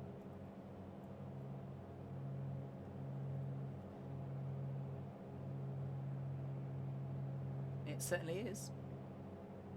So you can actually still stay in the Excelsior Hotel in Fortaleza. How much is it per night? It won't tell me. Oh, because there's no, they can't do any. They're not doing any bookings at the moment. However, there's 142 restaurants within 0.3 miles.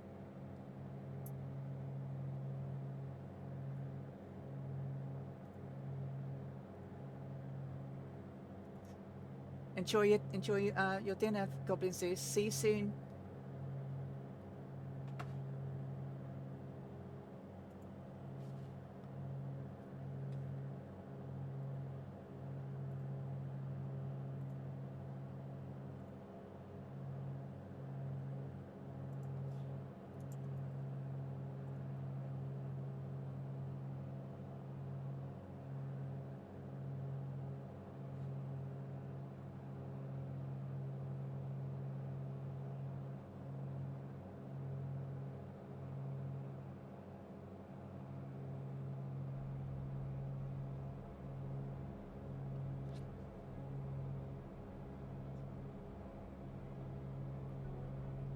The windows of the room opened on a red-tiled roof, busy streets, which ended at the sea.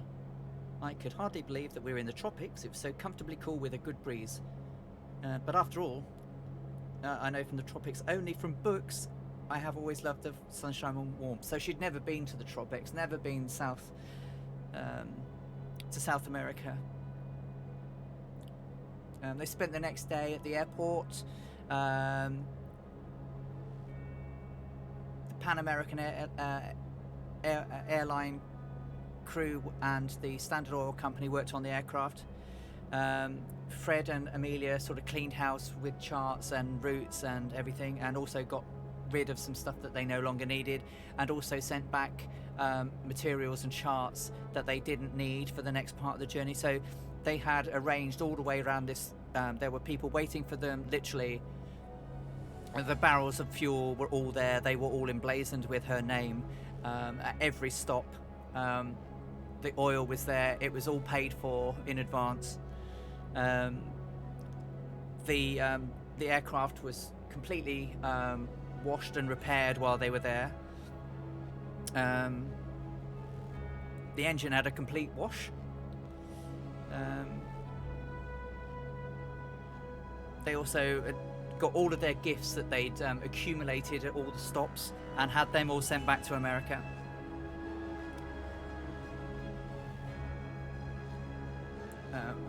And one of the things that really surprised her was how quick the tailors were. Fred ordered some new clothes at 11 o'clock in the morning, and by 1 o'clock in the afternoon they were all finished.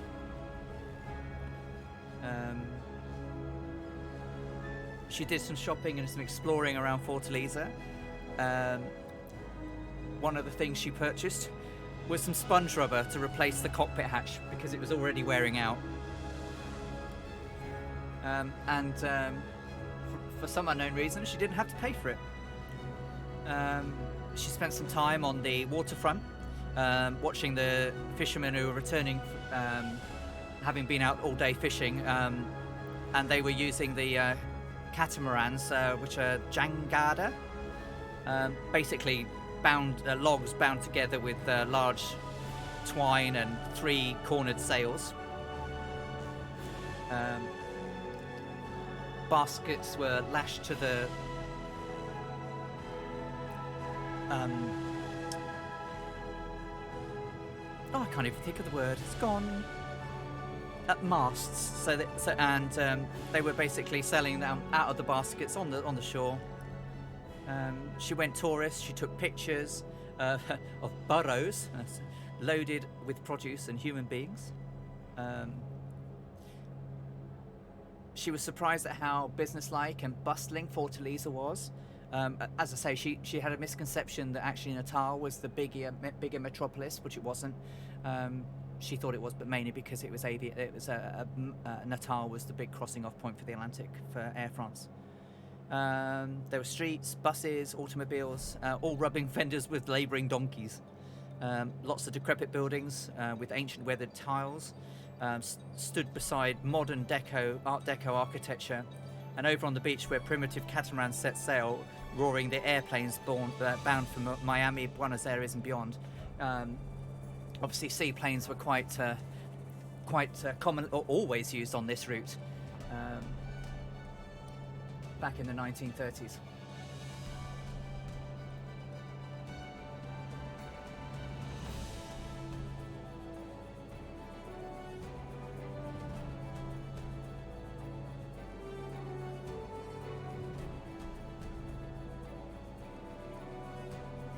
Bon appetit, indeed, bon appetit. Yeah, the dollar went a long way back then.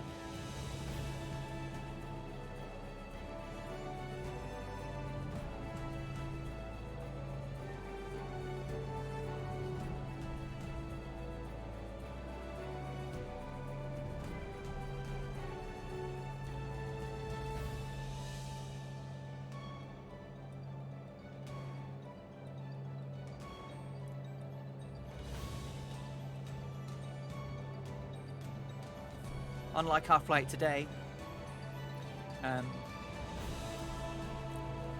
overnight in Fortaleza, it absolutely chucked it down, and they were really worried that they wouldn't be able to take off from the runway. But when they got out the next morning, it was rock hard, so no problems taking off. I was fine, yeah, fine. Oh, so I never pressed the button to click. Oh no, really? So it didn't count it. Oh, I'm sorry to hear that, like to program. 20 and 20, time to change tanks. 40 gallons left, we've gone through 55 gallons.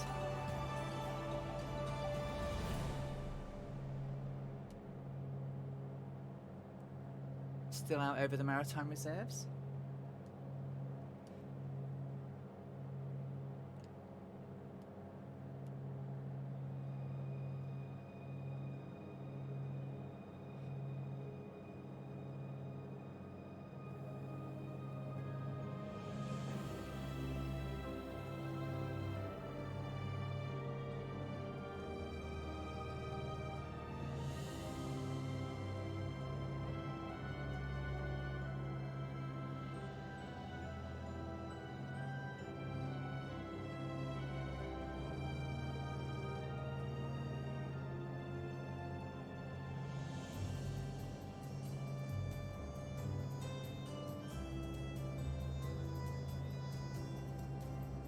So, for those that you don't know, this is the route we're taking.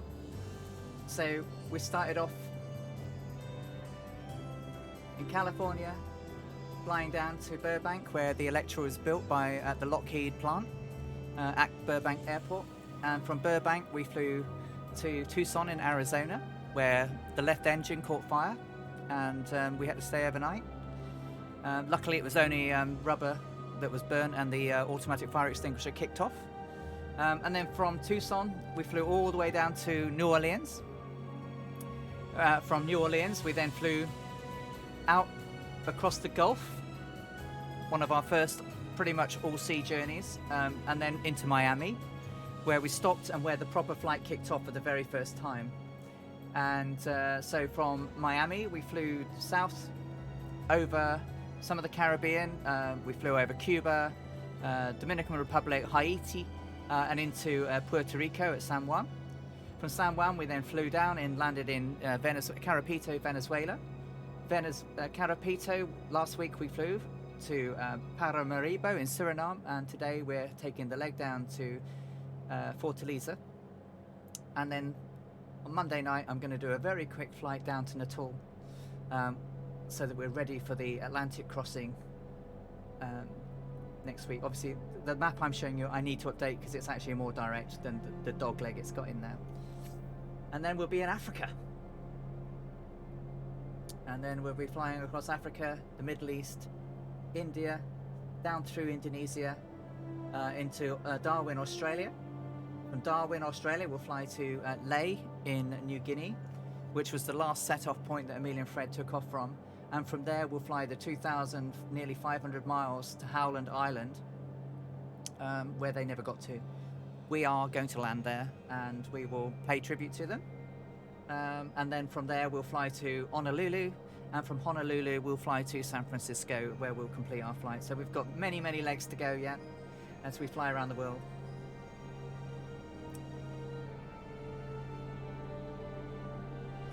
Hey, ailerons into the wind. Lovely to see you. It's going great. It's going great. We're yeah, nearly 4.5 hours in. Flying Dutchman WA, lovely to see you. Thank you for the follow, Stu. Really appreciate it. Ailerons into the Wind is streaming tomorrow at midday Zulu on Twitch or YouTube. I'm not quite sure which one is picked yet. We'll be hunting Yogi, Bear, and Boo Boo. So keep a watch on Two Tone Murphy's Discord for details of the flight. And join Ailerons into the Wind tomorrow lunchtime for some dangerous adventuring.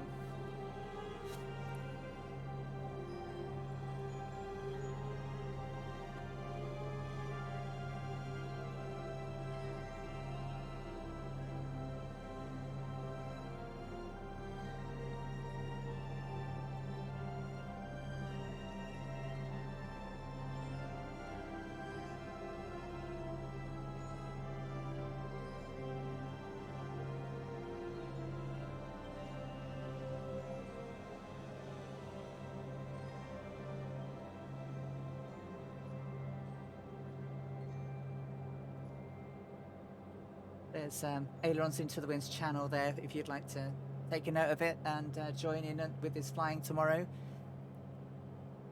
Stu, Ailerons into the Wind has taken us on some flights in the past around Papua New Guinea doing bush flyings, following the flying missionary pilot out there, and it was crazy, but wonderfully fun and really scary. Oh, my map's still up. I beg your pardon. Thank you. Thank you for saying that. It's because my button's not lit up, so I have to press that one. There we go. Thanks, guys. Sorry about that.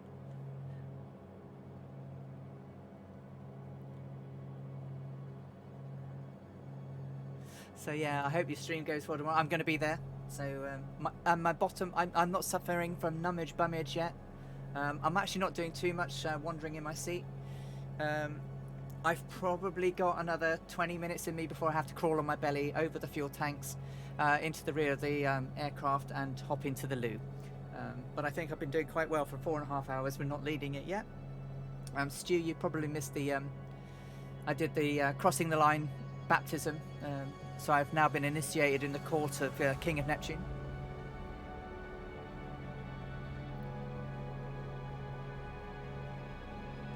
But really looking forward to your stream tomorrow.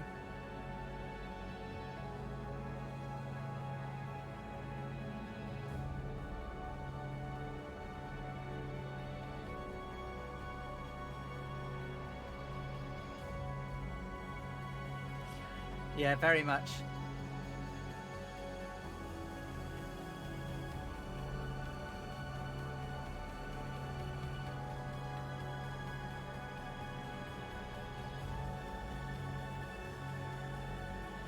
So what Amelia had to do, literally behind the cockpit door, were the internal fuel tanks. And to get over them, she had to crawl on her belly into the back of the aircraft. You know, Fred had a little table area. And then behind that, in a very cramped space, was the loo.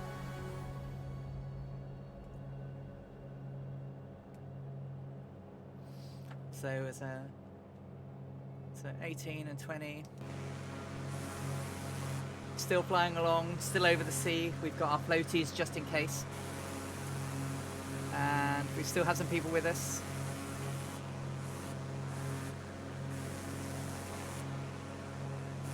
We have Dangerous Brian, Catbat 9, Stairway to Bacon, Big Tone 66, Bad Dog Muncher, and Draco.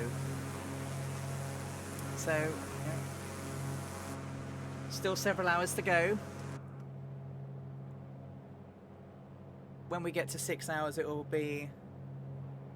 We'll then cross over the longest one we've done. So the longest one we've done so far is just over 6 hours. Next week's flight could be 13. Probably around 10 to 11.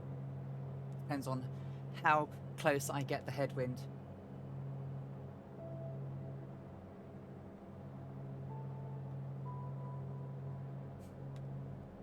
I have great people watching. It's great. I hope they're enjoying it. I'm trying to keep it interesting with the, you know, things that Fred and Amelia did on the journey. Amelia didn't actually get the baptism. Fred forgot to do it. Yeah, you probably got straight in with 10, I bet you, or more. You know, when the Fireflies get on, you'll have a load. I mean, I think it was my second stream. Flying Fabio raided me with like 140 odd people. I was just, I didn't know what to say. Then I was petrified.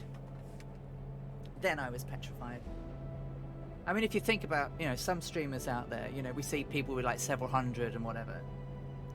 I don't know if you follow some of them, but someone like Asmongold, who is a WoW streamer, he had 36,000 people watching him yesterday on Twitch. 36,000. He has had nearly 100,000.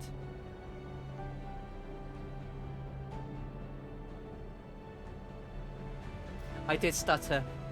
Seamus McNeil said, breathe, Ali, breathe. He absolutely did remind me. And it was like, I was gobsmacked. Didn't quite know what to say. So that was fabulous. And the community have been so kind. I've had so many nice shout outs and mentions.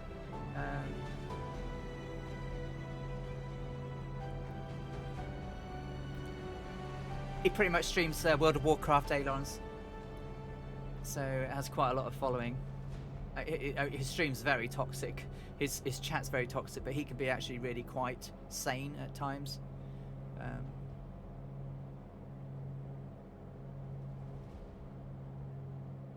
But it's almost like the wild, wild west out there.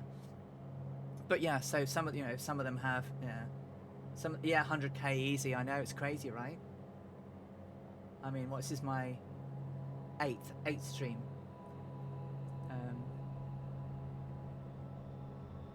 I didn't think I could talk as much as I did. And sometimes it's really odd when you start early in the afternoon and you've got you start talking, there's no one watching you. That's exactly what you need to do. I mean, I was just, I just started off saying what I was going to do, where I was going, why we were doing it. And then slowly people trickled in, and we're very lucky. I'm very lucky that I'm a member of Two Tones community and people came up to follow.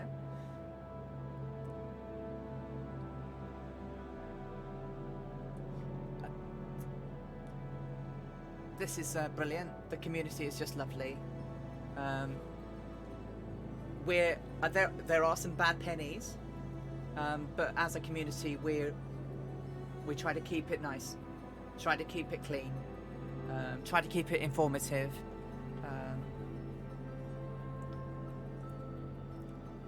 So just, the trolls will take no prisoners. So we just will, give them a chance. But if they, we banned our first person today. So 8 streams in, that's not bad. But it's meant to be fun. We want people to enjoy what they're watching. Come along. I like to keep it small. Thank you, Dangerous Brian. So, CD, you're absolutely right. I mean, you can go mad. I mean, I'm just doing this for fun, and and I hope that people enjoy what they're watching. I loved when I came over to your stream and I watched your Silk Road stream. Caught it a couple of times, and I love your chat, your talk, your quiz. That's brilliant.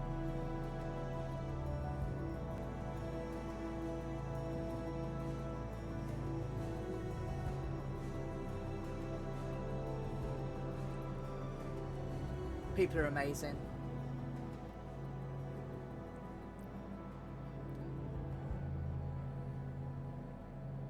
Yeah. I work in the week, which is why I can't do streams in the week. But then we've got lots to do on, you know, we've got loads of people streaming in the week times, and then some of these flights are really long, so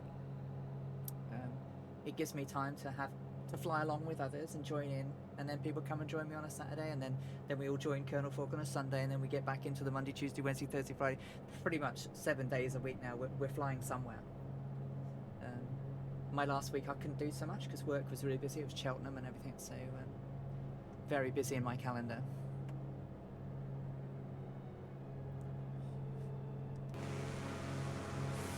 Beautiful day, and the sun's glinting off of the electroskin.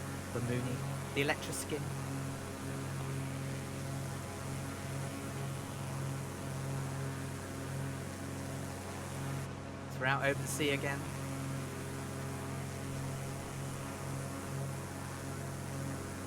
So yeah, we've been going 4 hours, 34 minutes, 29, according to my stopwatch.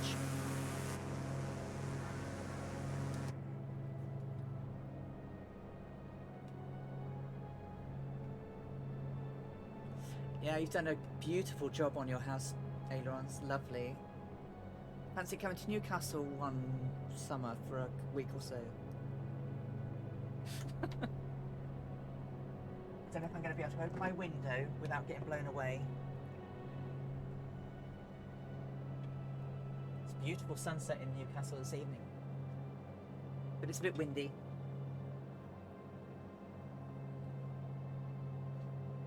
We do have a wind weather warning. Wouldn't be able to take off in a C-152 this evening, that's for sure. It would probably tip on takeoff.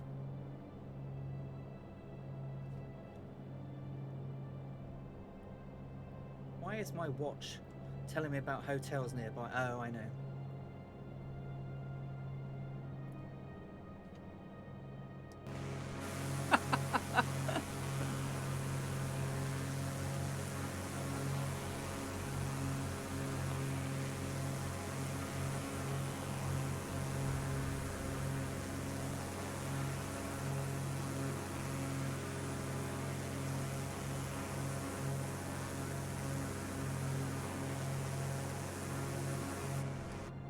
You can come for a month if you want. We'll keep you bedded, fed and watered. You'll have a room. We'll keep you well prevailed.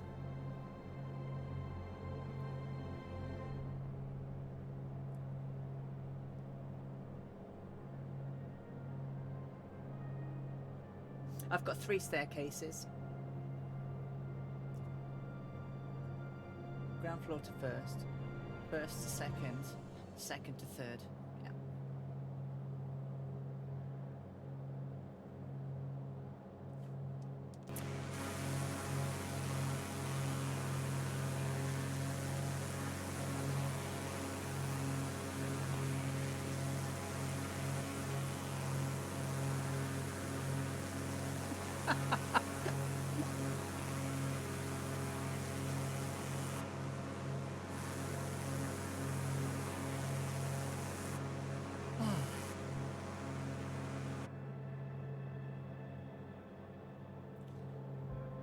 And we all learn so much, don't we, when we're flying and watching people do stuff. It's fantastic.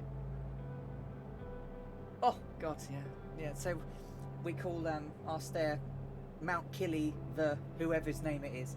So it's Mount Killy the Alley at the moment. It's got quite a steep pitch as well.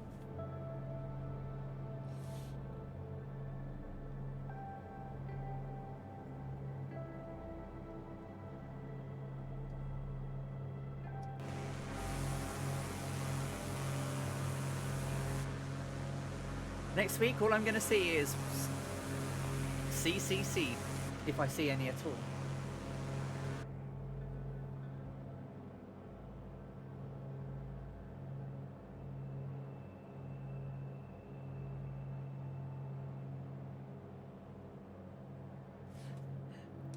Thank you, Stu. Have you got a copy of it? It's over on the download section at twotonemurphy.com. Gibbo Island special. Did a good job, didn't he? Isn't it lovely? Absolutely beautiful.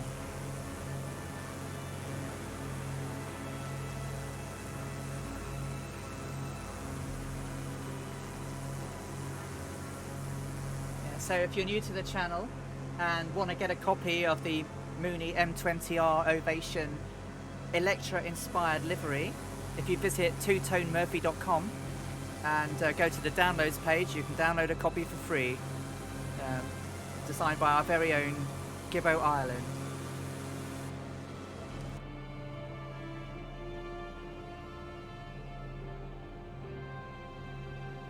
I am hoping to get out to Oshkosh.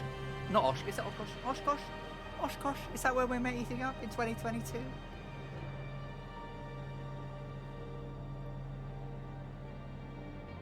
He has been incredibly busy. Yeah, I'm looking to get out to meet you all in Oshkosh. Obviously, if you're in the UK and it opens up before then, hopefully we can all get to perhaps meet up some point. So if you're ever up in Newcastle, you're always welcome. Party town and all that. Some great restaurants and some great ale up here.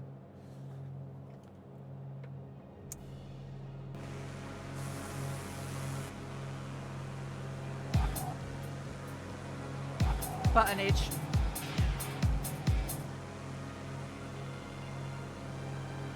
I've not booked yet. I got very bitten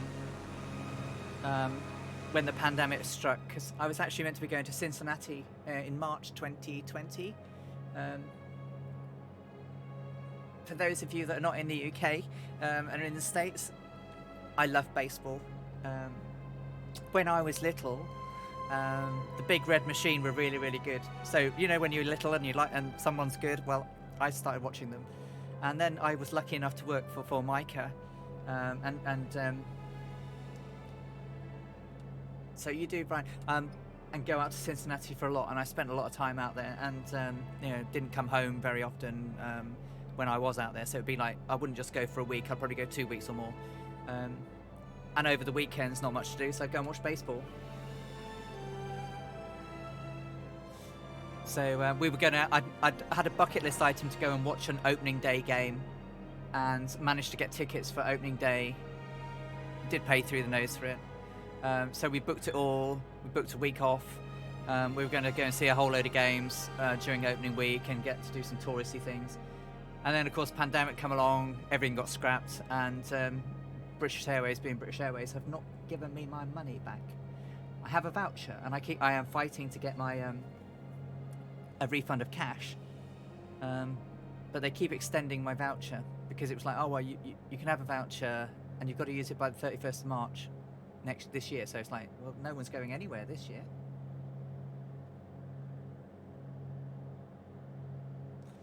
So 15 and 20, time to change the tanks. Yep, opening day right around the corner, so I'm gonna have to sit and watch it on MLB TV. We're not going to do anything this year. We did quite well last year. We got to playoffs for the first time in 7 years. So I have my 2020 playoff hat. We got absolutely smashed, but it was fun. Fun while it lasted. But it was great watching Trevor Bauer pitch last year. My God, he was a demon.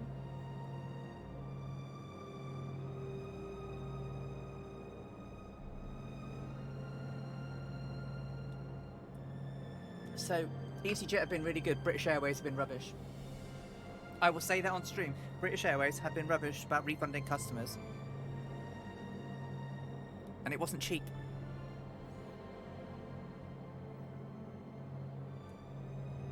I think it's about 1,800 quid they owe me.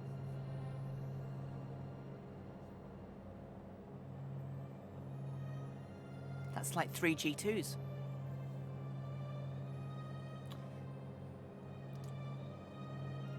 Yeah, not everyone likes Trevor Bauer, but he is a good pitcher. I mean, he's an antagonistic man. He really winds people up, but he was phenomenal last year.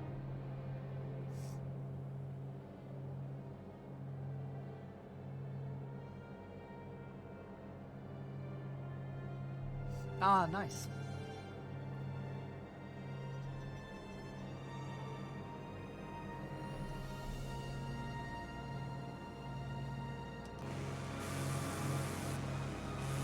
Got Dangerous Brian out on my wing. Fireflies behind. Guys are still all hanging in. Big Tone's been all the way. Stairway's all the way. Brian's pretty much all the way. Started a little behind us, but been with us all the way.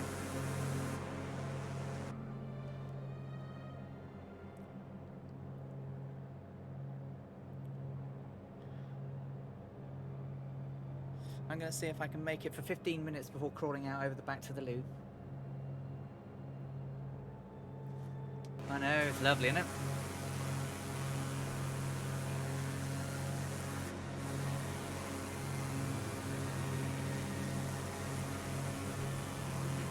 No worries, Draco. Been lovely having you along.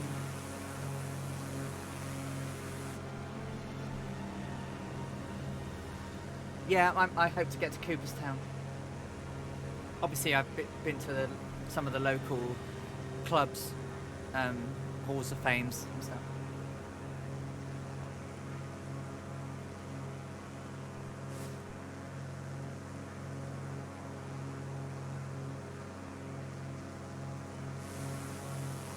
Take care, Draco. Brilliant. Well, if you can post them on the Discord channel and let people know if, what solved it for you, that'd be great.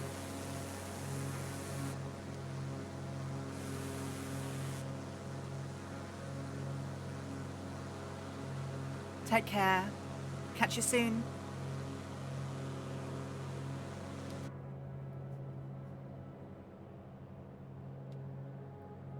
Ice hockey's fun, right? So I don't mind NFL.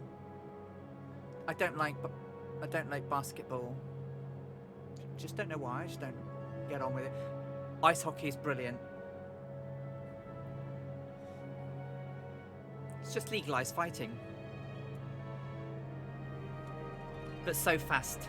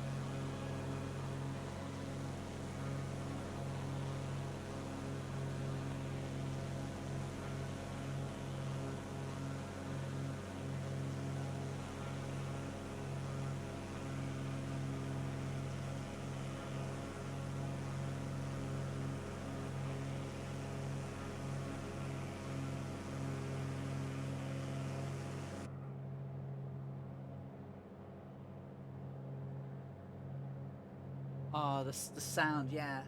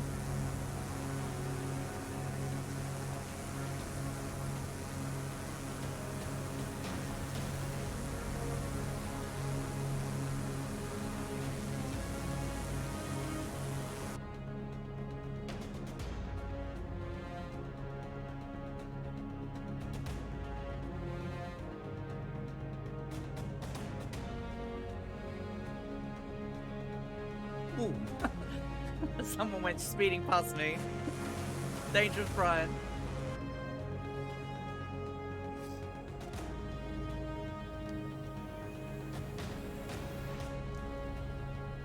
I think that was the server forgetting where we all were. I've changed course now. I'm bearing 141 degrees.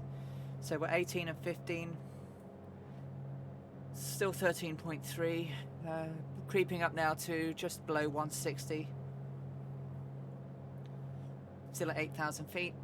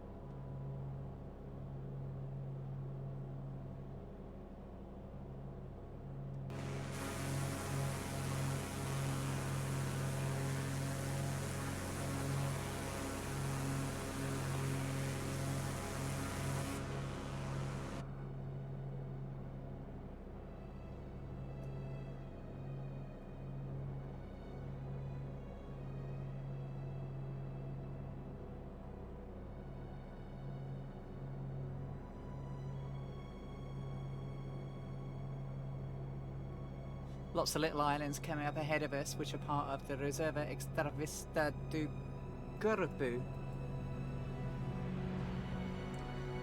Gurupu.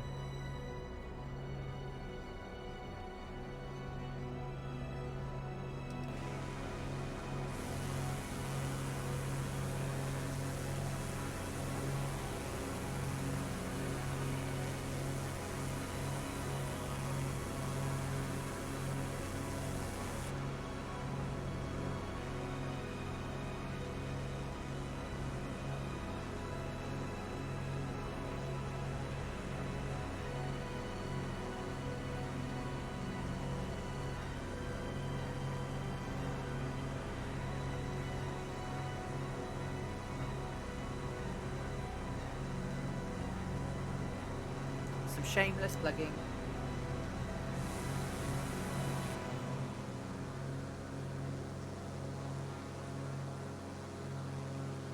So, are you in the Mooney, Big Tone? So it's really quite hard to see what I've got mine at because the Cytec's a bit rubbish, but I'm currently at 54% mixture. My propeller is at 77 and my throttle's at 85. I'm running 220 RPM, 20 manifold pressure. Oh, what aircraft are you in? Because I might not know.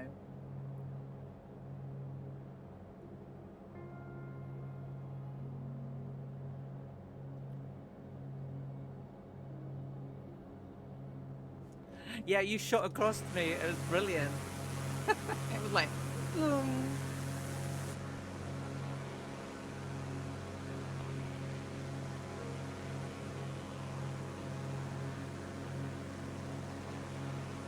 So for these flights, I mean, it's different because I've done it planned for the Mooney.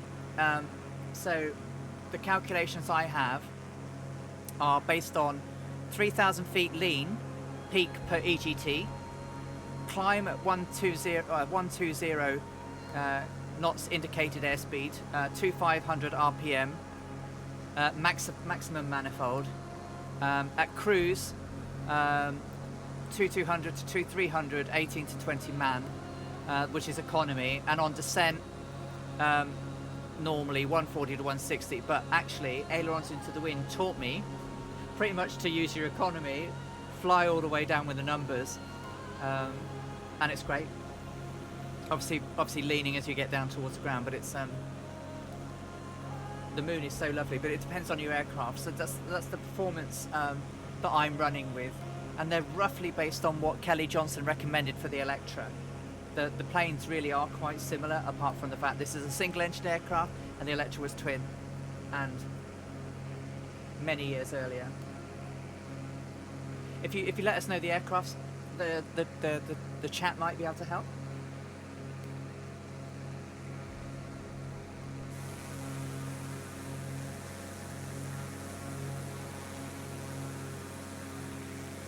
I think I can hold out 5 more minutes before crawling on my belly to the loo. And then it'll be 5 hours solid.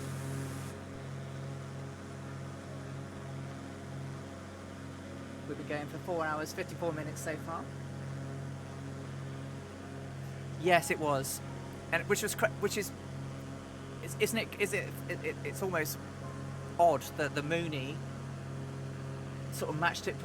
I mean, it was much heavier, so it could fly unmodified the Electra faster, but with its modifications, everything flew around sort of the same sort of speed. So when you're sort of judging the lengths of the legs that we're flying, they're relatively similar. So I think that there was a method in the madness when they picked the Mooney to do the 80th anniversary flight.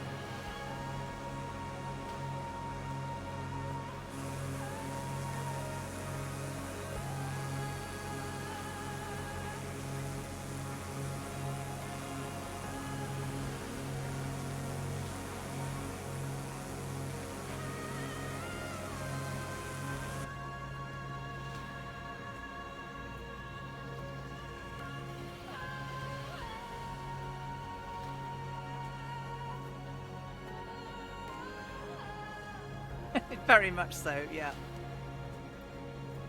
You know, I really wish I could have flown the Electra for these flights, but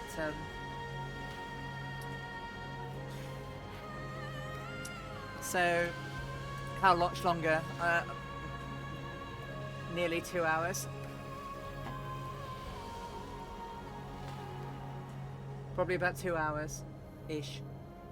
I mean, we've got, so this leg's just under 147. Next one's 115. Oh no, I'm 107. 2, 3. About we're under 400 miles away now, so probably a couple of hours, just under. Obviously, we're going to speed up as we've we have been here so long, right?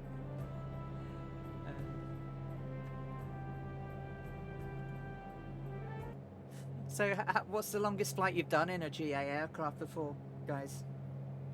Because I think this is probably going to be my longest today. It won't be the longest by the time we finish, but this is probably my longest single leg flight.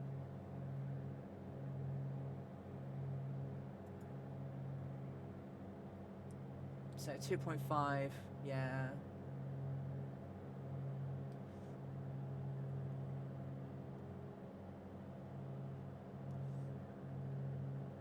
So how did I estimated? I estimated originally. Go back to my plan.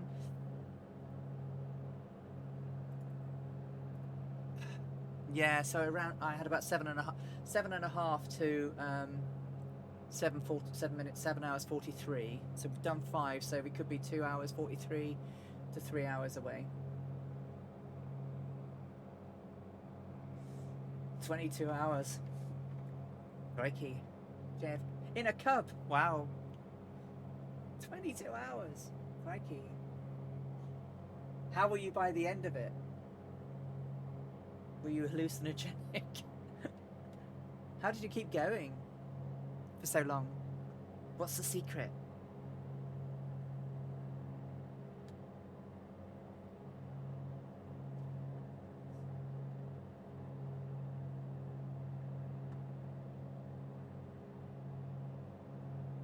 "17 hours, yeah.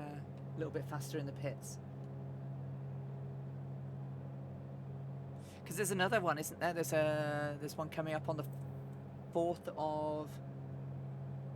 Is it the 3rd and 4th of April? There's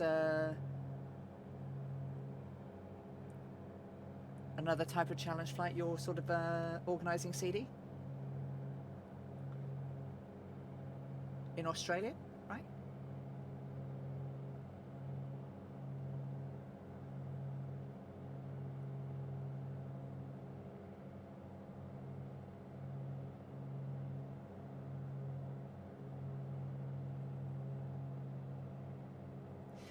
So far, I've had 2 Red Bulls, a glass of water, and a glass of orangeade.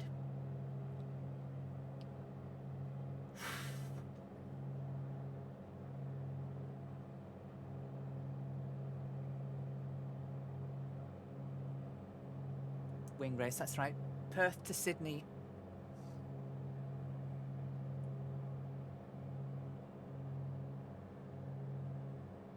That should be hella fun. And all in the name of good charity, the Royal Flying Doctor Service. They performed miracles during the bushfires recently. Was it last year, the bushfires, or the year before? Was it last year they had the bad bushfires?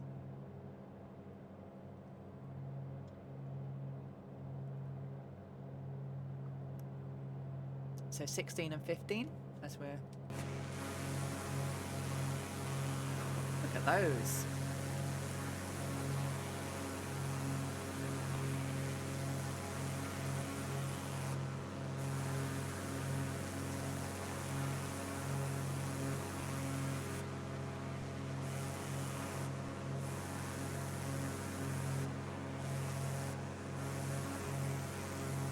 So these ones are. So that's Isla Mirinza. The next one is not named on my map, which is useful. But we're now in the Reserva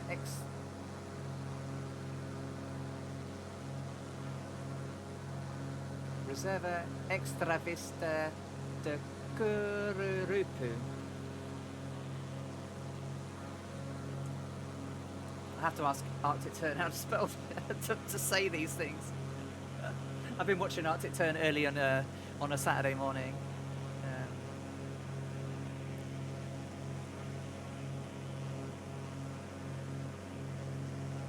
He was doing Venezuela last week, and he lives in Venezuela, so that was a really interesting flight, and he was doing for charity.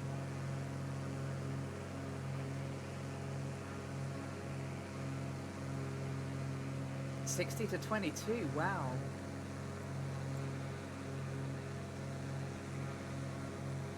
Yeah, mine have dropped a bit, but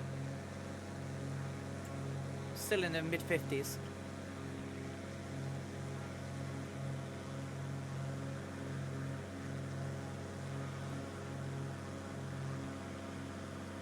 Ah, some Arctic Tern Venezuela flags.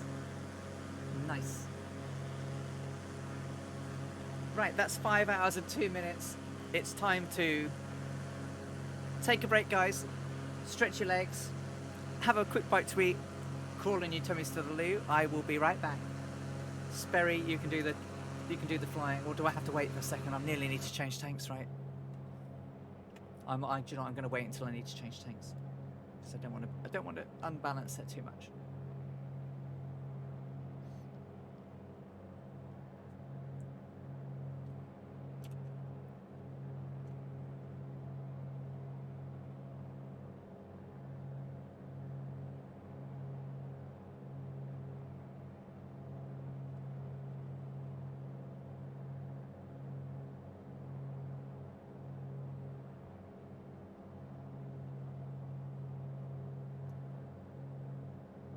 So if anyone that's interested in taking part in the charity race, wing race from Perth to Sydney.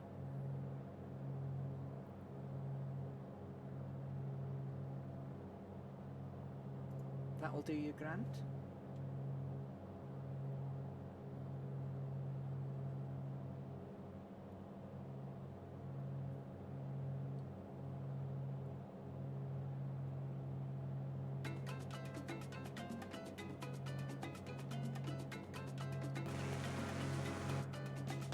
Here we go, 15 and 15. You can enjoy some of the views while I crawl over the fuel tanks. I will be right back.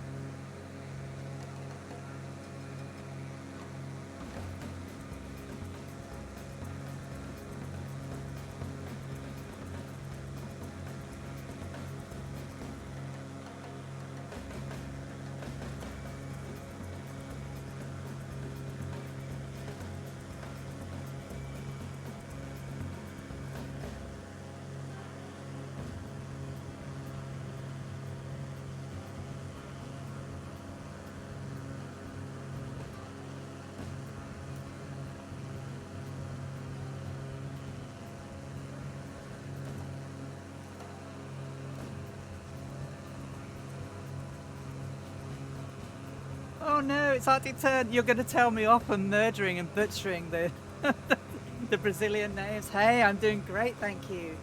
Lovely to see you.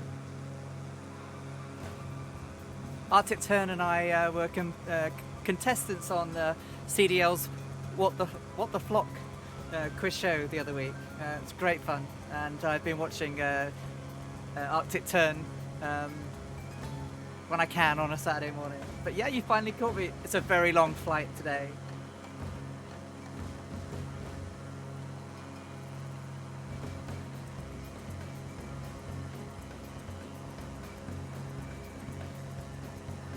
But I've been making terrible butcherings of some of the place names and islands that we've been passing as we head down towards Fortaleza.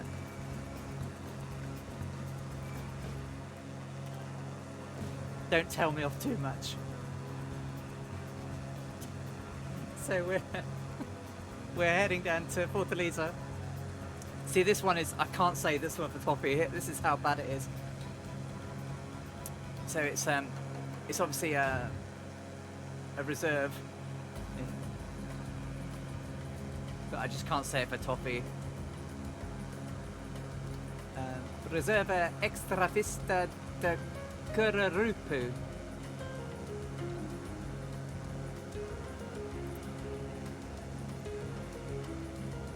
As we head towards the Golfo Maranese. So please forgive me. Portuguese and Spanish I cannot speak. So to our right now we've got the Isla, oh can't even, Mangancia.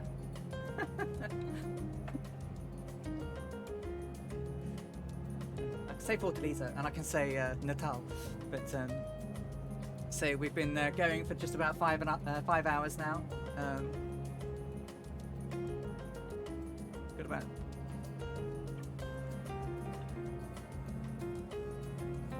Got some of the fireflies with me. Oh, I hope so. Do you know? Big Tone 66 there with a bacon. Dangerous Brian. Catbat 9. Fireflies still with us after all these hours. Really appreciate you guys flying along with us as we're on leg 8.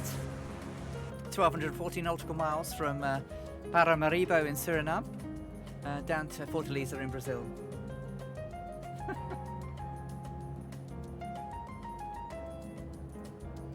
Yeah, we are. So we flew over the equator a little bit earlier and the Amazon Delta. Yeah, and now we're sort of flying down the. Yeah.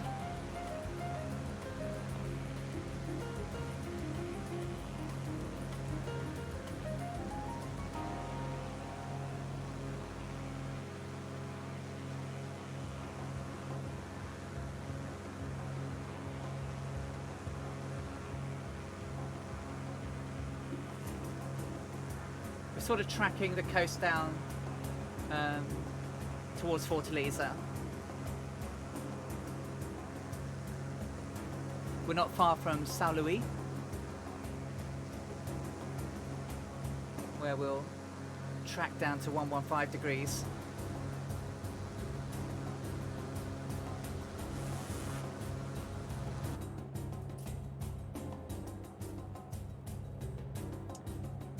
Ah, fantastic. In the Cessna 182 all the way from the headwaters, well, to the headwaters. Oh, from the headwaters all the way down. Fantastic.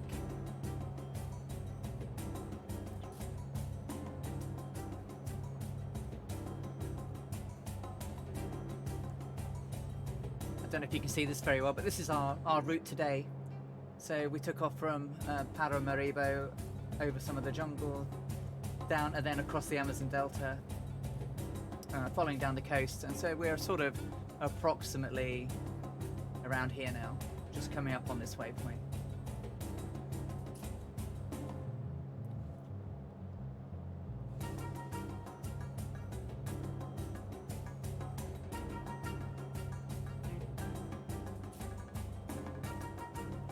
Sort of heading towards Isla de de Santana. And the weather back on the 4th of June 1937 was a beautiful flying day, so we're recreating that. We're now doing the sort of the bit over the ocean.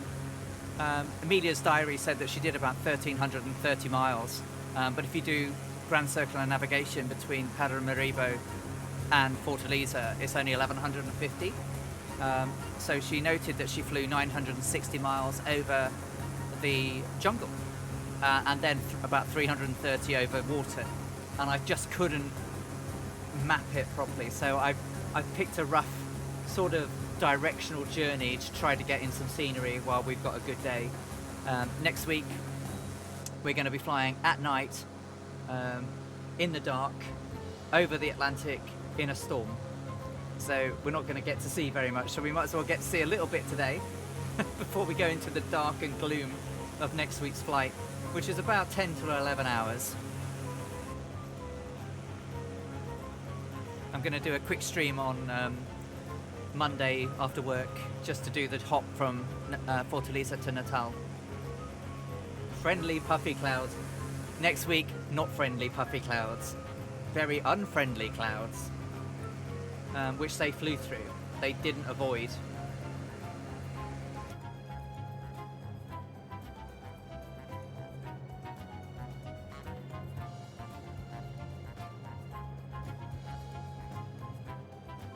All about that space. Welcome, hello, good afternoon to you. I hope you, or good morning, good evening, wherever you are. Welcome, and I hope you're having a great day. Thank you for popping in and joining us. I hope you're good.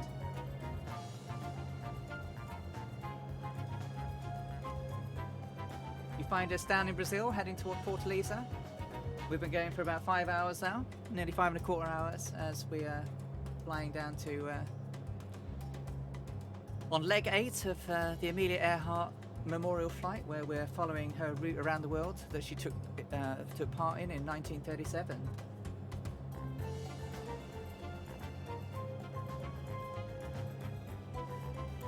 Well, summer, didn't they say? Summer 21, so fingers crossed.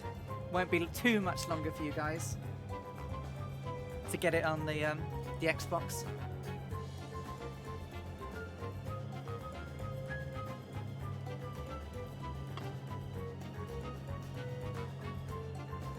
Join us with several of the Fireflies flying along,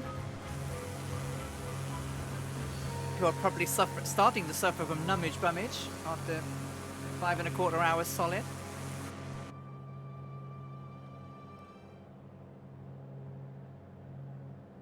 Innkeeper Bell, thank you so much. Innkeeper Rebel, thank you so much for your follow. I thought I sorted this all out, but obviously not. I thought I'd got all the things working. When I tested them, they worked.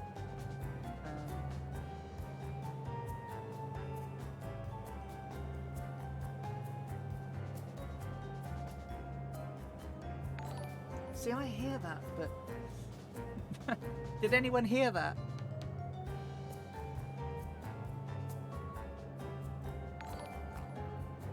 I mean, it should. I can hear it, so it should be on the stream.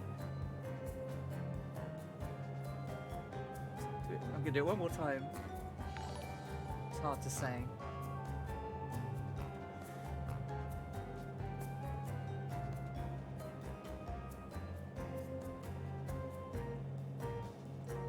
No, it was just a bingle. It's not quite as in your face as the subscriber one, that's for sure.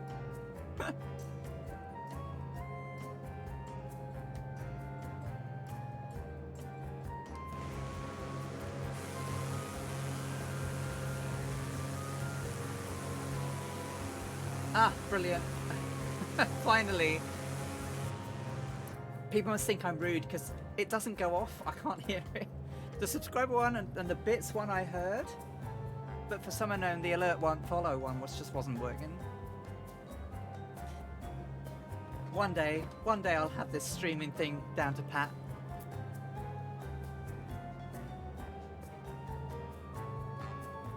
So we've got 15 and 13.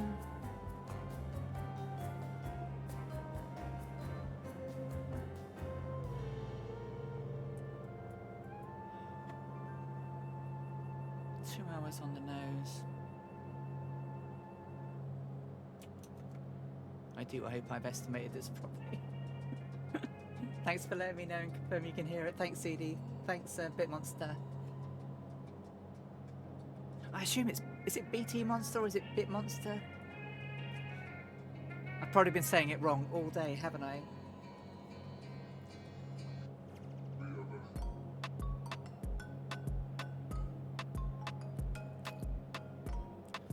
So when we get closer to Fortaleza, we want to see if it looks like this, but it doesn't. So back in 1937, there was 100,000 residents. Apparently, as of 2021, there's over 4 million. So it's probably not going to be anything like this as we cut through the bay towards it.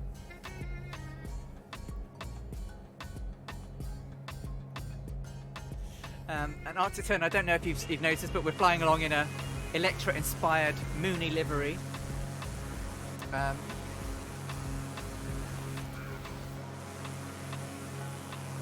Which you can download for free if you fly the Mooney over on twotonemurphy.com. Downloads.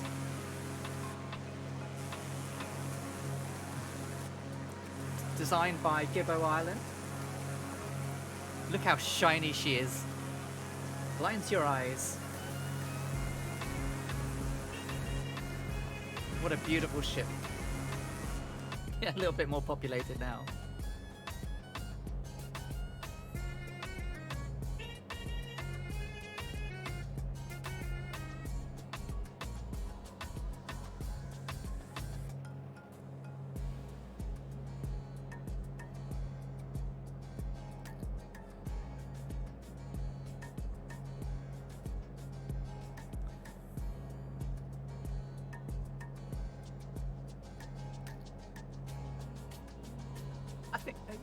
I don't think no. It will be the first proper sim, won't it? That's come to a console. I mean, there's been flying games, but that's not the same.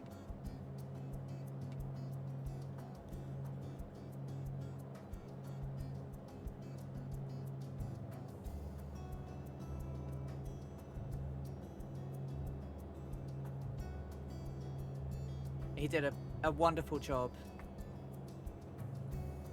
So I like to promote it and get people to share it because I think it's lovely. Really simple but really pretty, especially in all the different sunlight. The shadows reflect on it, the clouds reflect on it. You know, even in the rain last week when we were flying and people were sort of, you know, in really good formation around me, the lights were, you know, dancing over the top of the aircraft and it was just fantastic.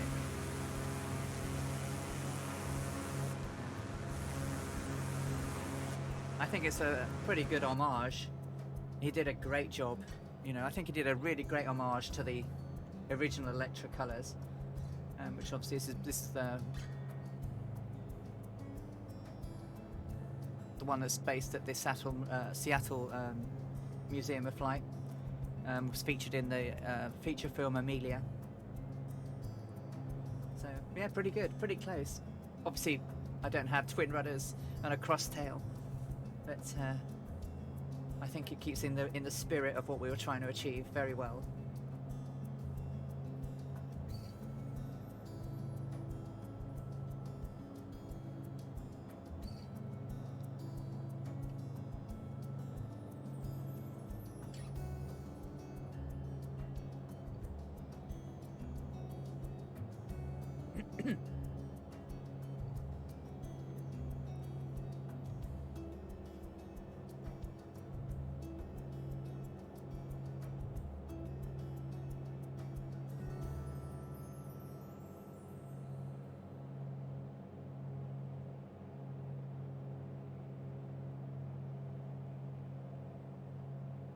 Don't we just, you know? Gibbo's done an amazing job on the website and on the liveries he's done. And we've got Jefferson doing the amazing sceneries. And Jefferson's done a lovely one for me, especially for this flight, which I'm really proud of. Which we'll all have to. I'll make sure it's all when we get there. It's the only flight that will need a custom scenery, which is the one from Leh in Papua New Guinea to Howland Island. I've had Howland Island. Jefferson's made me a specific point of interest on the MSFS map, and also added the Howland Island Earhart light as it was back in its. I kept it secret, yeah. And it's basically got the Earhart Light Memorial as it was when it was built. It looks pretty decrepit these days, but that's there. And there's a wooden beach on the which basically says it's a maritime reserve. But on the back is my signature, so that's going to be really nice. So it says Alley Cats 2021. So I'm looking forward to showing it off. But we should have it downloaded on the for the penultimate legs. That's going to be a long old flight, nearly 2,500 miles. Probably needs to take a day off to do that one.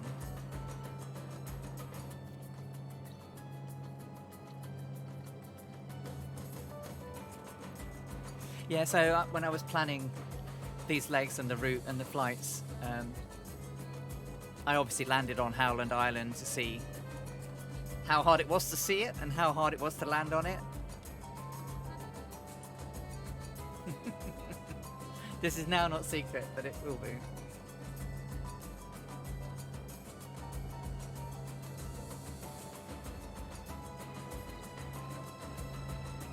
I'll just make sure that everyone knows where it is when we get there. We've got a long time before we get there. We don't need it until we get to Papua New Guinea. Don't we all work less, right?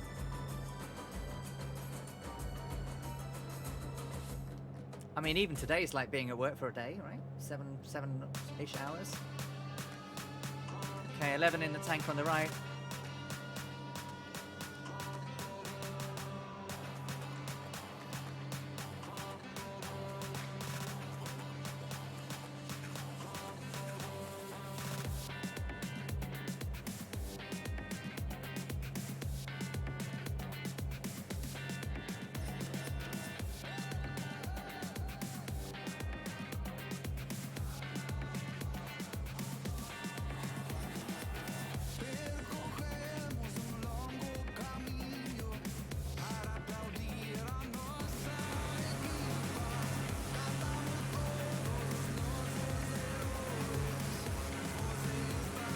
So we've still got Bad Dog, Big Tone 66, there with the bacon, Dangerous Brian and Catbat 9.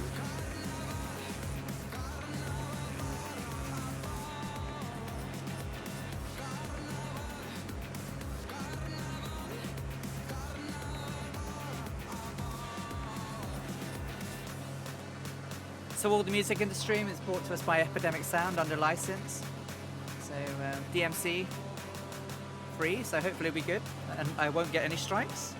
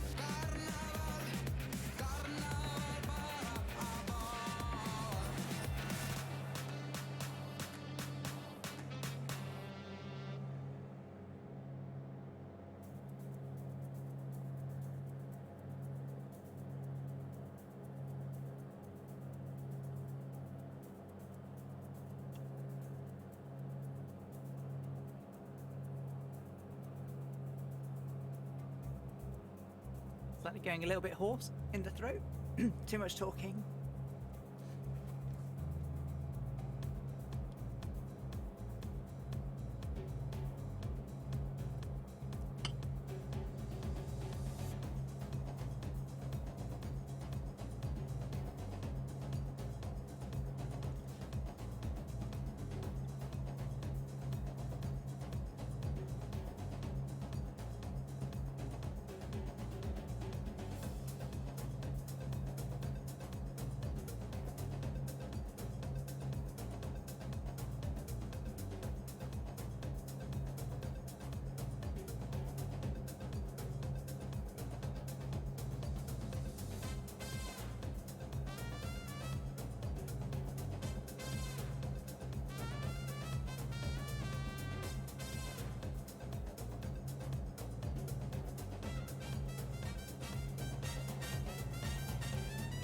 Yeah, if it was an amphibious plane, then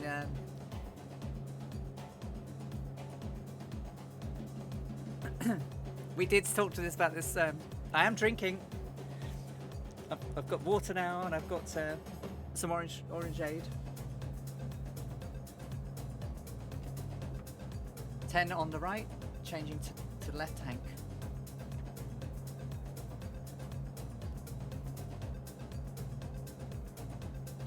So I should do the... Make sure we're drinking, guys. Take a drink.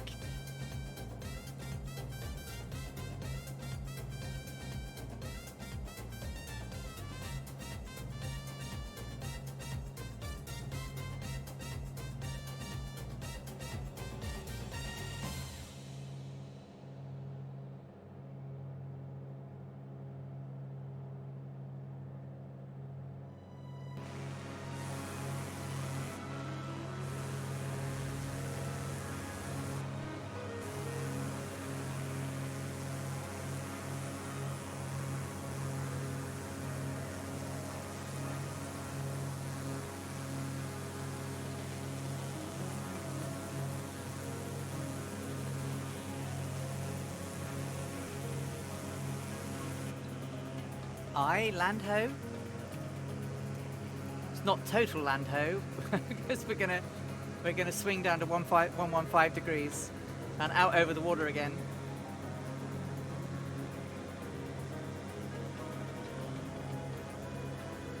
And then next time we see land ho, it's land ho all the way. So.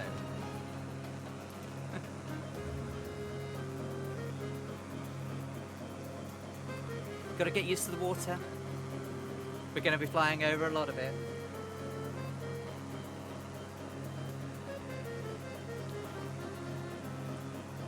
Obviously, if the Electra had redundancy with 2 engines, we're not so lucky.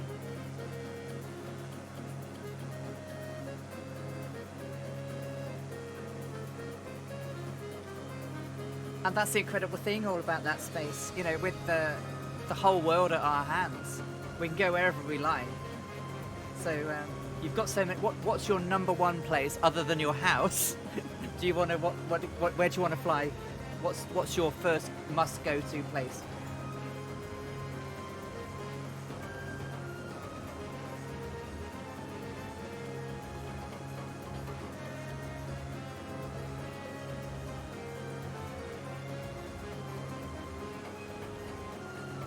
Beautiful country. We have our base of operations in Shannon, in Ireland, Echo India November, where we fly, and a lot of the Fireflies that are with us today fly with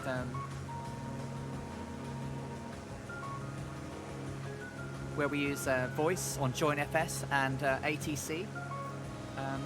All community based, so it's all fun. People are learning and getting the ropes, and we have our own community members like Seamus McNeil and Epic Fool, and I think Bad Dog, or is it Diesel Dan? Which one is it? Who is it? Diesel Dan or Bad Dog?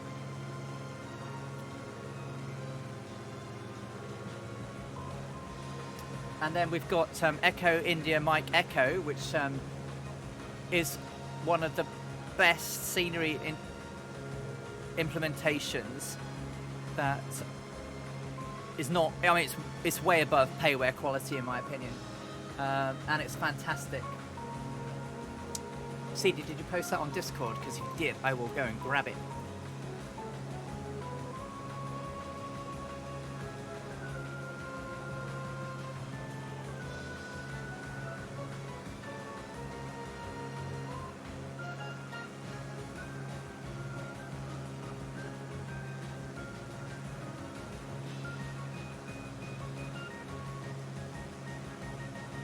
So the registration for the wing race, Perth to Sydney, can be found right there. A week today, the sign up is closing. So if you want to join in on the epic Cross Australia wing race, there you go. Sign up and enjoy a mammoth, epic flight. Hey, Red Pilot Randy, we're doing good. We're still on our way. We're 5 hours 32 now into the flight. We're still heading south towards Fortaleza. Still have some of the Rookie 31st. Thank you so much for the follow. Welcome along as you join us on our flight from Paramaribo in Suriname down to Fortaleza in Brazil.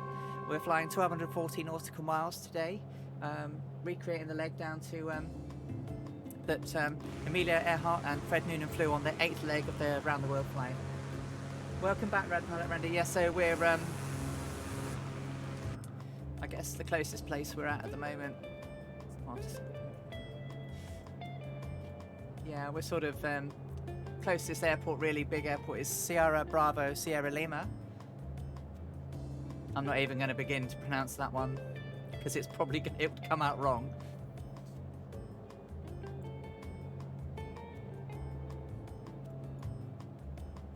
Marakal Kuna Mach.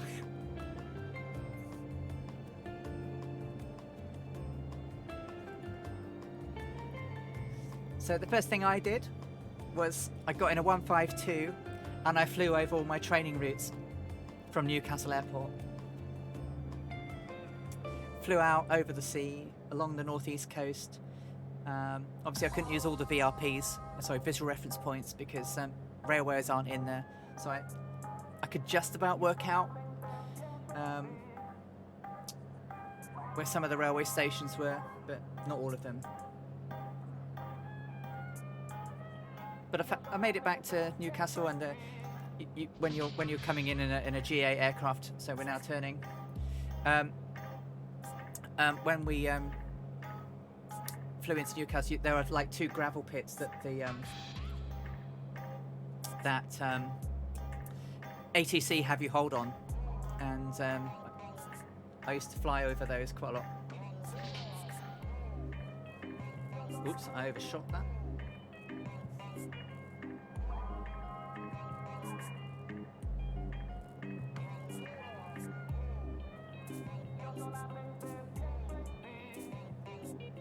Quite a bit overshot. And it was just brilliant being able to do that and see where I was and know where I was.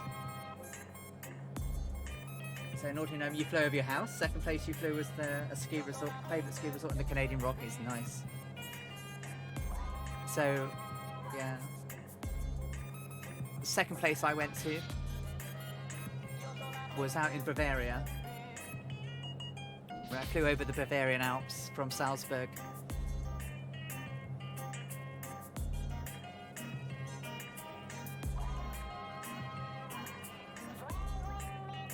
Thank you, Brian. That's really kind.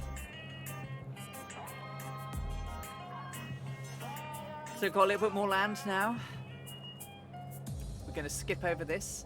So there's a national park. Parc National dos Lençóis Maranhenses. Looks like a lot of sand. This looks cool.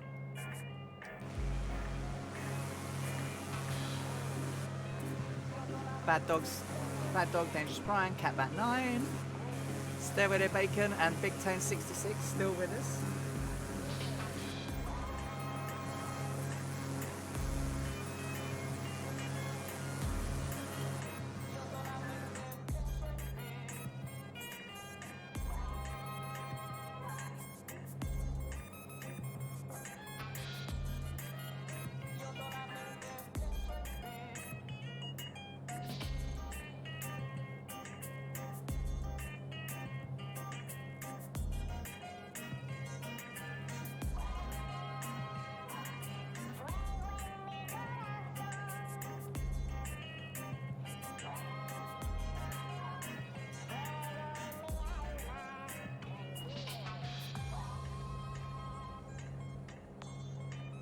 Which resort was that? Nottingham Island and the 7 Wonders of the World. Yeah, so the pyramids are really cool.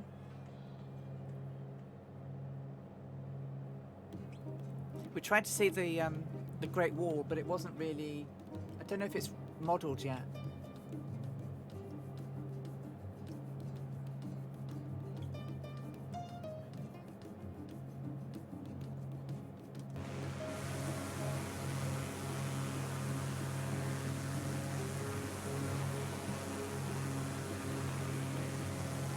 The coastline's lovely down here.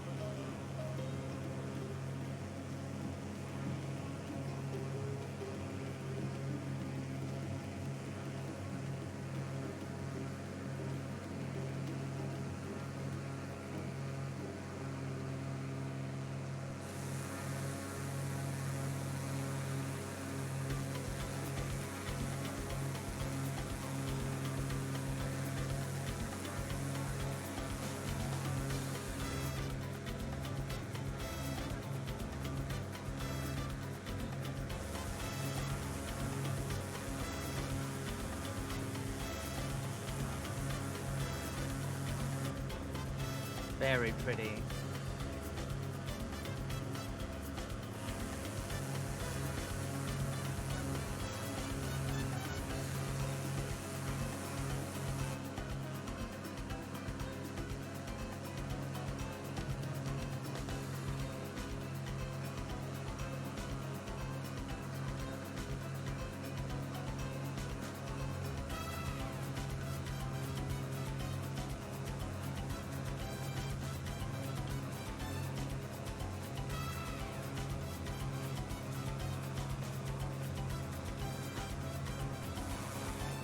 We absolutely need to, don't we, Sour to Bacon?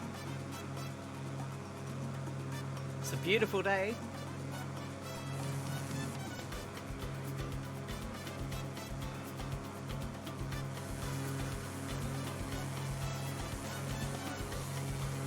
Incredible.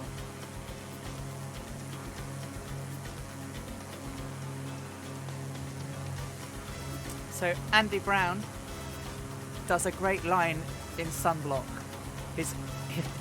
His Mooney is often stocked to the brim with sunblock. So Andy, if you're watching, can we have some sunblock, mate?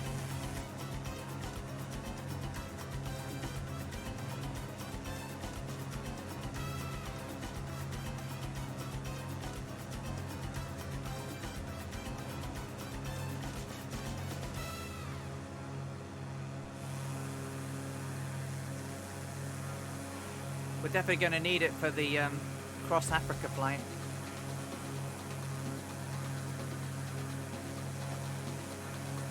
She really did pick some quite inhospitable places to fly across back in 1937. And once she got over to Africa, the maps weren't so reliable.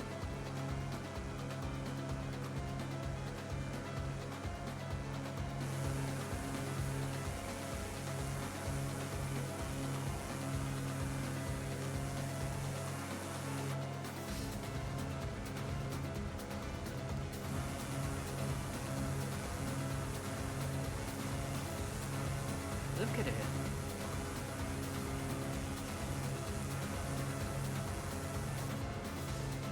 This will be worth coming back to when South America gets an overhaul, won't it?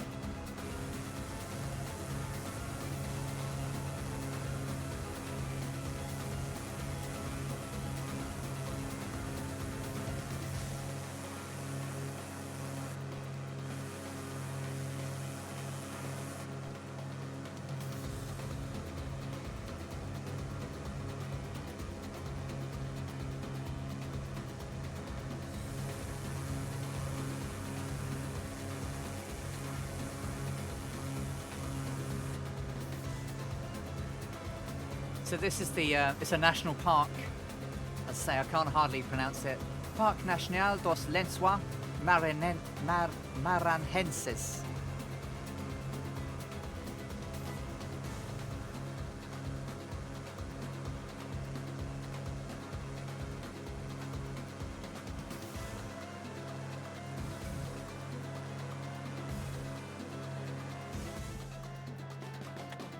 And it's pretty much miles and miles of sand.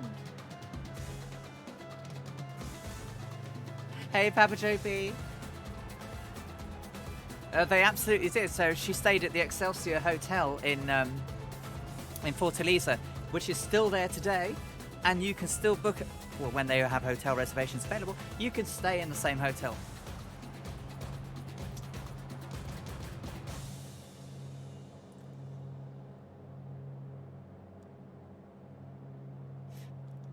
Back in the day when a gentleman and a lady turned up at hotels or were booked in for reservations, everyone thought, you know, because of their age, that they would normally be husband and wife. And often when Fred and Amelia turned up at hotels, on many parts of their journey, they got there to find that they had a single room booking, and they often had to quickly get that changed. That did not happen at the Excelsior, but it certainly happened when they got across to Africa.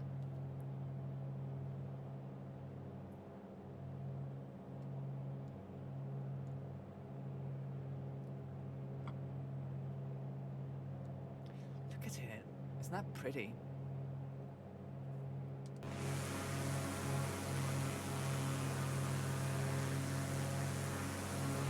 That's pretty stunning.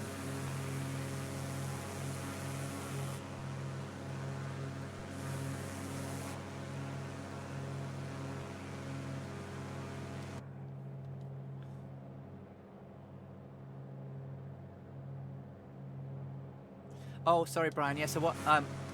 Obviously, as we're dropping fuel and everything, I'm around 160 now, 160 indicated, and I'm doing 178 ground. Philly Roach, good afternoon. How are you doing, mate? Lovely to see you. Well, we've been going 5 hours 44, so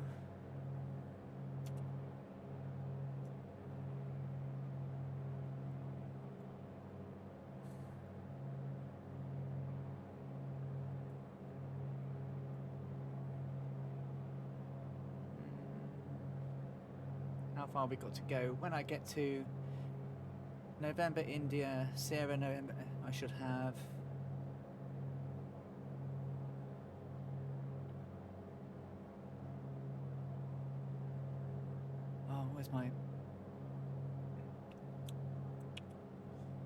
where is my I've lost my remaining time.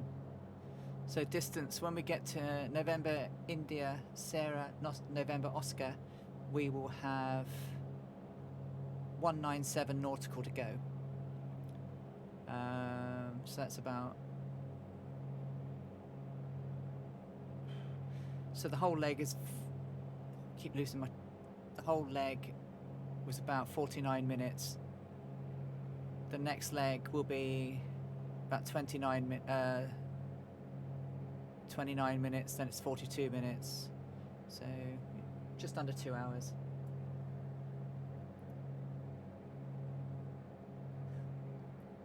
I hope you're enjoying the rugby, Philly. And come on, France. Allez les Bleus. I will say that for Goblin Zeus. Allez les Bleus. Because England can't win Jack, so...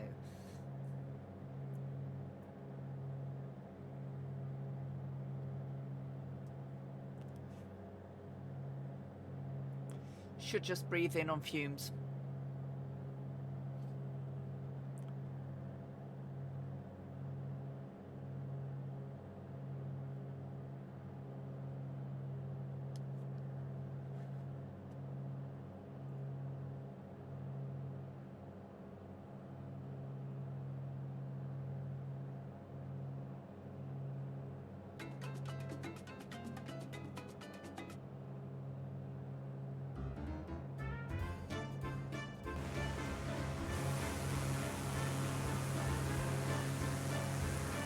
Nice flying, Big Tone.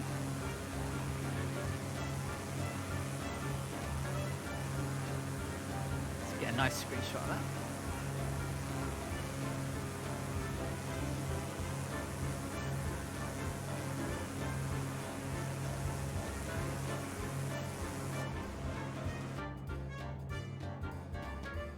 Correct, Brian. November, India, Sierra, November, Oscar.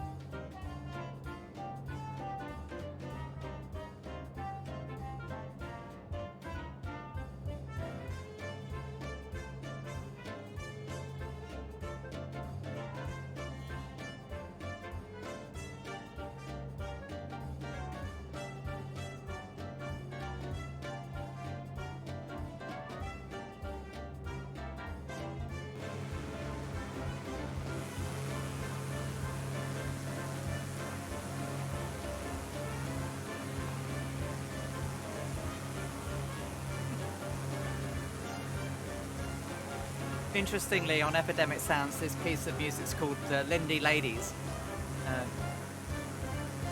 And Amelia Earhart's nickname was Lady Lindy, after sort of reference to Charles Lindbergh.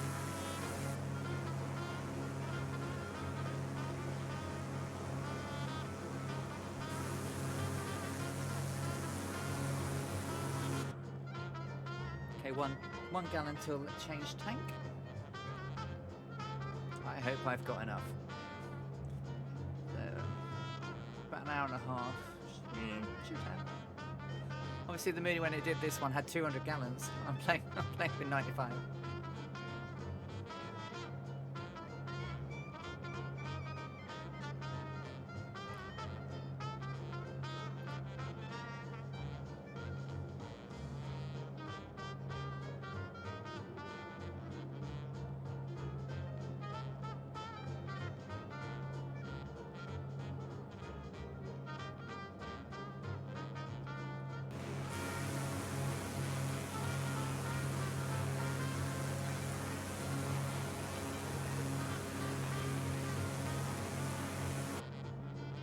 Ten on 10.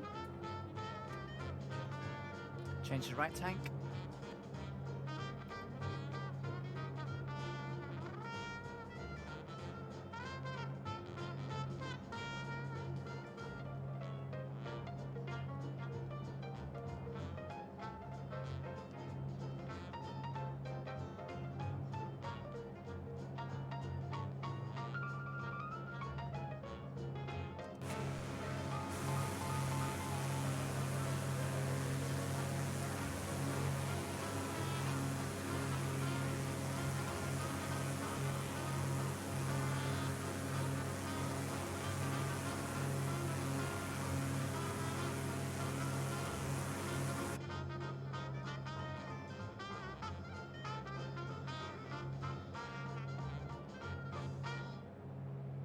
Yeah, sometimes it's difficult. I mean, there are quite a lot of different music systems out there, but they're all pretty similar.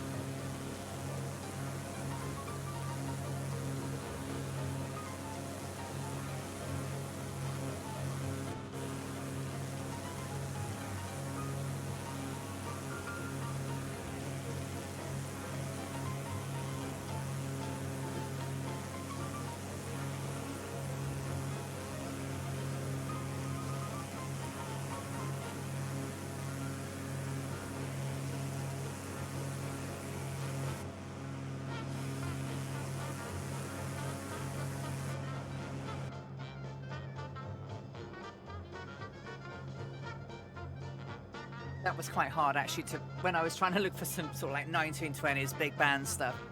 Really hard to find it. That was for free anyway. I was hoping they'd have some like Glenn Miller type stuff as well. I'm a huge brass fan, so and I play brass. But jazz, you know, with the old clarinets and the trumpets, lovely.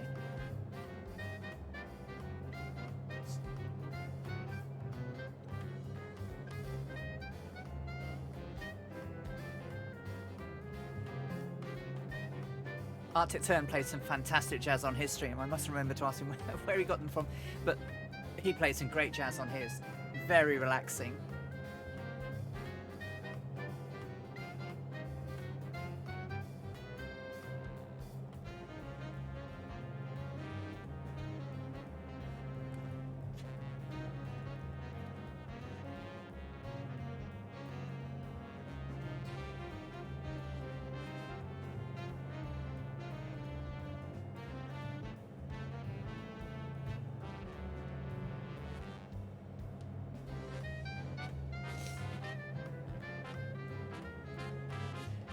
So it's going to be tight.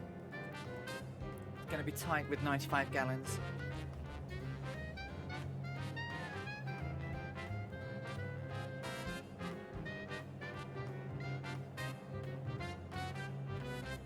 Ah, nice.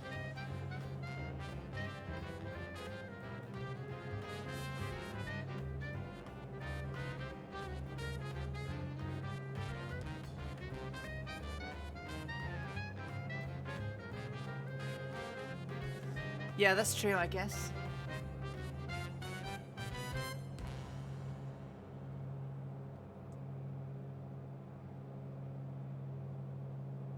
I guess they could get, you know, some recreations going and record them digitally. That would be cool.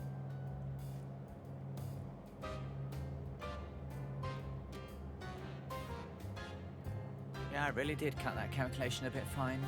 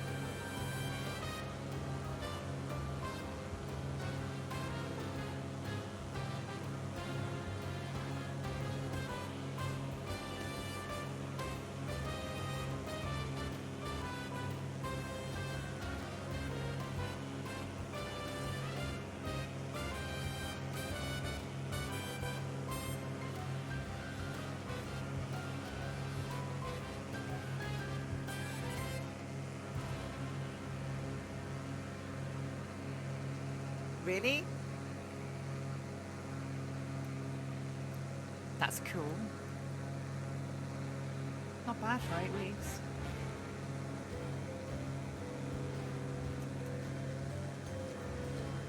Wow, that's lovely. I think I was at like 136 during the week, and it's really bumped up.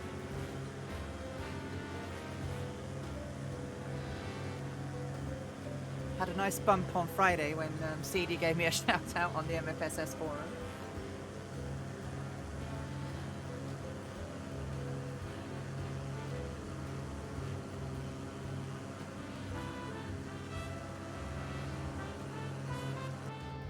We might get a refuel actually.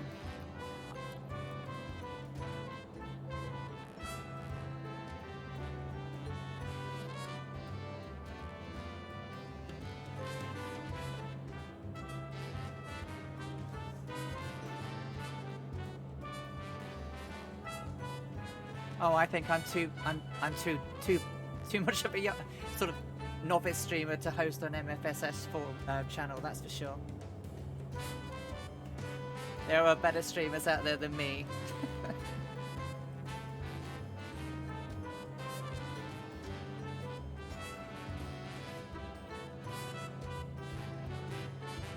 Have you flown this all the way in a Spitfire?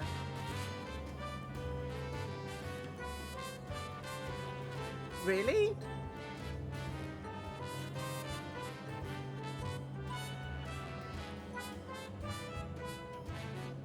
Oh, crikey. Well, that's, well, perhaps I will then. I'm a bit staggered, really.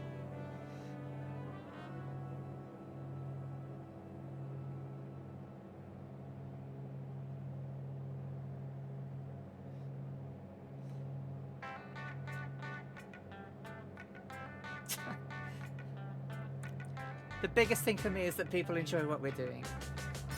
So, 1 or 50 or 1,000, whatever. As long as they enjoy what we're doing and feel brave enough to come in and fly along, that would be fabulous.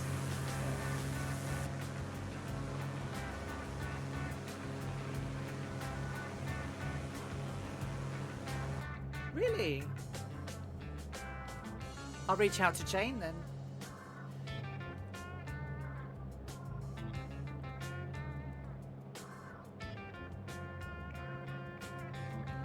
Yep, 6 hours on the nose, guys, so... Whew.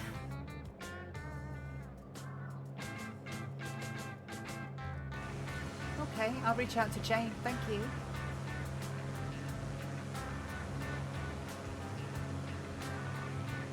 So 6 hours in, guys?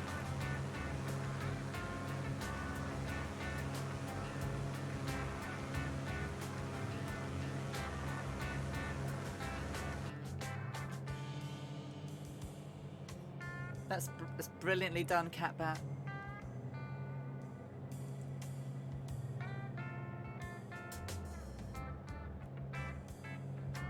We definitely need more lady flyers, that's for sure. I still think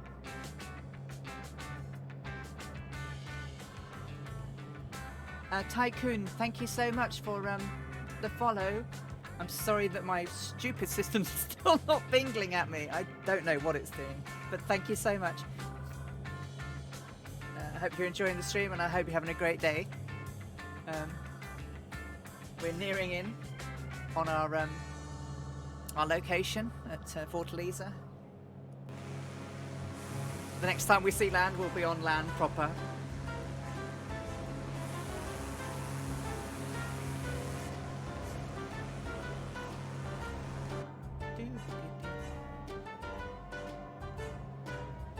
Do we actually have any other lady flyers on the Fireflies? I know I keep wanting Annalisa to get involved and Mrs. Two-Tone.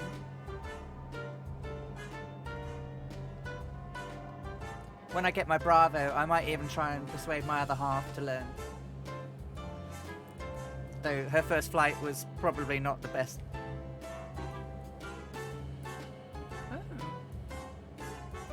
And we definitely need Factual Gull flying. CD. That would be good. We can get a women's air arm.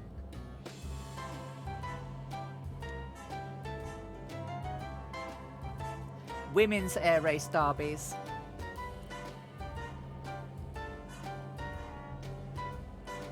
Could even have the girls versus the boys.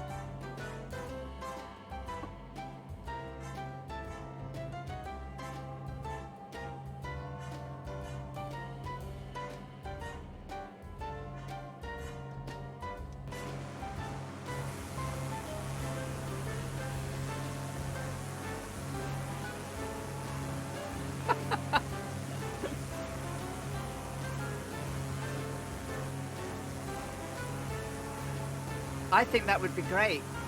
Factual Girl learns to fly. I'd watch that for sure.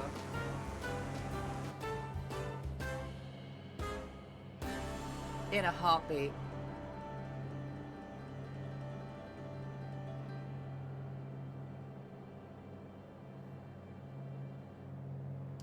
I'd like to think I'm one of the guys now, guys. I can come in the guys club. Looking after you all these months.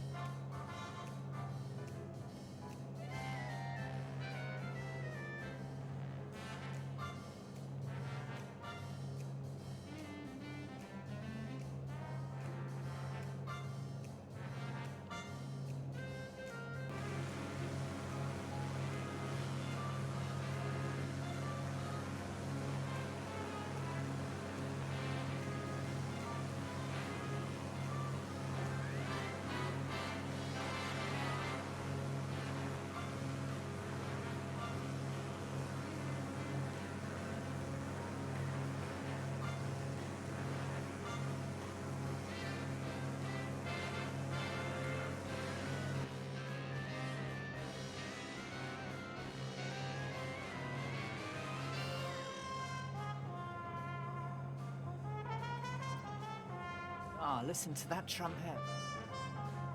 Sick.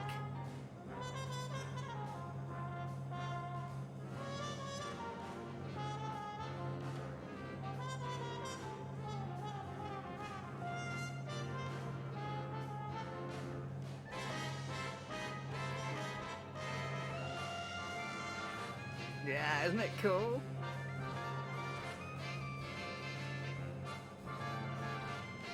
Oh, brass, I tell you.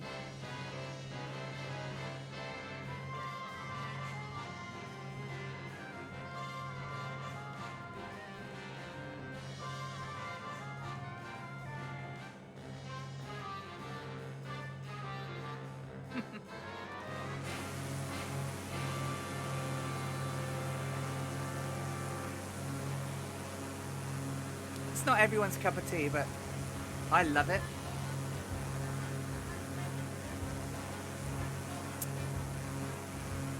I attended a bit of the Montreal Jazz Festival, crikey, 2005. That was incredible.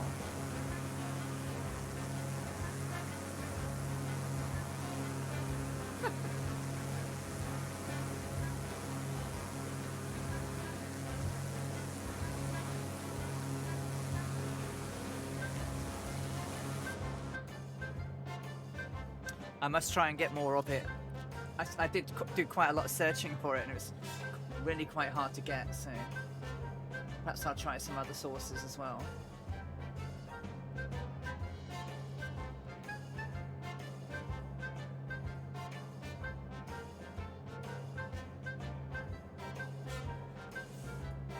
Ten and the 7.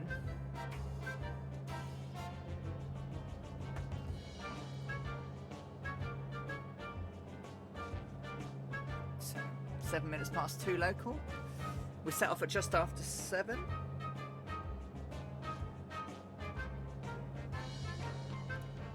How are you holding up, guys?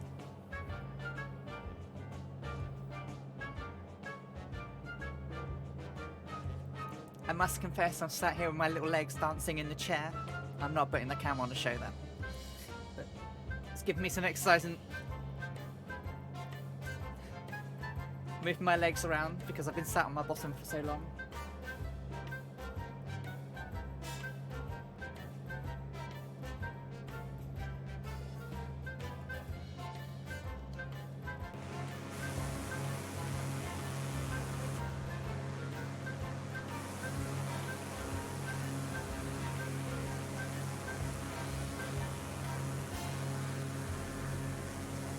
Still going strong, guys.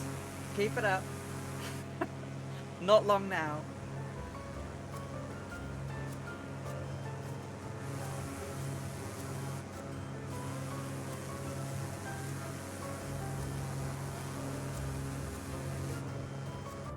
I think Amelia would have been very grateful for Sperry doing the auto gyro piloting. He did a lot of it.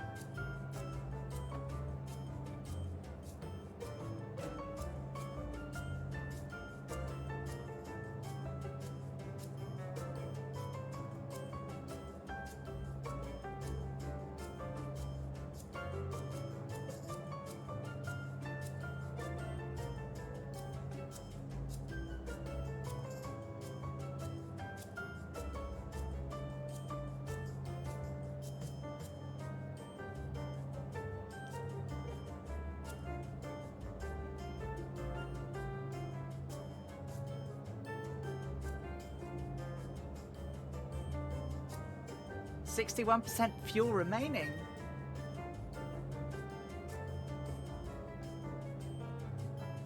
Oh, I'm going to be flying on fumes.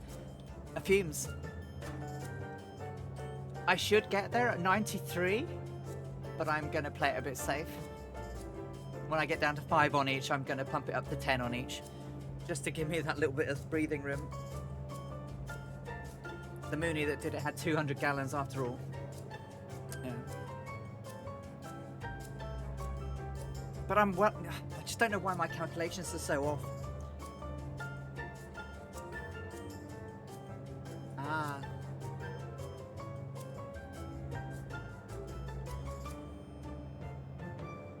Oh no. Okay. I'm ignoring that. People are emailing me about work stuff. I'm busy. I'm in Brazil.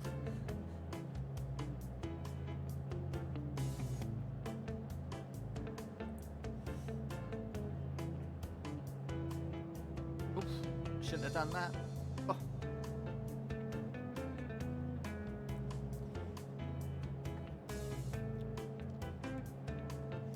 So we're having bets on my Navy landing this week. Last week's was just dreadful. Absolutely awful. God knows what I was doing. So what do we know about Fortaleza then, as we're coming into Fortaleza? So let's have a quick look. So airport elevation is 82 feet. The runway is at 82 feet, so we're probably going to go straight in on runway 13. Probably the most direct approach.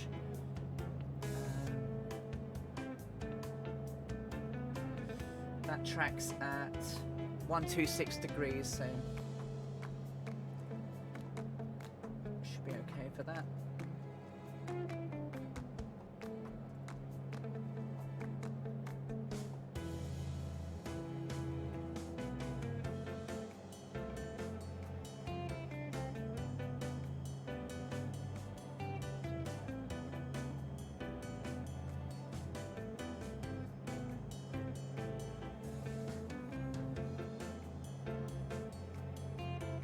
So when we get overland, we'll come down to around about 3,500 feet as we approach in.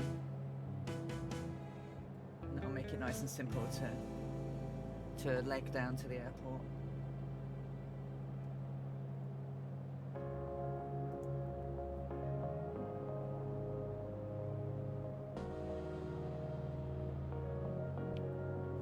So 10 and 6. Oh god, yeah, blues. Very good point. I'll sit and do a raid on some blues and jazz during the week, and we'll have that for the flight across the Atlantic.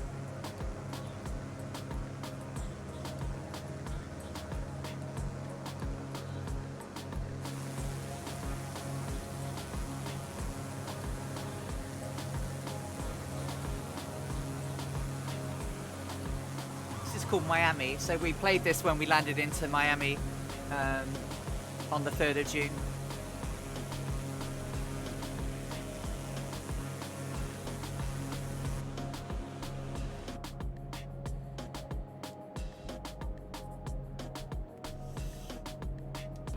So we're about 4 minutes from November India Sierra November Oscar.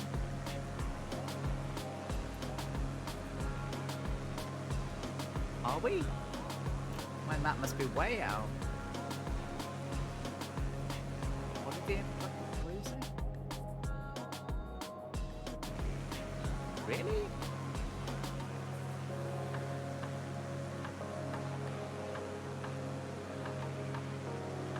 Hey Brandon, I'm trying to work out whether the sim's got its knickers into a twist.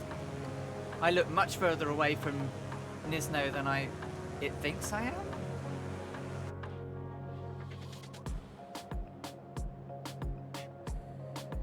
Have I got my timings wrong as well now? reckon I'm 11 miles from Nisno.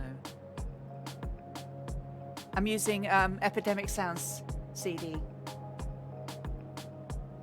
It has a huge library. I've only scratched the skin. It's relatively inexpensive.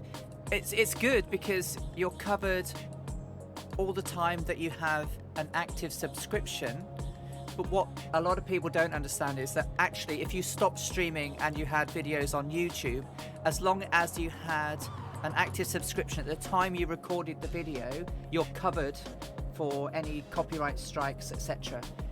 So once your subscription would end, you're not allowed to use the same tracks again until you have a license. But because I was worried, it's like, well, if I create these videos and I post them and then I stop paying the subscription, does that mean I have to change all the music? No, you're licensed at the time of creation, and it seems to be perpetual at that point, but you just couldn't use it again unless you were licensed. So I've got an ongoing monthly subscription. I'd rather stay safe, and obviously when we're on these long flights, having some music going along is nice, because I can't talk for 7 to 10 hours completely about Amelia, because she didn't write very much. When we get to Africa, she wrote tons. So personal.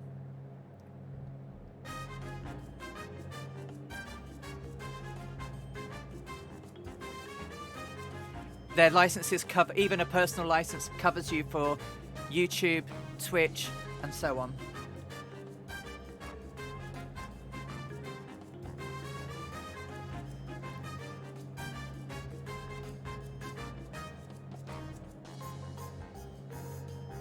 So this aircraft is 5 and 10 changing. It says here 1 minute ETE to Nisno. Not according to my map, we're not. Well, I guess we might be. Oh, I don't know. Perhaps I am. Perhaps I'm closer than I've worked out. Oh, perhaps I am. Oh. So once we get to Nisno, we have a 78-mile track down 121 degrees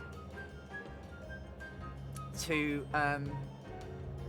Julia Echo Oscar 18, and then it's 107 down to Fortaleza.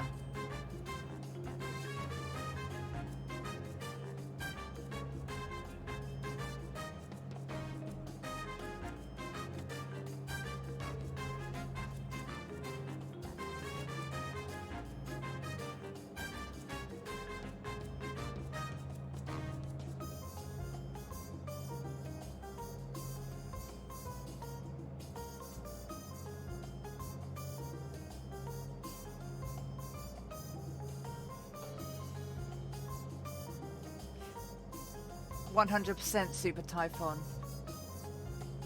You know, and if you want to get starting with your streaming, what better community to come and sit and watch you and let you do it at your own pace? The best thing to be is just you. You know, you can't be me, you can't be Murphy, you can't be CD. Just be you. And if you want to talk. If it helps you, brilliant. We will come along and watch you.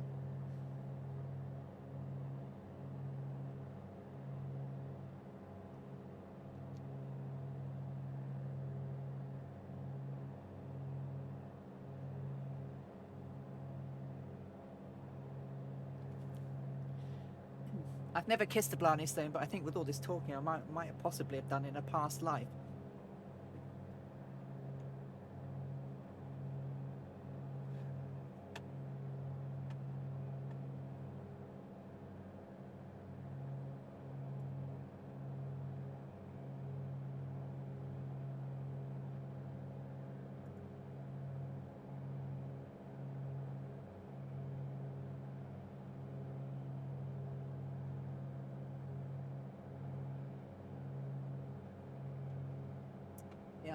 Music will certainly take over, you know, get people listening.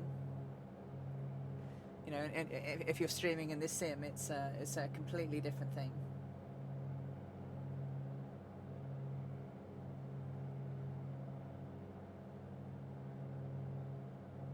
Yeah.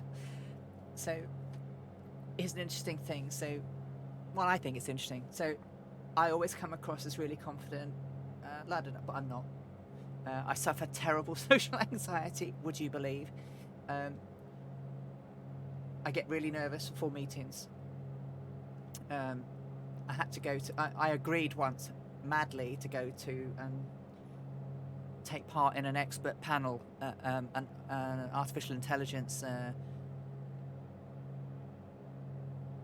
conference in London, and it was taking place at the Tate Modern. And I said, like a fool, I said, yeah, I'll do that. And when the time came, I went down to London. It was all expenses paid and great stuff. It was fabulous. Hotel was beautiful. Based on a cruise ship, sea containers, which is on the embankment. And oh my god, it's a great hotel, all nautical based. And the bar, and it looks like a ship. And upstairs they've got like a bar that's like a lounge on a ship. And got there and it was fine. Knew quite a lot of people. And then as it got closer and closer to the time I was feeling ill, I had to go to the loo. I was physically ill several times, and then came out, talked on stage, and everyone said, "Oh, that was brilliant." It's like, well, if you'd only known what had happened before I went on stage. And yeah, I'm terrible. I had to do a presentation once on a new feature I was launching in some software. I'd done all my work, done all my research. I'd got all the requirements. I had it all laid out, and I was only presenting to 10 people. And again, I was ill before I had to present it. So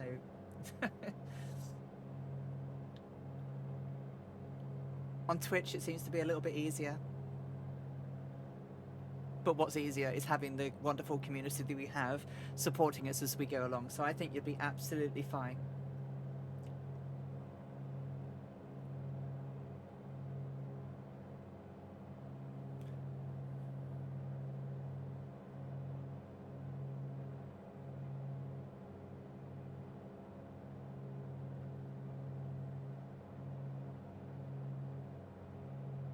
And the more people that stream Flight Sims will be great.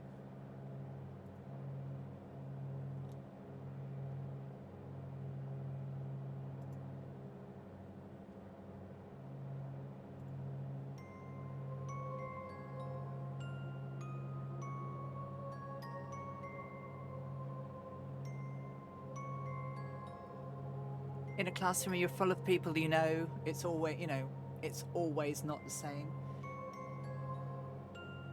Here you'll be talking to people who are interested in what you have to say, or more importantly, interested in watching what you're playing.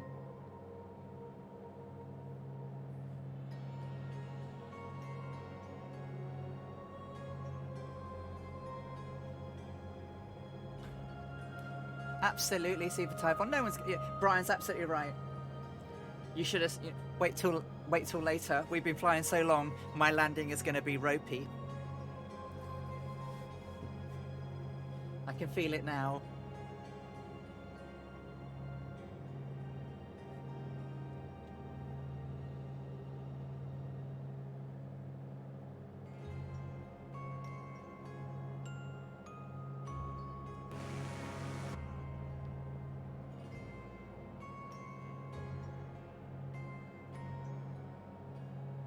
So I think I'm going to need an in-flight refuel, yeah. So I worked out I would land having consumed 93.23 gallons of my 95 gallons of fuel. That's a little bit too low. I miscalculated the safety margin. And that's because I was fiddling around trying to match her. If it had been 1330, I would have been fine, but yeah, I'm going to probably bump it. I don't feel too guilty. The Mooney had 200 gallons in it.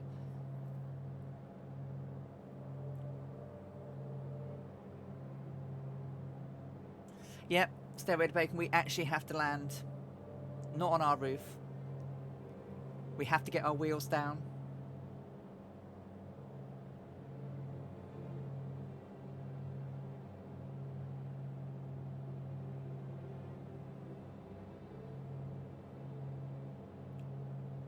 Yeah, we'd be there. We'd cover for you. You know, we'll have your back.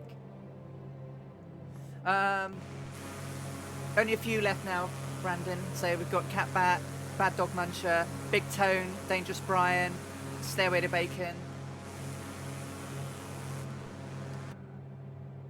It's been a long old journey, and obviously, you know, people have things to do and everything. So the whole, you must land. You've got to do it better than me. That's not going to be hard today. They did, yeah. I mean, Stairway to Bacon's pretty much done nearly every leg full way, all the way, haven't you? So,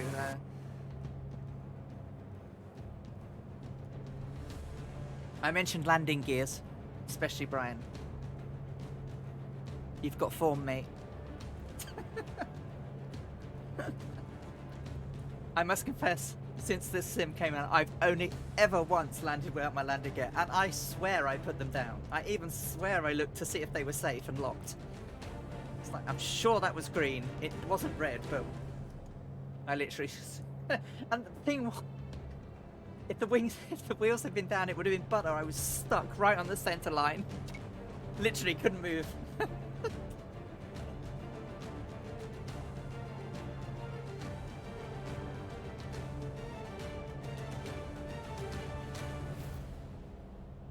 Yeah. We've had, so I've done 8 streams now. Generally, they're all about 3 or 4, 5, 6 hours, some of them. We've had to ban one person in 8 weeks.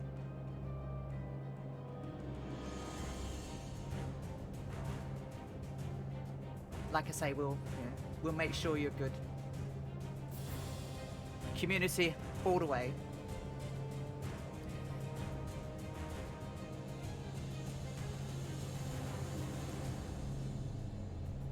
I was really pleased. It was like, yes, I've got this, and the float was nice, and it was like, what's that noise? Oh, because I suddenly heard a wah wah wah from Two Tone. It was like, what? Oh, oops.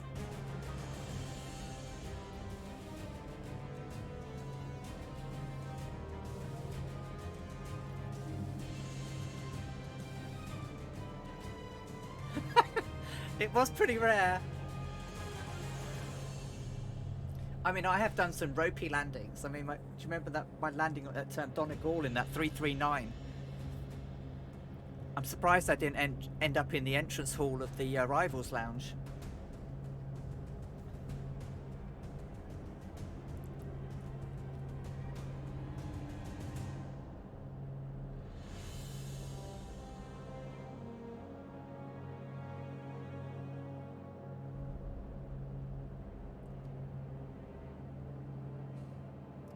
But the thing is, that landing with the gear up is on Murphy's streams for perpetuity.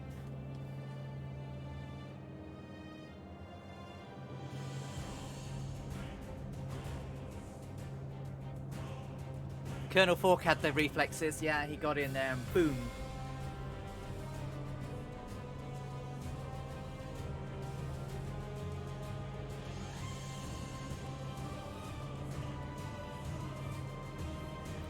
Everyone has to start somewhere.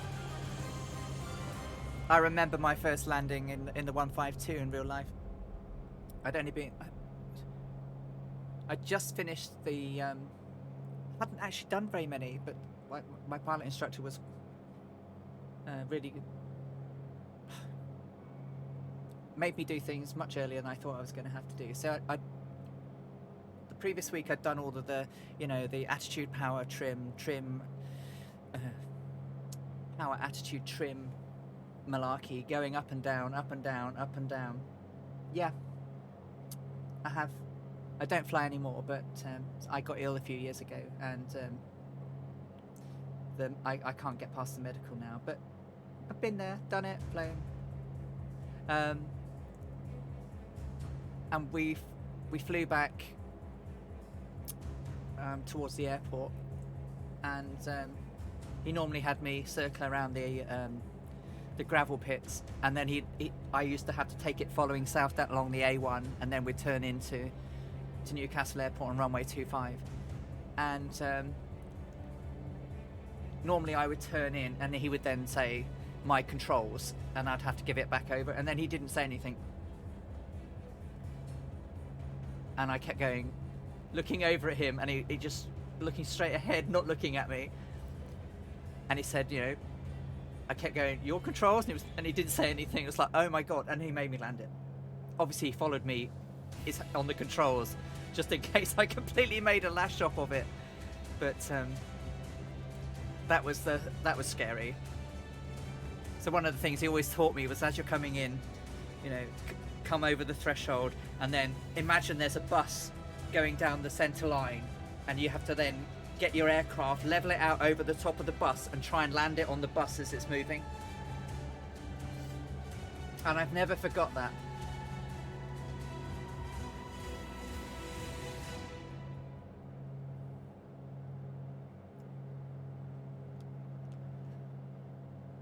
I do try to do it, except last week, for God knows what I did.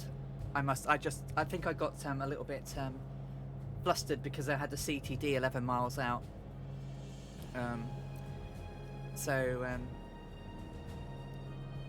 Wasn't really paying attention to my charts, and yeah. So I rescued it. I didn't sort of go careering on it, but I would have had to have my undercarriage looked at. So you still got time to stretch those legs, take a stand up, wave your arms in the air, do a Lawrence Sperry, pretend you're flying along with your aircraft with no hands down the length of the Seine. It's very common to overgrip the yoke. Very gentle. I mean, he used to teach me to basically say, you need to do it so that you can hold it between your forefinger and your thumb, and it be relaxed.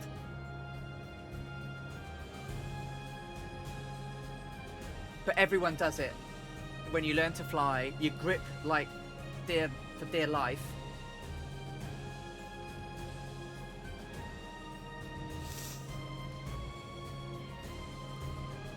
Totally not needed. An aircraft wants to fly itself. You know, once you've trimmed it out and everything.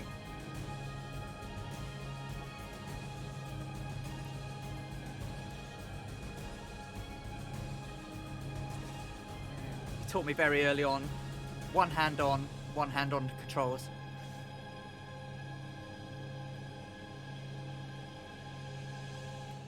So I didn't get into any bad habits. And it was always, you know, do you flight sim? Yes. Okay, don't look at your instruments. I want your eyes out the window. Eyes out the window. Eyes... Because, you know, we do this all the time.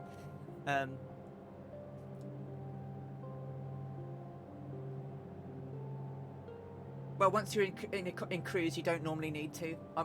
Well, I mean, we're simulating 1937, where there wasn't as many people in the sky. But obviously, when you're flying, you'd need to do turns, safety turns, and look around to make sure that, you know, keep your eyes always out of the aircraft. You know, we're not so out of the aircraft when we're in flight sim and talking.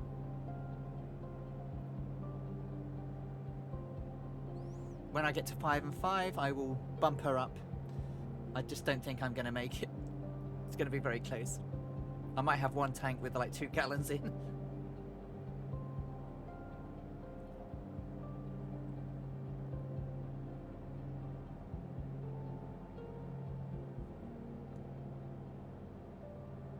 Six hours, 33 minutes gone.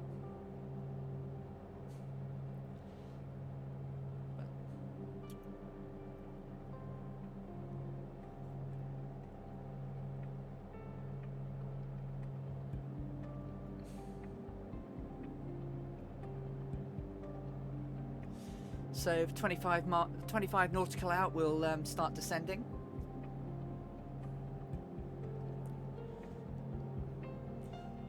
Trying to do my planning ahead. I've had a look at the charts of the airport.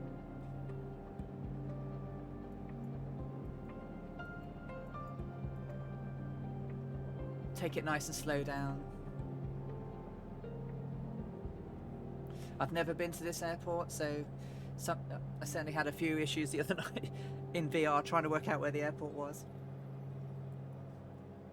Welcome back, Goblin Zeus. I hope you had a great meal. What did you have? Tell us. What was it? What did you have for dinner?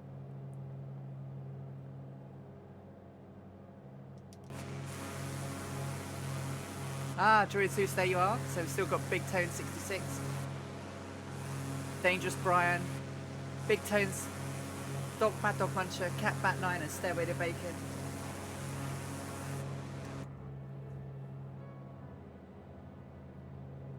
Yeah, the goose is all manual. That's a beast to fly, that one. 6 and 5. So nearly burned through 85 gallons of fuel.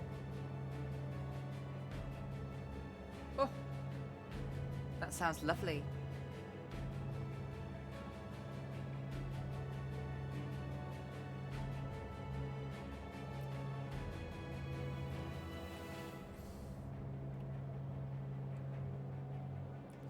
I had some finger food for my just before I flew out. We had some panko covered chicken, and we had some halloumi and courgette pastries, and some empanadas.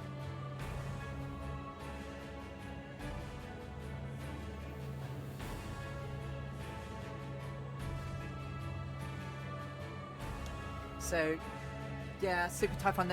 The Electra 10E is available as an FSX import, and it works, but the propellers don't spin. So I have been reaching out to people that make them and sort of say, would you be interested in doing them for people who want to do historical flights? Because of course we'd love to do some historical flights in the aircraft themselves. You know.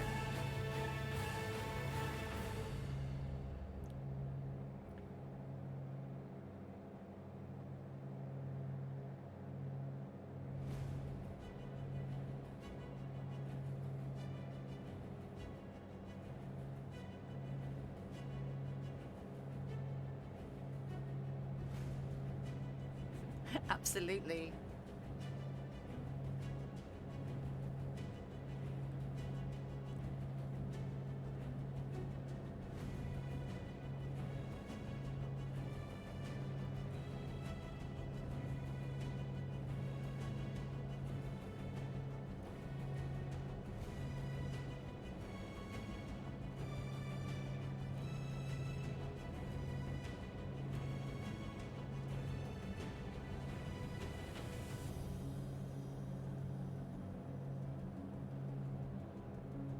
Six and 5. Nearly time for changeover. Coming in closer now to the shore. This really is land ho. When we cross the shore this time, we're on shore till the end. So this will be the end of the seabound flight.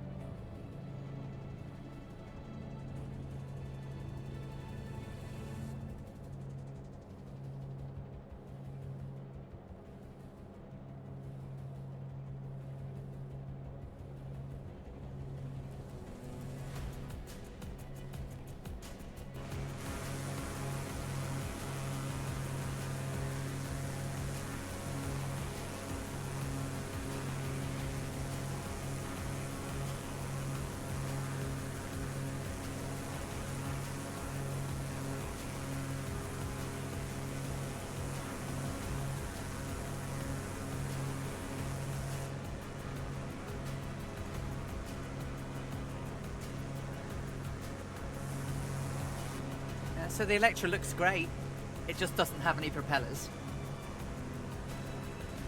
So, but I'd love a 4K PBR rendered version of the Electra.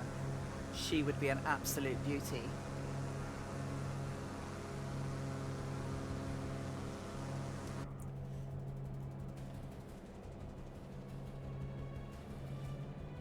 And to get a view of, I mean, it's not free, but you know, if you ever get to see the film Amelia, the sound of those wasps.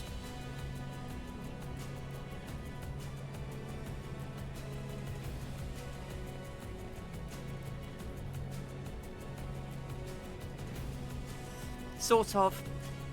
So we want to start descending about 25 nautical miles out, stairway to Bacon.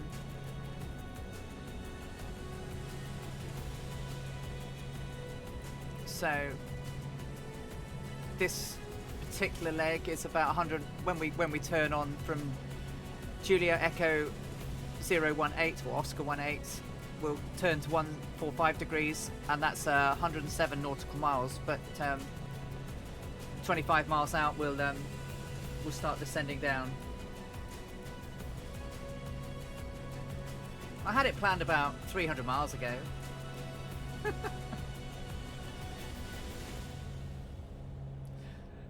So if you want to hit the glide slope, if you want to hit a glide slope and just follow the pappies down, then you're going to be about 3,200 feet on runway 13. They didn't have them then.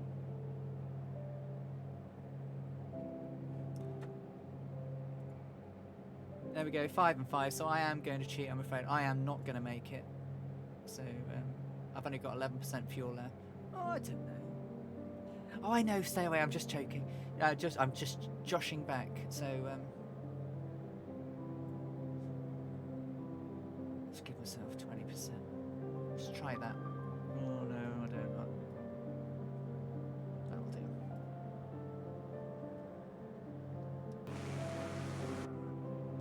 Well, I do try to have a cunning plan, and I do try to plan myself in advance.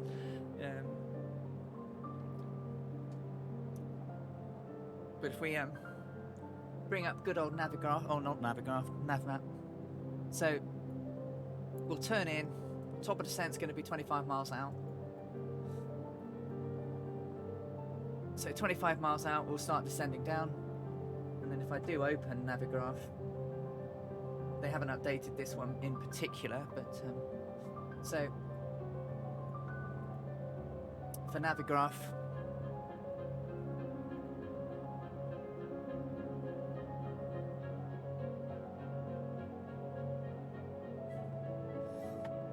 $3,200, around 6 miles out, 2,060, 5 miles out, and then down to the ground. Runway 13.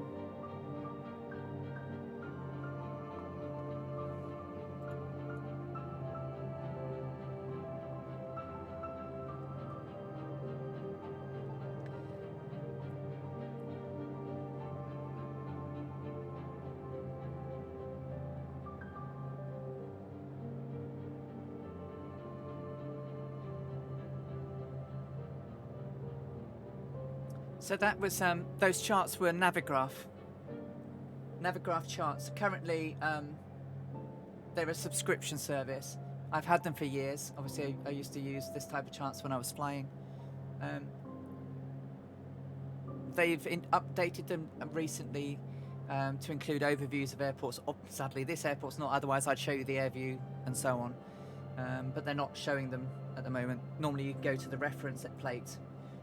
And in here you'd be able to, so obviously it's got all your radar minimums and everything like that, your SIDS, your taxi charts, so you can have a look at the airport and all the different taxiways, takeoff procedures and information, your gates and coordinations, your standard minimums, and then all your different approaches, and each of the approaches then have charts on them, so you can actually then overlay it on your map. I can put an arrow on to show where we are, so here we are coming up over Akaru. As we come over ground, we'll come down at Sao Luis, we'll change and then line up with the runway 13. So you can actually watch and guide yourself down. You can do the overview of all the different one-way approaches. Obviously, if you're doing precision approaches with ILS and everything, it's really quite useful. And you can see all the go-arounds and the missed approaches. It gives you information on your ATIS, all the different radio frequencies, the tower frequencies, ground frequencies, localizer frequencies, approach course. Obviously this is where was I? So runway 13, so then you've got your approach course, elevations, and then it says, you know, on your missed approach climb to 5,000, on course 126 degrees, holding at flight 0. And then it will show you your step chart down. Gives you instructions, so circle to land or straight into landing to 13.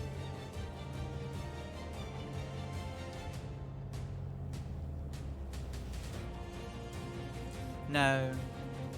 I've paid for them for years, and I've been a beta user for Navigraph in Microsoft Flight Sim. So sometimes people say, why does my imported map from Little Nav Map not match the procedures within Flight Sim? Often it's because they're not the same data. So I import every AirAC or AirAC cycle. I import the Navigraph into it, and then I also have Navigraph in Little Nav Map, so they match. So that makes it very handy. And they've been talking about introducing VFR charts. So if you're in the North America, obviously using SkyVector and the FAA charts, you get them. You know, SkyVector's great. The FAA charts are absolutely free. They're not free in the UK. They're not free in Europe. But SkyVector doesn't cover Europe very well. And Navigraph reached out to me yesterday. I took part in their survey, and it's about the VFR chart inclusion. So they're looking at doing VFR charts in Microsoft Flight Sim, and I am really looking forward to that. 10 on the right, changing now to, I'm just going to equalize to the left. Left, equalize to the right.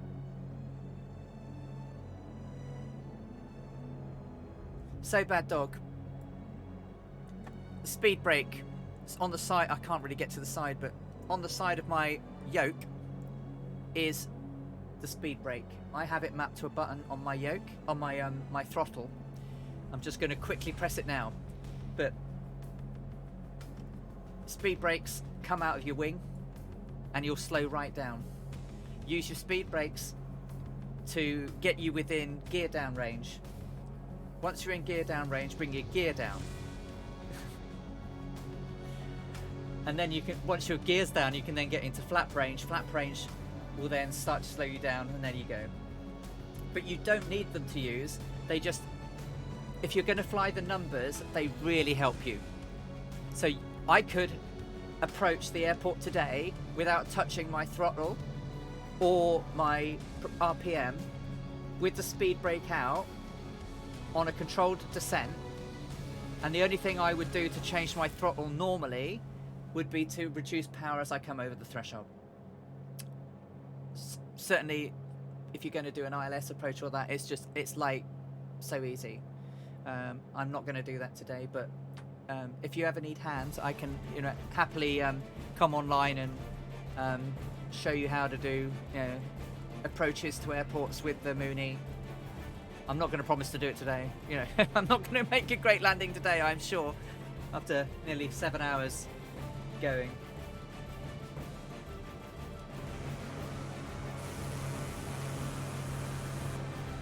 Here comes land, guys.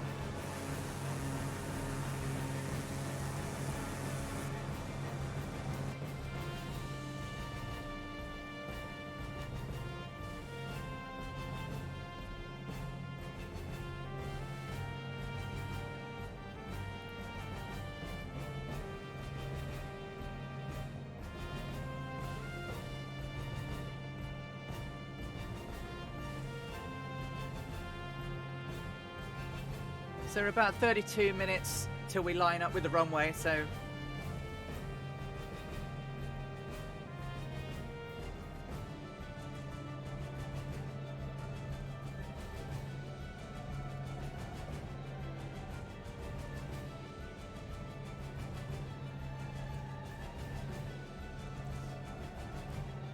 we don't have to worry about the sharks now. Well, do we? Are we there yet? Yeah, we're there. So we can, hopefully the parachute, if we needed it now, would take us onto land and not into the water.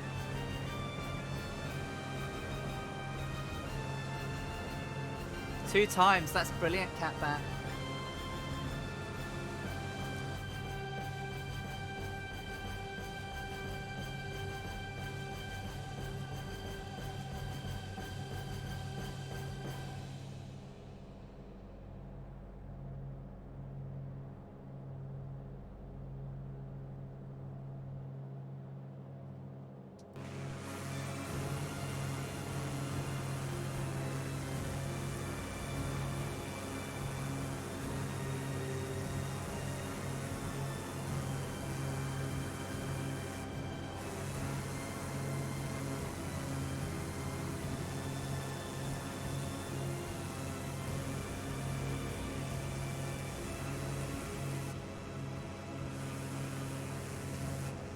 Well done, everyone.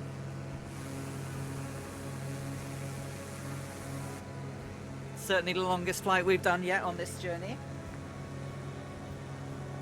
Next weekend's flight, even bigger.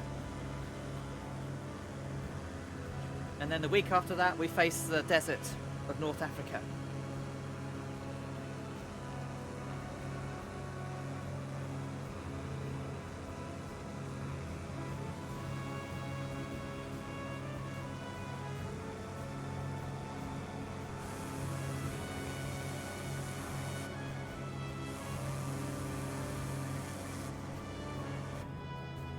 Ten and 10, changing tanks.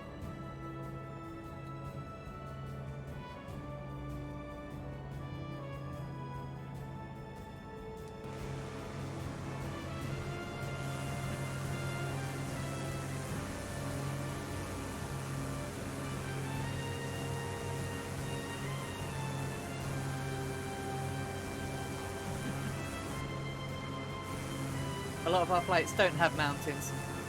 There are some though, Brian. So when we definitely have some in Papua New Guinea. We will also have terrible weather in Papua New Guinea.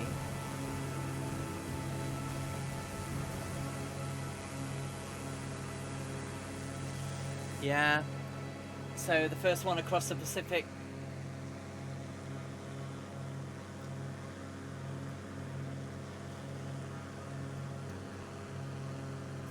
Soul rank 222222. Thank you for the bot. I really must fix that follow bingle. Thank you so much. I know I burst you up, sorry Brian, but Papua New Guinea is going to be tricky.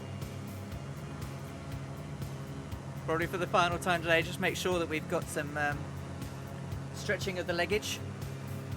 I'm going to do a quick scuttle over the top of the fuel tanks. Scurry on into the loo and I'll be right back.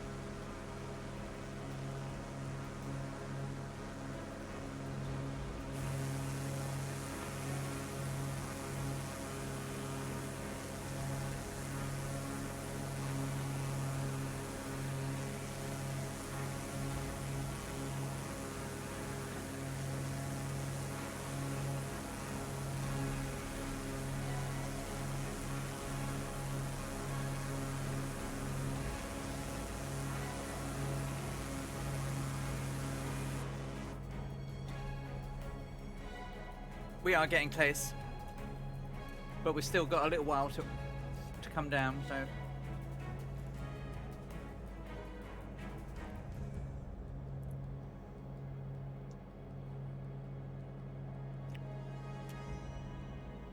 so from our turn into the runway, as I say, it's about 12.7 out.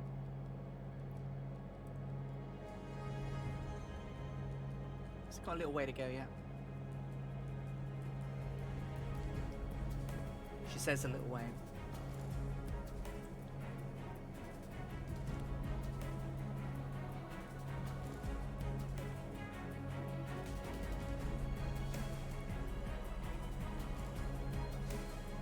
So about 62 to top of descent. I'll probably start coming down a little bit earlier.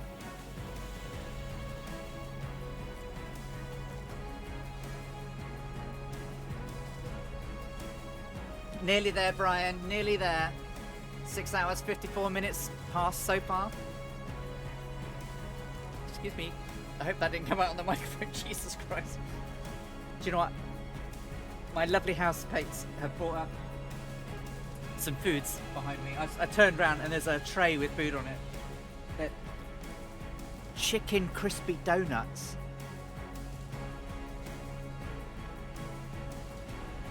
Tempura prawns. And some other lovely goodies, which I am looking forward to have. I didn't even know they were there. I turned around and this tray of food because Laura tried to come to see if I wanted something yesterday, and she poked her head round as I was really concentrating on some notes for today. And I literally, I don't know how I didn't hit the ceiling. She literally made me jump out my skin. So she's literally put everything around the corner for me today. So when I scrambled to go to have a quick glue break, there's a whole load of food. So I tell you what, chicken crispy panko dumplings. Oh, Sick Knots, how are you doing? You've managed to catch a part of my journey. We're about 30 minutes out, so not long to go now. We've been rambling for about nearly 7 hours. I sort of estimated 6 hours 45, so I'm a little bit out, but not too far out, right? About half an hour. Welcome aboard, 6 Knots. Thank you for the follow. That's really kind of you. Thank you. So we're approaching Fortaleza. Fortaleza back in 1937 had a population of around 100,000. In 2021, it's got a population of 4 million, or over 4 million, and certainly won't look like this when we land today. So, oh, I've hit the wrong button. So, certainly won't look like that from the air, will it? Be interesting to see when we get down how big it's changed.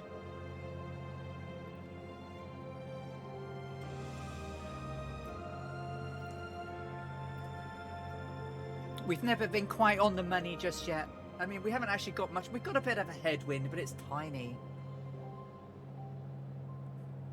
Welcome to the crew. Indeed, 6 Knots.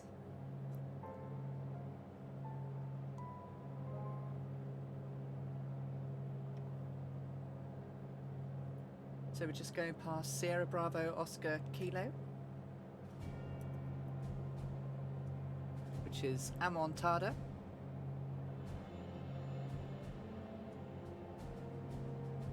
And we're heading towards São Gonçalo do Amarante, which is roughly where we want to come down, but I'm going to probably kind of come down around Paramaribo. When I say come down, I'm going to start descending.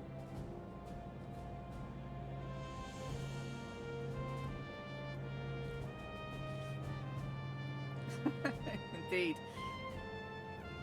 So next week's, I've estimated it's just over 10 hours, so it'll probably be 13. I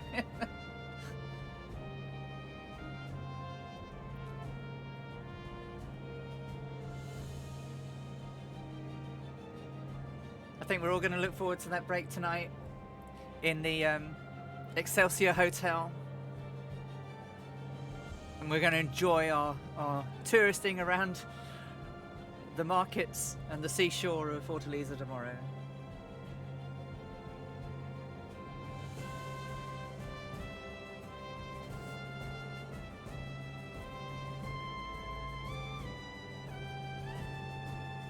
A baby marathon. Yeah. Well, we will overtake Route 66 when we go from Ley to Howland Island. We're going to beat that.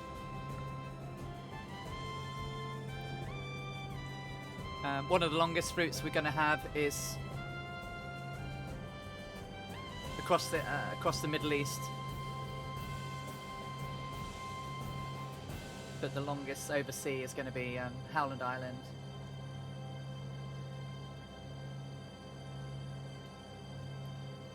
Okay, so the guys are still here. Got a few more join. US APR's is back with us now. Rogers RC, welcome. Catbat 9, still here. Goblin Zeus, Dangerous Brian, Big Tone 66, Stairway to Bacon, Bad Dog Muncher. Exactly, doing this back in 1937, where the maps didn't mean very much, and where the didn't really have the navigation other than Celestials.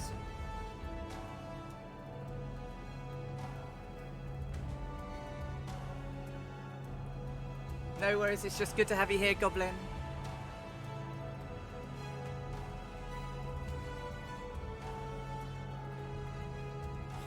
Well, I hope they're not boring. I certainly think long flights are they're a challenge, right?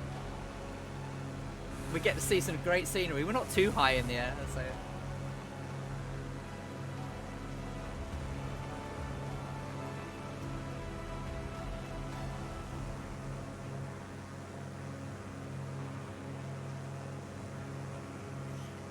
Well, particularly on this aircraft, it actually did have an autopilot.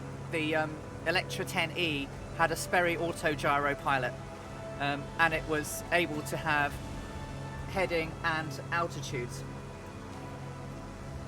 and so it could stick a heading and stick an altitude, and Amelia used it a lot.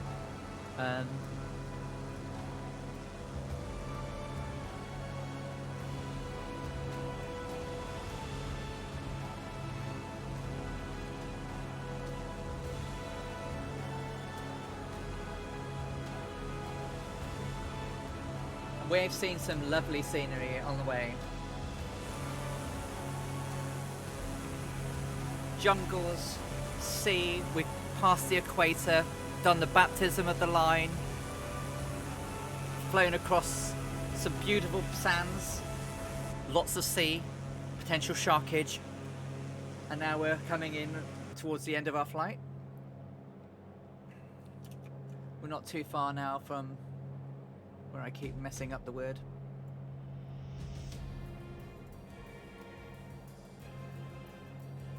Paraibaba.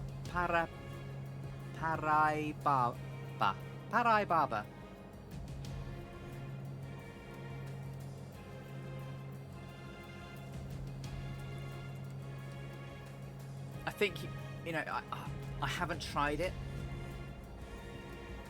but you definitely can see the constellations. So I am not trained in celestial navigation, but it would be quite nice to be able to sort of try some of it. Oh, 7 minutes and 2 seconds, 7 hours and 2 minutes, guys. We've now longest stretch of all of our 8 legs so far. We're over the 6 hours 32 that we did from Tucson to Tucson to my New Orleans. God, my brain's going now. Can you tell? It's sort of slightly going doolally.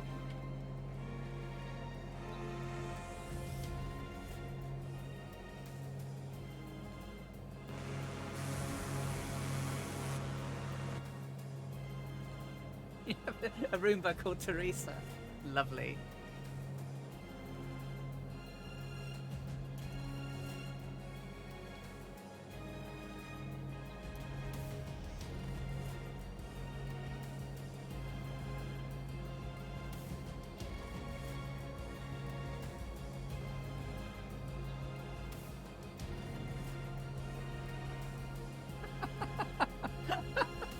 Stairway to Bacon. That's classic.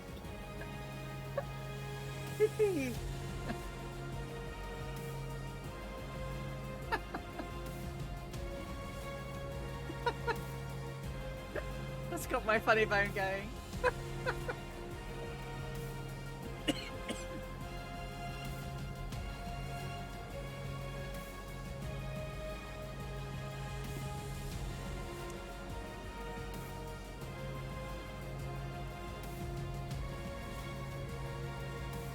Well played indeed.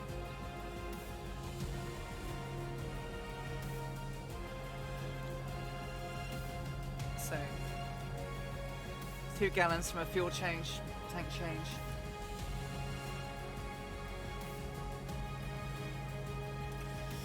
So we're doing about 178, fastest we've done so far.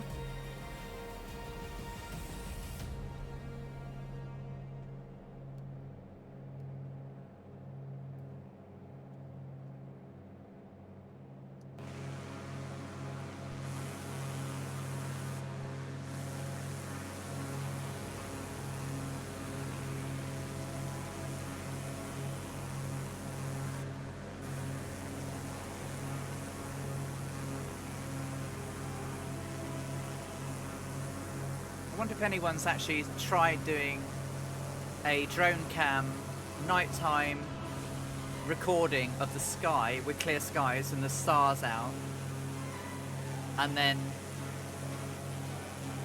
almost time-lapsing it to see what happens. That might be cool.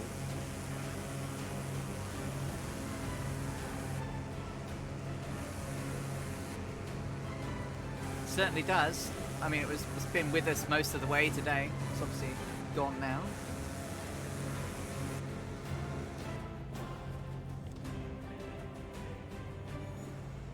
Some nicely epic music as we come in towards our destination, the Fortaleza.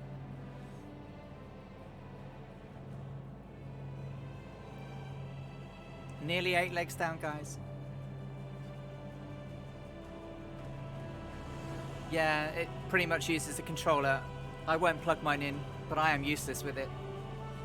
I think I've managed to get it working properly once.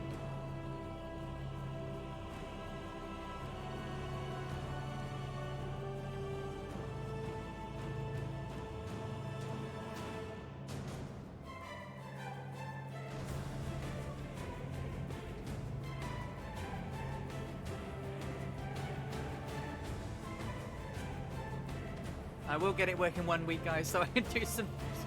watch you guys land in.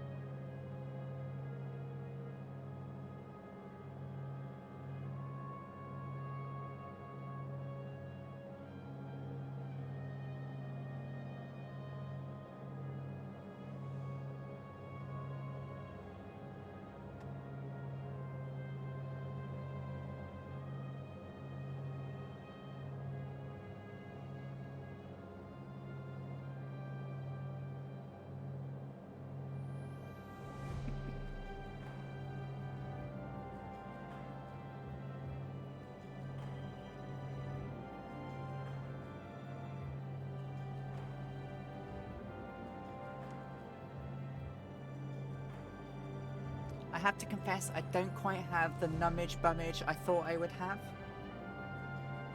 Big props to Noble Chairs. No, I'm not sponsored by them, but it's certainly been comfortable for the last 7 hours, 8 minutes.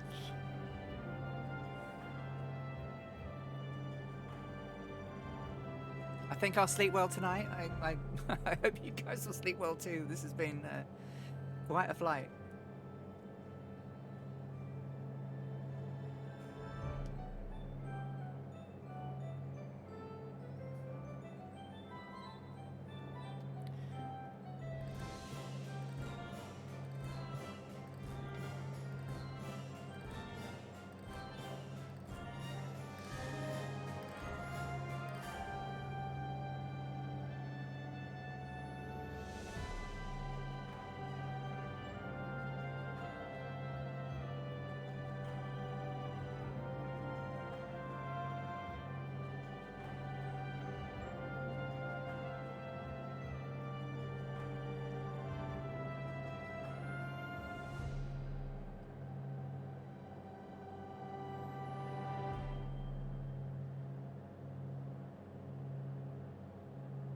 Okie dokie.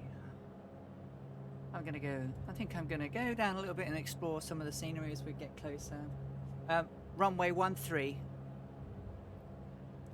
Brian.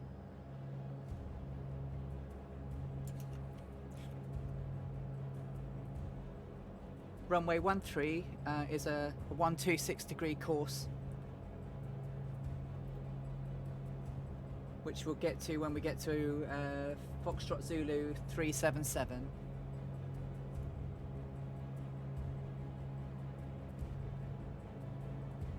Do you know what? I need to put that as a command, don't I? Runway.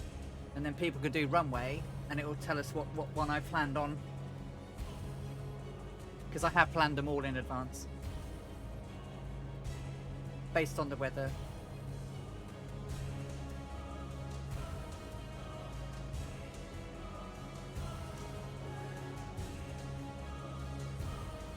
Okay, so we're now at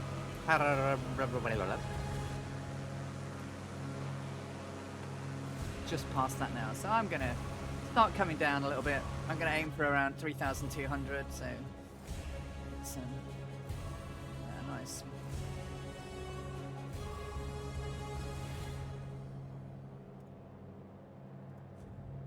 So make sure we don't overspeed as we can. I'm just gonna do a gentle 500.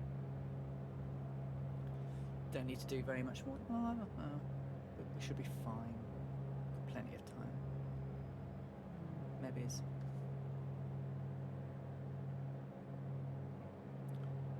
So as an example here, Bad Dog, if you're still watching, you know, we're coming down now. We're 500 feet per minute descent. You can see that the airspeed indicator is creeping up. Obviously, we don't want to speak it into the overspeed. Normally, you would, you know, power, attitude, and trim. So in order to come down, you'd normally change your power, keep the nose, and then when the nose is starting to go, then you trim down. So right now we're just doing a controlled descent down. But what you can do is obviously press my speed brakes. You can see the impact. So you'll notice that the airspeed is falling right off. So if you're right at my tail, guys, I'm slowing down. Allows you to control. But as you noticed, nothing has changed on my RPM, my manifold pressure. Obviously, as we come down, I'll need to manage my mixture to make sure we keep it within the bounds. But I'm not touching my throttle or my propeller.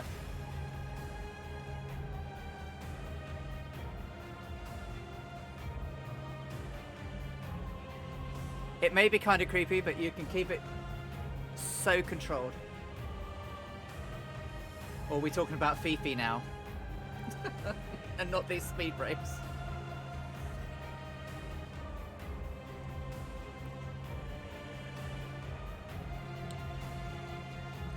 Five and 10, changing to right tank now. Should be what we need for landing, so just going to make sure we don't keep overspeeding. Changing the manifold pressure, I want to keep that around 20 inches. I want to keep the RPM around 220. 2,200. Obviously fuel flow will start increasing now as we're going down, but we're nearly there, so.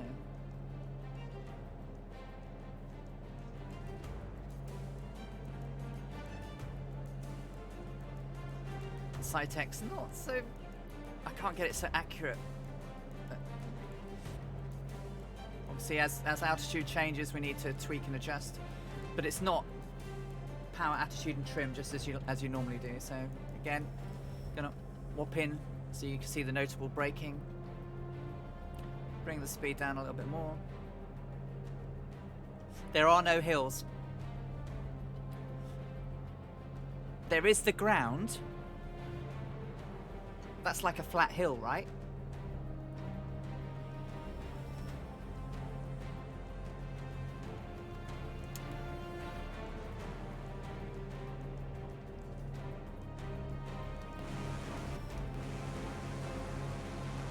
This sim, I tell you.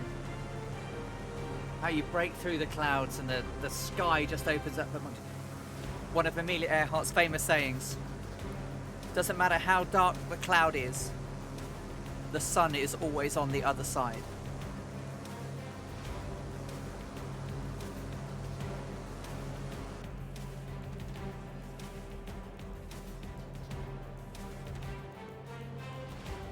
Oh, Brian, there's a hill. There actually is a hill. Look at that. That's a hill. We haven't seen one. Am I lying? I don't remember the bit. Oh. Oh, we're just going to cruise over it. It's tiny. But that's still a hill. Sorry, mate.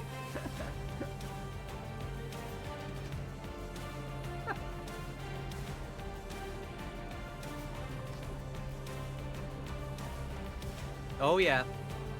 So...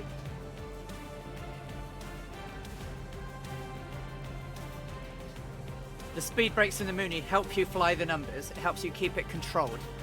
And the whole thing about landing is being stabilized and in control.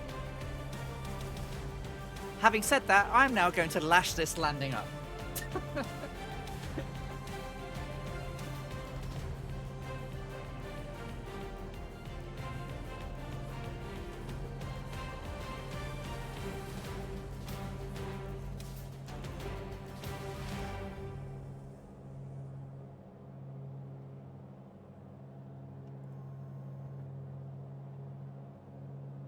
I think absolutely if it's a 3-foot hole or higher, we need to tell Brian.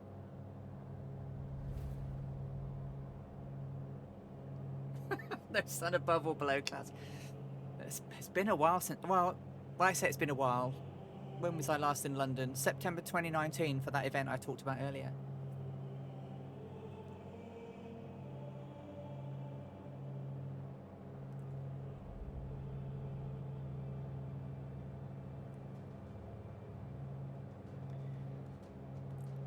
If there's a hillside, our Brian will find it.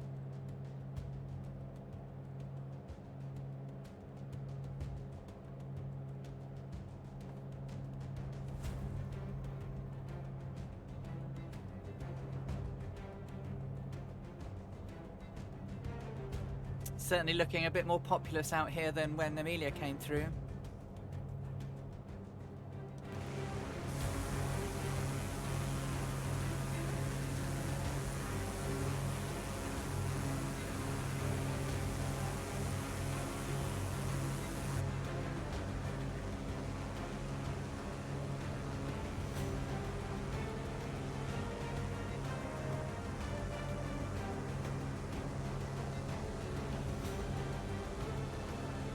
Nice one, Catbat. It might be. I'm having a squeeze now to see.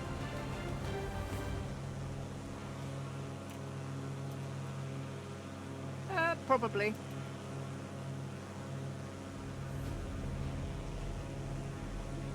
I can see the lights, runway in sight. Landing lights are on.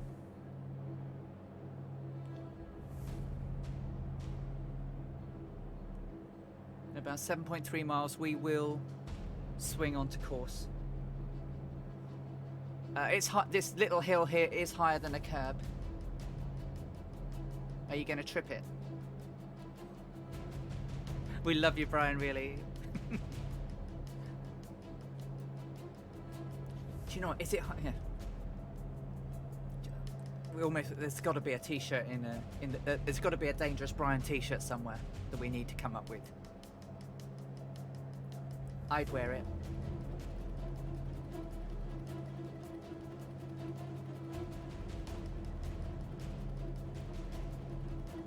There goes Bad Dog Muncher.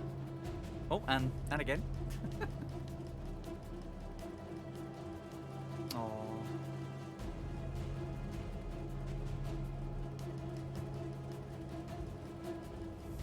Yeah, I'd wear a Dangerous Brian t-shirt. A Flying Circus Dangerous Brian one.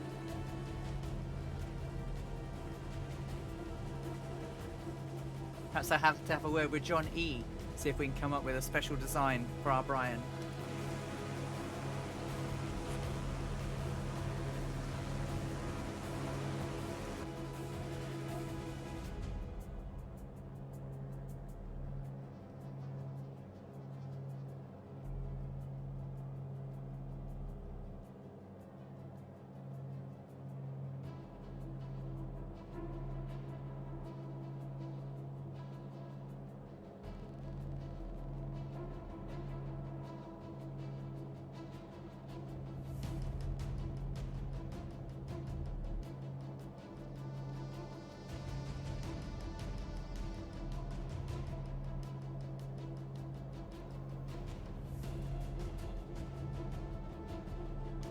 Bit of bumpage over the hill.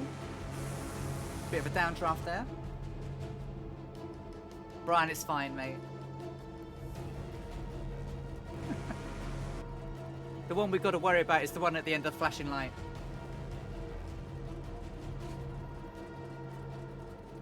I can't believe it's pitch black out. Hey, Moon.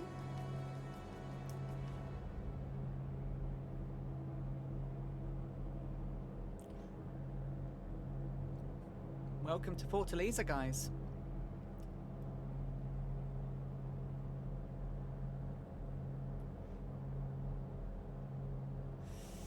Okay, so we're on full tank.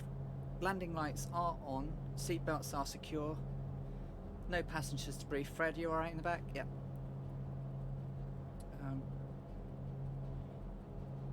Runway is in sight.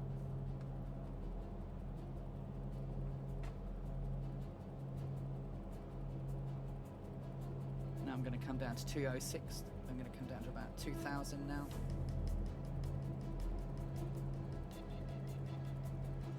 But I am going to slow me down. Don't want to do any of this forward slipping stuff I had to do last week.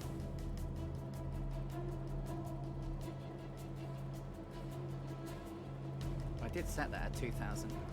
Oh, crikey, there we go. That would help, wouldn't it? Nearly.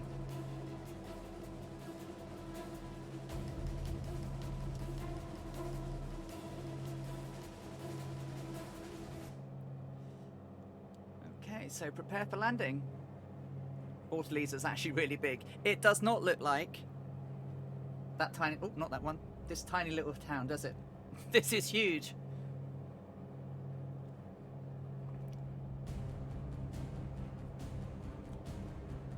Okay, so...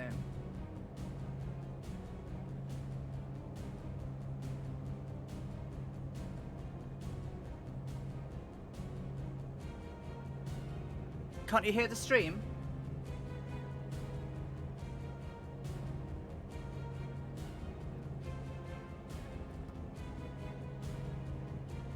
Can we not hear anything?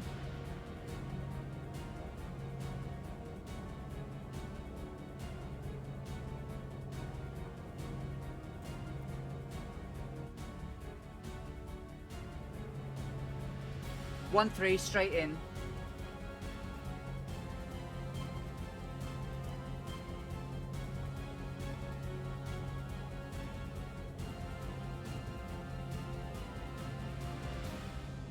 Oh, crikey, I thought I'd done some buttonage. I thought I'd pressed the buttons and turned everything off.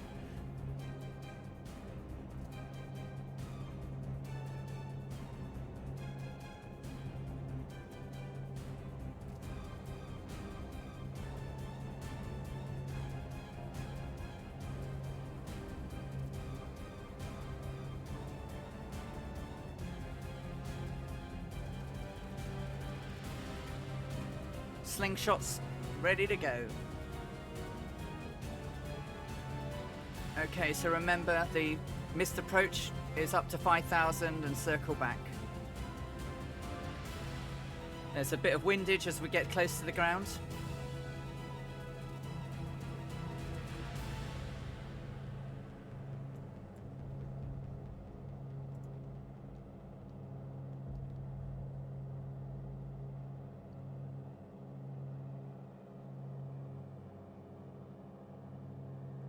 I know I'm taking it gently, but after last week's fiasco,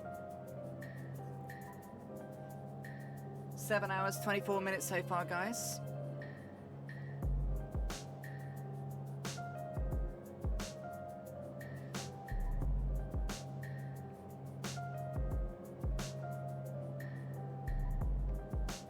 Fortaleza's huge. And definitely red brick roofed buildings, as per Amelia's diaries.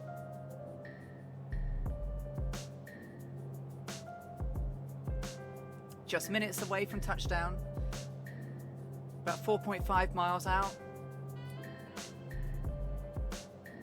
So, landing gear can now come down.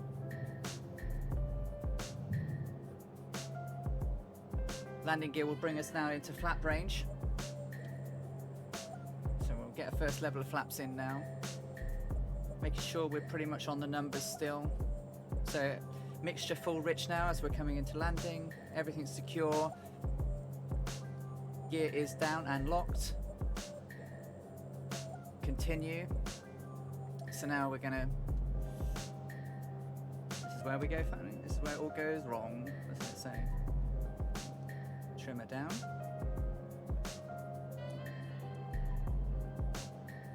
Still a bit high on the pappies.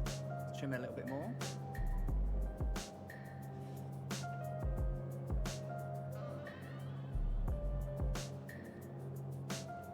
It's a little bit of wind. There's a slight crosswind, west to east.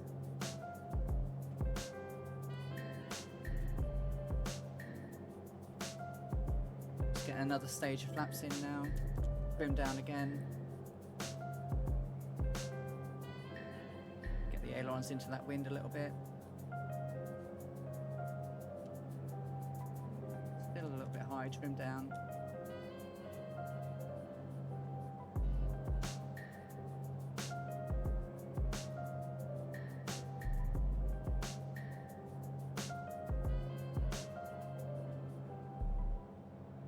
I'm much more tired than I thought I would be.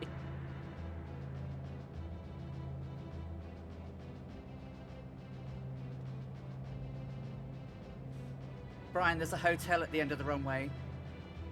That's like a hill, right? Try and not sink it too much. The runway's quite long this week, so try and keep it sort of in the runway.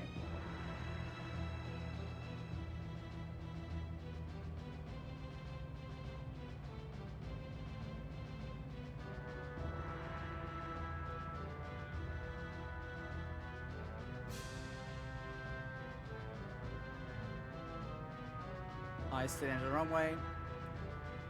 Float. And down. And we'll take the first exit on the left.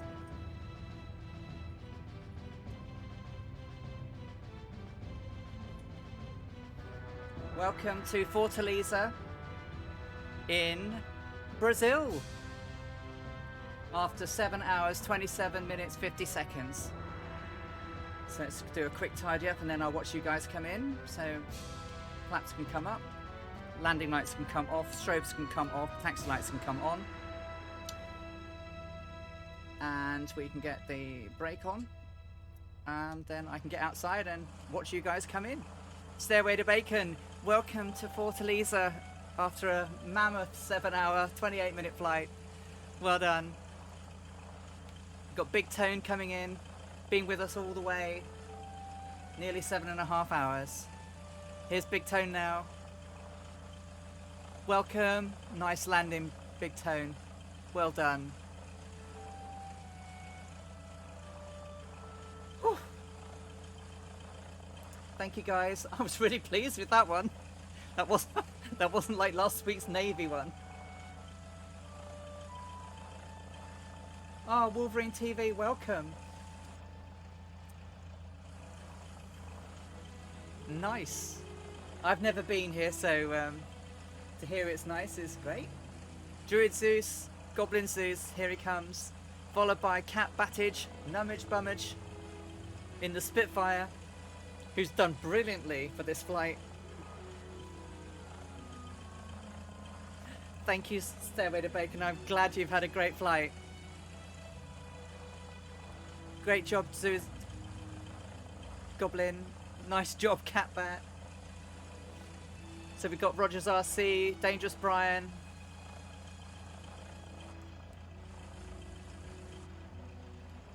Go away, car. You're not going on the runway. We've got friends coming in. Whew.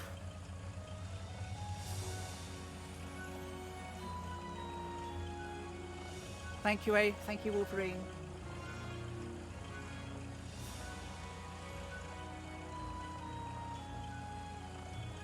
Rogers RC, welcome to Fortaleza. Thank you for flying along with us.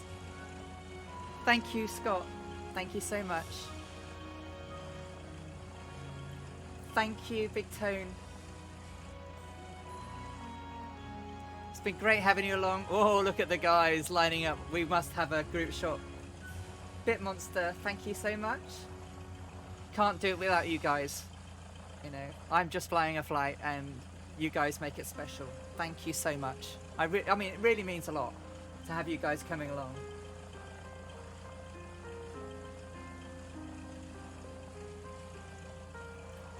So, Wolverine, I actually landed today, like my flight instructor taught me. So, Flying Dutchman, the livery I have is a specially made livery for the series of flights that's based on the Electra 10E that was flown by Amelia Earhart on her journey. So this is what the actual aircraft looks like. And obviously this was done by Gibbo Ireland. It's free to download on twotonemurphy.com on the downloads page. So if you have a Mooney and you'd like a copy of this Electra inspired Gibbo Ireland design Mooney livery, please feel free and grab a copy and enjoy flying with it.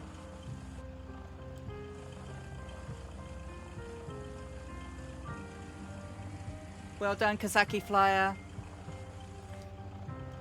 Are we all down? No, we've still got more people coming in. US APR is on his way in. So, because I don't have it linked up, I will do. So, HTTPS www.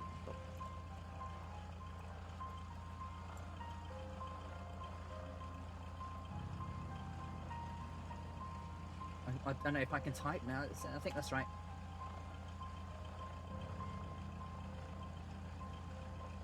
Yeah, it absolutely is, and it should be the first download on the page. The Amelia Earhart livery Mooney M20R.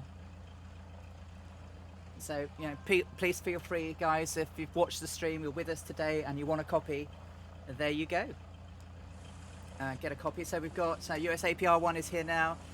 We've got Dangerous Brian still. I'm not going until you guys are down. We leave no one behind. Go away, cars. I know. Oh, perhaps this is the.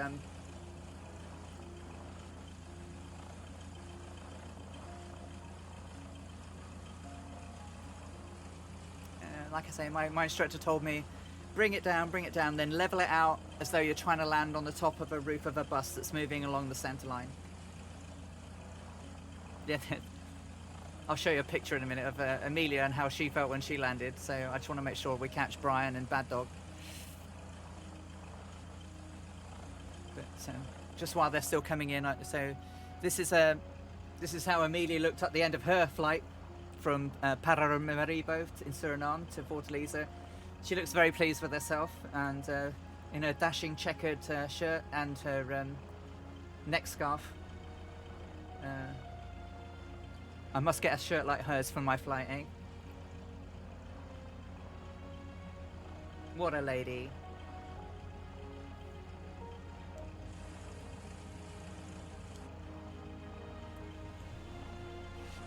Just while we're all here, I'm going to grab some pictures of you guys and people coming in.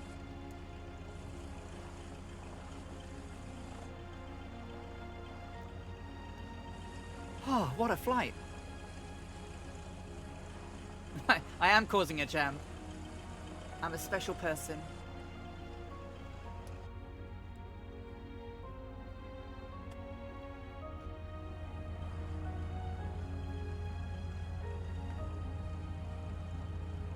Get out of the aircraft and wave at people. I certainly need a shirt like that and perhaps a little neck banner. Yeah, it's great, isn't it? See the Moonies and sporting the liveries.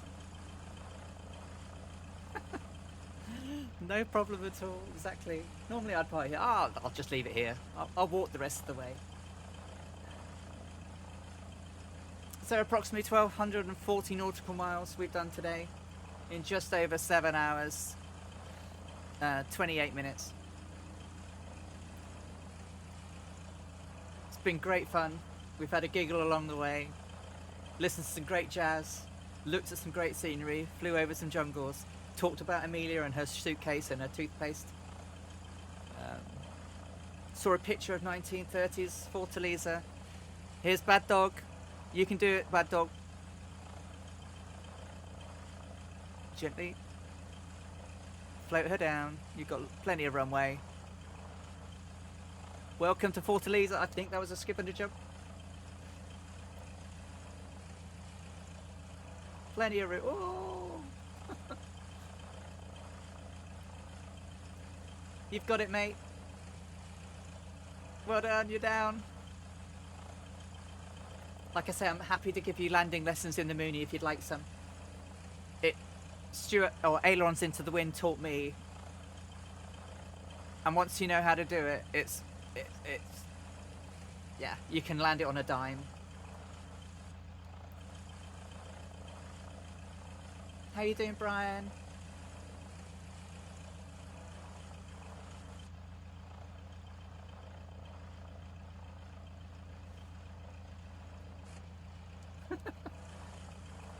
You walked away, Bad Dog. You're all good. I'm sure it'll buff out.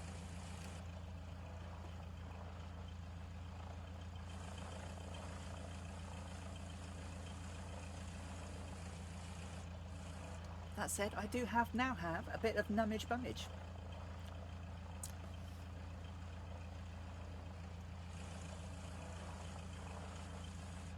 Now all I need Caronado to do now is make the pilot ladies. Because of course they haven't made them ladies in the aircraft. You can't use the in-sim ones.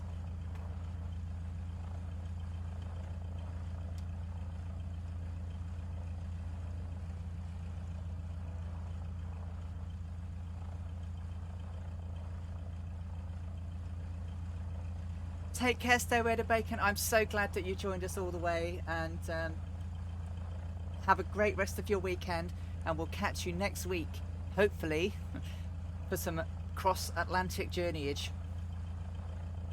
See you, Bacon. Take great care of yourself now. Brian, are you here with us still?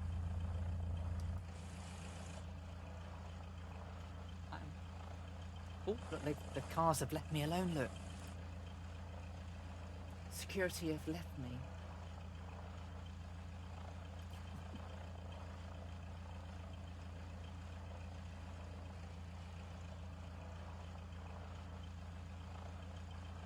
See you next week. Take care.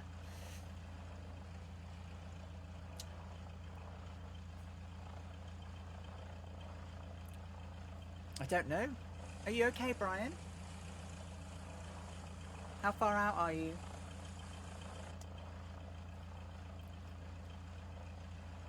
Take care, Catbat. Thank you so much for your generosity again, as always. Absolute legend. Thank you so much. Tuto Murphy, thank you. Thank you. Kazaki Flyer, take care. Have a great evening.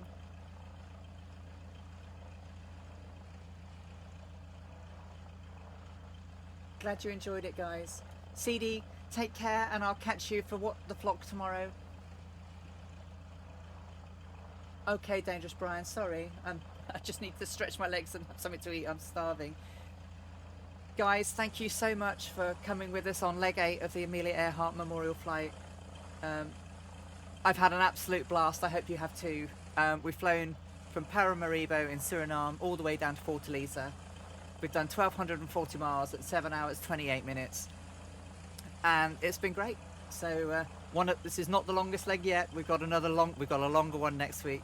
So stretch the legs, enjoy Fortaleza, enjoy your night at the Excelsior, and we'll catch you next stream. So until next week, fly safe. See you next week. Bye, everybody. Take care.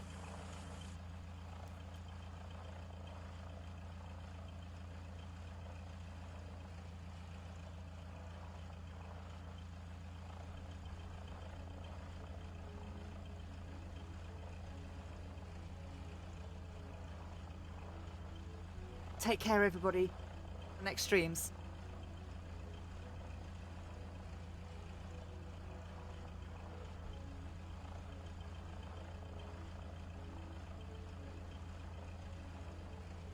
We're under 20,000 miles to go now, guys.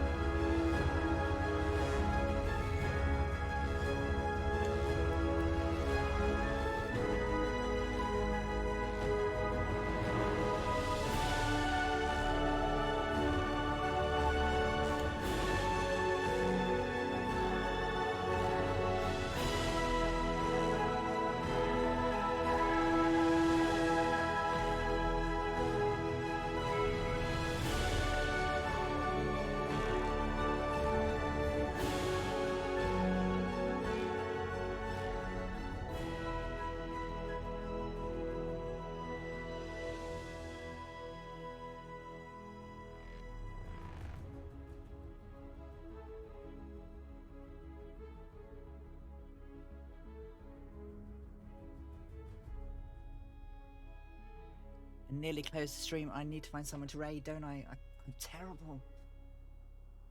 Who's streaming? And who can we raid? Who's got a few people in? Do you know what? I'm gonna... Oh! Droya. Let's raid Droya. Is he in Flight Sim? Yes, he is. We'll be raiding Droya, guys.